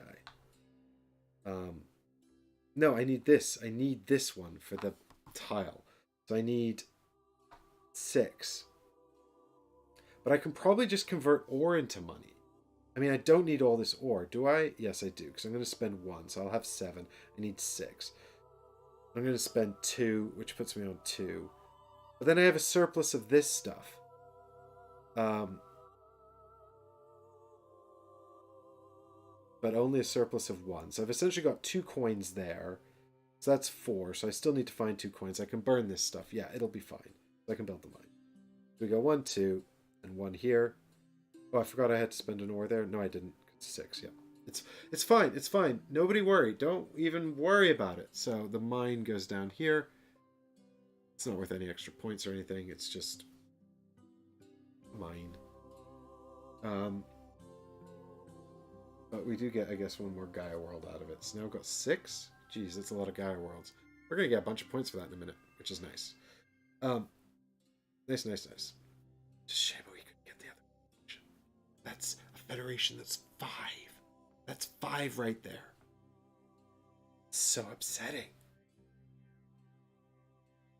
In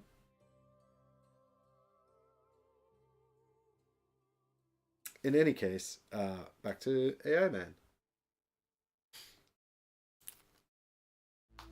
So he's going to upgrade from the top down, and I mean his top priority is mines.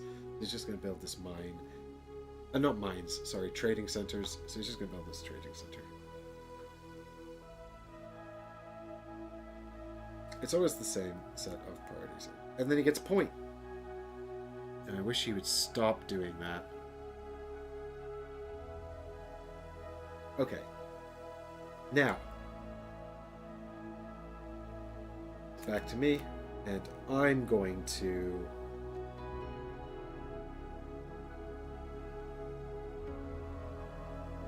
Now I'm going to build the academy. And I might as well build this one because it's got a QIC under it. What am I going to do with that QIC? I don't know. But it's worth something. So I need 6 ore. I've got 7. So that's fine. But I need 6 coins, which I don't have. So we spend 1 of these for a coin. We spend 1 of these for a coin. And then we can actually burn out 2 of these to put 2 of these into here, and then spend these for 2 more coins. And now I've got 6 and 6, so we spend them all, build the academy, and we build it. Doesn't matter. Here, I guess, next to our big guy. So that returns over to our board here, and then we get to have an upgrade. So what do I need to pay for the advanced upgrade? Please don't tell me I need to pay something I forgot about. I think I don't need to pay. I think I just need to have met certain requirements. Yes, I do. It's 3 requirements for the advanced upgrade. So the requirements are this. You first have to be either on the step directly below or directly above it. Then you need to be able to take one of your Federation tiles on the green side and flip it to the gray side. And then you can take it and you need to be able to place it on a standard technology. I could place it on either one of these, even just removing this, but I mean, it doesn't matter because neither of them will have any further purpose. So I take it, I put it there, and then I can have 2 points for every Gaia planet I currently possess. I have 6, so I get 12 points. So we go up to 71. Which just about leaves us in the lead. Whew. Okay. And now it's back to him. I don't know why I've personified him as a person. He's a robot. I mean, as a male, he's a robot. So he's doing an upgrade from the bottom up. He can't make any more mines because he's all out of... Can't make any more trade centers. He's all out of mines. He's going to build a lab. I guess, no, he's going to build an academy. He can't. He's got both his academies. Does he? Yes, he does. So he's going to build a lab. And he's starting... going up in this direction, so he's going to hit this one first, which means that this becomes the lab there, which once again is of no use to me. It's far too far away. All of them are too far away. None of this matters. To me, it does matter though, because he gets 2 points. Wop, wop, wop, wop, wop. He's catching up again. But that's okay, because I'm going to... What was my plan? Oh yeah, now I'm going to spend 4 research points, my last 4 resources. That's tight, actually. I probably didn't have this to get that last Federation, looking at how tight that is. Maybe if I'd planned better, maybe if I was better at the game, who knows. Anyway, the point is that the last point is going to move me up here. So in order to move up here, you need to have a Federation tile to flip. So I flip over my second and last Federation tile. Lucky I had these 2. In order to pay for that, and that's going to get me 4 points plus 1 point for each Gaia planet, which is another 10 points, so I go up to 81. And I think that's going to be the end of the game for me. I do have this QIC. I can't do anything particularly useful with it, but we shall see, because now we're back at the AI man anyway. It's his turn. He's going to do another one of his AI turns. So he's got AI turn, which means he's going to advance up a track, which is actually just to get rid of this advanced technology token. And then he's going to take a spot, which is 2 in from the right. So that's this one here, which actually is activate one of your Federation tiles again. So whatever reward you would have got for a Federation tile, activate it again. Which of course means you get like a bunch of points or whatever all over again. But he doesn't get anything for these. He's just blocking them off. And then the final step is 1 more point for him. And that's him done. And it's back to me. And I think I actually just pass. I think I pass. Because I don't think there's anything else I can actually do. So I pass, which means I return this, which is another 8 points. So I go from 81 up to 89. And then I might as well just flip this over. Yeah, that's it. And thus I am complete. And man, like the really good players as well, I've seen like get like 180 something points. So, womp womp. But anyway, then it's back to our AI man. And he's doing his AI action again, actually. Which is going to be another 4 points for him. He's actually at the top of 2 tracks, which is scary. But he's not passing. So instead he's going to do his AI ability again, which is to take up to here, which is another 4 points for him, actually. He's going to block off another spot, which is actually this one. Amazingly, he's blocked off all 3 of these quite by random chance. And then he gets 1 more point. And I've passed, so please pass.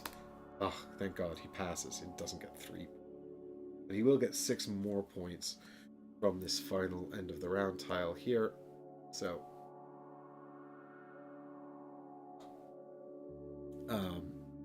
he's on He's on 68, so he'll go up to 74. And then I don't need to reset his deck because he's done playing. This doesn't have any effect anymore, so that's just done. And thus the game is complete. After all that time, we're back to final scoring. And thank you for the kind words, Difter. I'm not don't worry, I'm not too hard on myself. Yeah, I mean, I'm not worried. I just didn't get a good score, that's all. And I can't compete with the people who are good at this game. That's it. And I don't mind about that.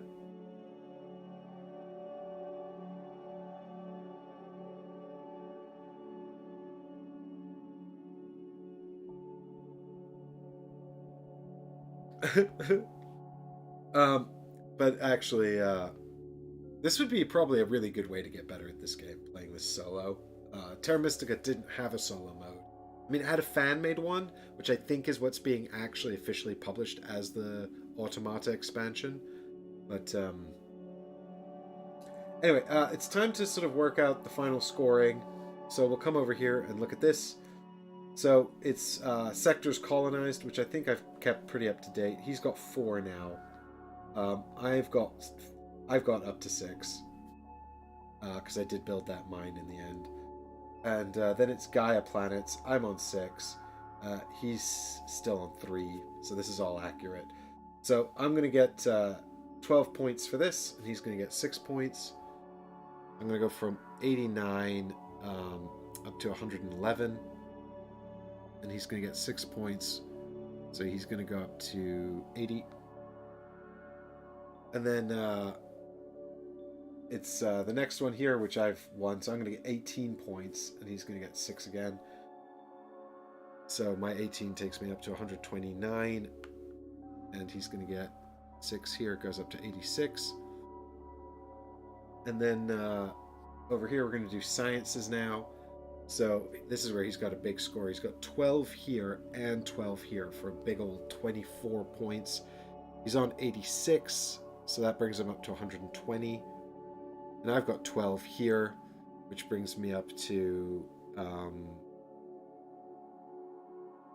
141. Come on, 129. Yeah, 141. And then down here it's resources. He doesn't have any. I am actually completely spent all of my resources as well. No, I have 1 QIC. It's not worth anything. I could have converted it into an ore. Doesn't matter because you need at least 3 to make any points. So it looks like that's our final scores. I've got 141 to his 120. So actually he did about the same as the AI on the easier difficulty, which he actually did worse because he started on 10 points and that AI started on 0. So I can only put that down to some unfortunate deck building. I think in particular, deck building cards that came out. I think in particular, he actually only had 2 mine cards in the end. Yeah, 2 mine cards, and for a lot of the game, he actually only had 1 mine card. So he really couldn't expand very quickly or easily. And that was hugely problematic for him. It actually caused me some problems as well in the end because I actually couldn't afford to build like trade posts in the final round, which were 4 points each, because I just didn't have access to them anywhere. But it's fine because I actually improved. I think I scored 129. The AI is 126 or something like that. It might have been 121 to 119 actually in my first game. It was very close.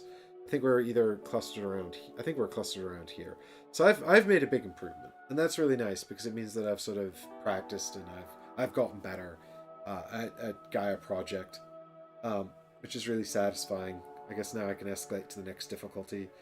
Although of course the Xenos, they seem fairly straightforward. Oh, I could have got a QIC here that I totally forgot about. I could have had 2 QICs, which still would have made absolutely no difference in the end. I don't think. Because I'd run out of mines. Stuff. Anyway, let us not sit and dwell on how I could have done better or gotten more points. Thanks for hanging out right up until the very end, Difter. I do appreciate it. And Pereth as well. Thanks. You guys are the late nighters, so thank you for staying up and watching this series with me. I was just going to say a few quick bits in the end about my thoughts on the. I really like this game. I mean, as you can see, it's pretty mathsy. It's pretty crunchy. But I was wondering on why it hasn't come out nearly as much as Terra Mystica over the last sort of times I've been sort of had the over the last times I've had the opportunity to get these games to the table. And I think the reason is really, like, even though it's to some extent more streamlined, it is more complex. Like, Terra Mystica doesn't have trans-dim planets, it doesn't have Gaia spaces, it's got none of that mechanism at all. So it's just a whole mechanism simpler, but also there's a few other little bits. Which is, in Terra Mystica, there's the sort of the futziest rule in Terra Mystica is working out what is and isn't adjacent, because they have two categories of adjacent, and that's for working out what is the Terra Mystica version of federations, which are to say towns. And you have to essentially create distance amongst the towns in Terra Mystica, which is actually probably futzier than it is in this, because in this, the federations are quite clearly indicated by the buildings and the satellites. So you can pretty much see what is included in any given federation quite easily. In Terra Mystica, you don't have the satellites because you'll never have empty spaces, or rather, you'll never have sort of empty spaces like this. It's very rare for you to have buildings dotted around like that, because the way you get space between your clusters of buildings in Terra Mystica is by sailing up and down rivers, and otherwise you have to place adjacent, so you wind up with these sort of clusters of buildings much closer together. And so in order to build more towns, you have to sail along the rivers, and so I think building towns in Terra Mystica is harder than building federations in this. Like, I think they say 3 federations is good and 4 federations is really good. I'd say that in Terra Mystica, like, 2 towns is good and 3 towns is really good. I think it'd be very hard pressed to make more than 3 towns, but I suppose it depends on whether you have a species or civilization that's better at making towns. The point is, one of the core endgame. So the expansion for Terra Mystica introduces alternate endgame scoring conditions. Obviously, in this game, we had these 2 here out of a deck. In the core game of Terra Mystica, it doesn't have that. It's got 2 fixed endgame scoring conditions, and then one of the expansions introduces additional endgame scoring conditions. But one of the scoring conditions printed on the board in the core game is for territory control, like the person who has the most sort of space captured, and this takes into account something called indirect adjacency, which is your adjacency as measured along rivers, and that's really futzy. Like, you can already tell how futzy that is. And they've done it because, I guess having just measuring a direct adjacency, which are the buildings right next to each other, without the separation of rivers, was not competitive enough or not interesting enough for whatever reason. Or maybe they wanted you to upgrade your shipping, which is how you travel along the rivers. But in this game, like, they don't talk about direct adjacency and indirect adjacency. They talk about direct adjacency because, just very briefly, because they say that buildings need to be built directly adjacent to other buildings unless you use your range to get further away. So I guess the range is kind of like in lieu of the rivers, but so they've added this whole range mechanism, which is, this thing here, which is what allows you to shoot out over space, or you can spend the QICs to increase range, which is fine. I actually think to an extent that's a more elegant solution, but then what winds up happening is then you've got to, it messes up the trade posts, because the trade posts in Terra Mystica are really easy to work out.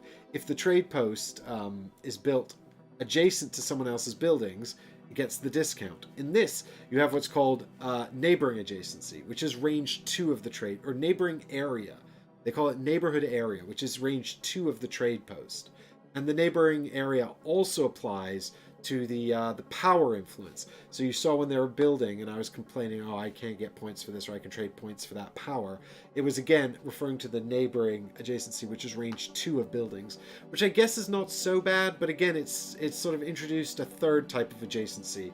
So now you've got direct adjacency, you've got neighboring area, and then you've got range, which increases range for building stuff. So that's not a type of adjacency, but it's a sort of an extension of this of complexity. So I don't know if this is necessarily a more elegant solution than the other, but what it does allow them to do is sort of be a bit more dynamic with the board placement and the way things are developed on the board. It also has allowed them to make the board modular, I guess. Terra Mystica doesn't have the modular board. There are, if you have all the expansions, I think something like 4 boards. So there is some diversity, but presumably with this, you can pretty much make up whatever you want. I mean, no, there's going to be a specific number of combinations, but you know what I mean. There's a lot more dynamicism to the board layouts here. So that's, I guess, an improvement. But then the other thing, and this is such a piddly little minor thing, but it does kind of annoy me, is that this board here is your free actions, and you can do any amount of free actions before or after taking an action. And for some reason the rulebook's really specific about this. It's like, do your free actions before or after taking your actions.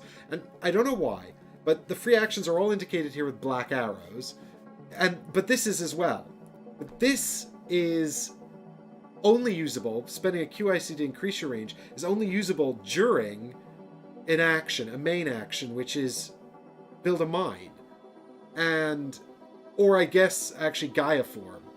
So this free action can only be used during an action, right? And that annoys me, because free actions are clearly stated in the rulebook, not must be used before or after an action. But so I don't know. It's so pedantic, and nobody's going to trip up on that. So I don't know why it just annoyed me that this arrow is black. Like, I don't know, make it another color or something, I guess. Anyway, the thing is, it's the Transdim and the Gaia planets. That's what makes this more complex than Terra Mystica. That, and also the fact that the power pool is a bit more dynamic, because you can add and take away tokens. And as we saw earlier in this particular playthrough, I spent one of my power early on, which is quite common in Terra Mystica. In Terra Mystica, you start with 12, and you'll never get more. And so there's this whole kind of element of, if I burn the power to get this bonus here, if I do that too early, is that going to be a problem? Like, if I burn through all my power, am I going to really limit my options later on? And that's a cool decision space, but I do like the option of adding more power here and having a bit more control over these pools. That's also a cool decision space, and the way it works with this mechanism of Gaia forming is also really neat.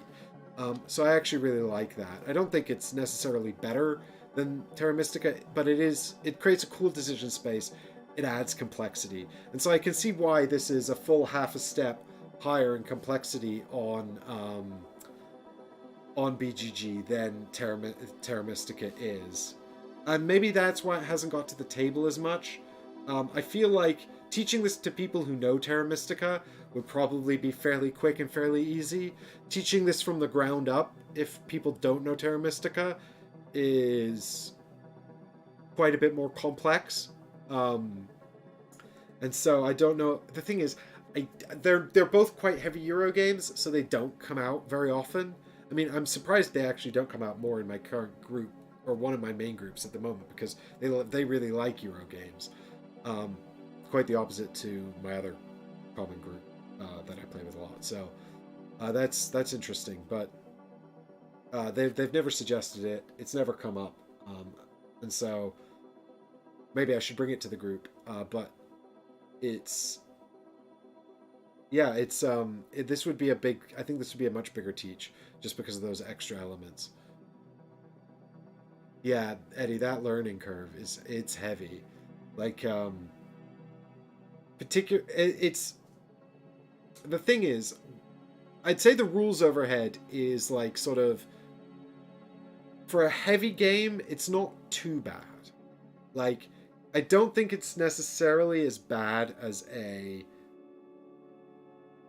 necessarily as bad as a Vitala Serta or one of those really like sort of heavy Euro games, you know. I don't know why Vital is like our go-to heavy Euro designer, but I think it's because he's become so prevalent compared to perhaps like his games are so well known. I'm trying to think of another like really well known heavy Euro game. Um, but it's hard to pinpoint one. I mean, I guess the Italian design group that I like, you know, the Simone Luciani's, their games are up there too.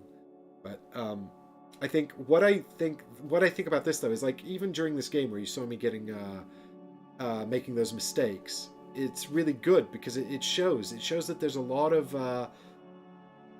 sort of space to improve in this game and sort of get better at it. And I think that that's great because um,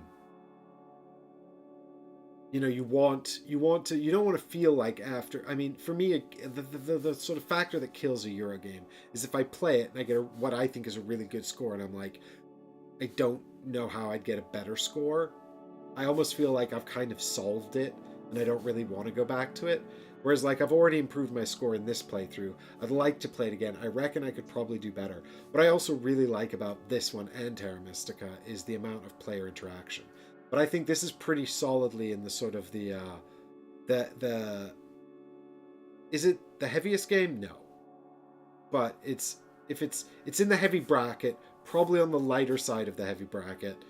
Um, but I think for anyone who's not like used to sort of learning Vital Lacerdas and things like that, this is a lot, for sure.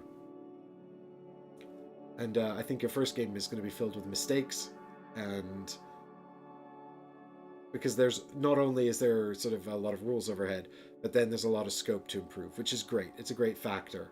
And that's what you really want for if you're going to go through the rigmarole of learning a heavy game like this. You want there to be lots of scope to improve, so that you can get better and sort of make that learning time worthwhile, get the most out of your replayability. And this, for what it's worth, has an enormous amount of replayability. You know, like it's got like 7 factions. Sorry, not 7 factions. 7 faction types. Each type has 2 sub factions. You know, so they're the colors associated with the planets. So there's like that's 14 different species you can play as. They're all asymmetrical. They're all different, and the board is modular, and all of those advanced technology tiles are all different every time, and these are somewhat randomized too. So huge amount of replayability in my opinion. There's a reason I've kept both this and Terra Mystica in my collection this whole time. And I can't remember our final thoughts for this. I think our final thoughts for this were very positive. And I think the conclusion I sort of drew at the end was I don't know whether I'm going to get rid of Terra Mystica for this because I haven't played this enough. And I think this kind of reassures me that I'm really glad I've kept them both. Especially because Terra Mystica has a bunch of expansions that make it sort of much more different to this. I mean, no, the first expansion, no, it doesn't really. The first expansion just adds new land types and more species, so it doesn't feel distinctly different. But the Merchants and the Traders expansion adds some extra stuff that's quite interesting. But there are some elements to this that I really wish were incorporated into Terra Mystica, particularly the combination of these research tracks with the upgrades, I think is really interesting. I like that all of these tracks do something different. In Terra Mystica, the tracks are longer, and there's more opportunities to gain power on the tracks, but they don't have things in the steps. So there's the only reason to advance is at the end of the game there is placement. So it's much more like a traditional Euro track. Highest person on the track gets the most points. So there's no 12 points per step in the upper half. Instead, it's whoever's up front gets the most points, then there's a second place, and then there's a third place position as well. And if you didn't advance in it at all, you get nothing, right? So there's 4 tracks that you can advance up. And then there's a top position that's locked out by the town key. So you need to make a town, and then you get in there, and then only one person can get into the top spot, just like in this. But unlike in this, this is just worth 4 extra points. There's no, like, there's and also whatever this bonus is. But this person, they're getting locked out of that bonus and 4 points. But there's yeah. Anyway, so it's kind of the same, kind of different. But this feels a bit more interesting, a bit more dynamic, because you're kind of choosing between sort of various bonuses and points and access to advanced technologies as well. So that's all really interesting. Yeah, that's a solid one. I really like it. I don't know how much it is now. I think I got this at a really good price back in the day, because I think we got it at Essen the year it came out for like 50 euros or something, which I think is a really good price for it. I think I saw it much more expensive, but I haven't looked into it. So yeah, I think if you've got a group that's into heavy Euros, I mean, I think that's kind of the thing, right? Like if your group's into heavy Euros and you're trying to decide which to buy, I mean, I don't think there's a right and a wrong answer to that necessarily. If they're into heavy Euros and they really value complexity, this is more complex. But if they're super into fantasy games and they love that fantasy setting and they like wooden pieces, then Terra Mystica has that and it's expandable. And I don't know whether or not I've only played the Traders and Merchants expansion one time, so I don't really know if that's comparably complex really to this. Probably is. Probably maybe not. Maybe not quite. I don't know. Maybe it is. But yeah, actually, probably that probably puts it on about par with this actually. So, but if they're super into space stuff, then this is the obvious choice, right? Like, but like I said, the I think the Terra Mystica is overall going to be more expensive with the expansions. There is a big box coming out this year which contains all three expansions, which is to say the two Fire and Ice, which is the extra civs, and Traders and Merchants, or whatever it's called, Seafarers and I can't remember, Merchants and Trade expansion, and also the Automa. I got the Automa expansion on pre-order because I already own the other two, so I'm not buying the big. Um, I'm keen to check out Terra Mystica Automa a lot based on this. If it's anything like this, I think it's gonna be great. But yeah, this also has solo play, and Terra Mystica doesn't have that out of the box. But yeah, that's my summary. I can see why this is number 7. It's got some fiddly little bits, but overall highly forgivable. And I love the player interaction. This I love all the little bits of player interaction. I mean, really only the planetary dominant control stuff is the rest of the player interaction, which is to say the building of the trading posts and the acquiring of the power through influence, is not really, I think, a major consideration for people. Like, I don't think people are going to be like, I'm not going to build this building because you're going to get a bunch of power. I mean, if it happens that you can't use it or you don't want to use it, I think then that's pleasing. As your opponent, that's pleasing. But I don't think I'm going to like stop my plan of building this thing that gives you power. But the the contention over the planetary control is absolutely massive, especially given all the limitations of range. And I love it in Terra Mystica, and I really like it in this. I actually think it might be better in this, but I can't tell because I've only played this with real people once 5 years ago. Um, but the sort of the dynamism of the range and the flying through open space, I think makes the planetary control like more dynamic and more no, maybe not more significant, but what I'm saying is I think that the Terra Mystica board can maybe be locked down in a more confounding way earlier on, because upgrading your shipping is hard in Terra Mystica. And if you get sort of locked out of a position, that can be really difficult to get around. Um, and so often the territory contention in Terra Mystica comes down to like one or two particularly pivotal moves. Whereas here, I feel like because you can use QICs to increase your range, and you can stack them, which could potentially get your range of like 7 or something. You could just fly off across space and sort of get around that, which I think is more interesting overall. Um, but it hasn't really come yet. But yeah, I'd actually love to take this and play this with some real people. So maybe I will try and get it soon. But anyway, thanks everyone so much for watching this video. And I hope this has given you some insight into the game. And I hope it's been interesting and not too. I know it's a bit of a crunchy one. I was having a bit of a bit of a stutter as I was trying to get my head around it.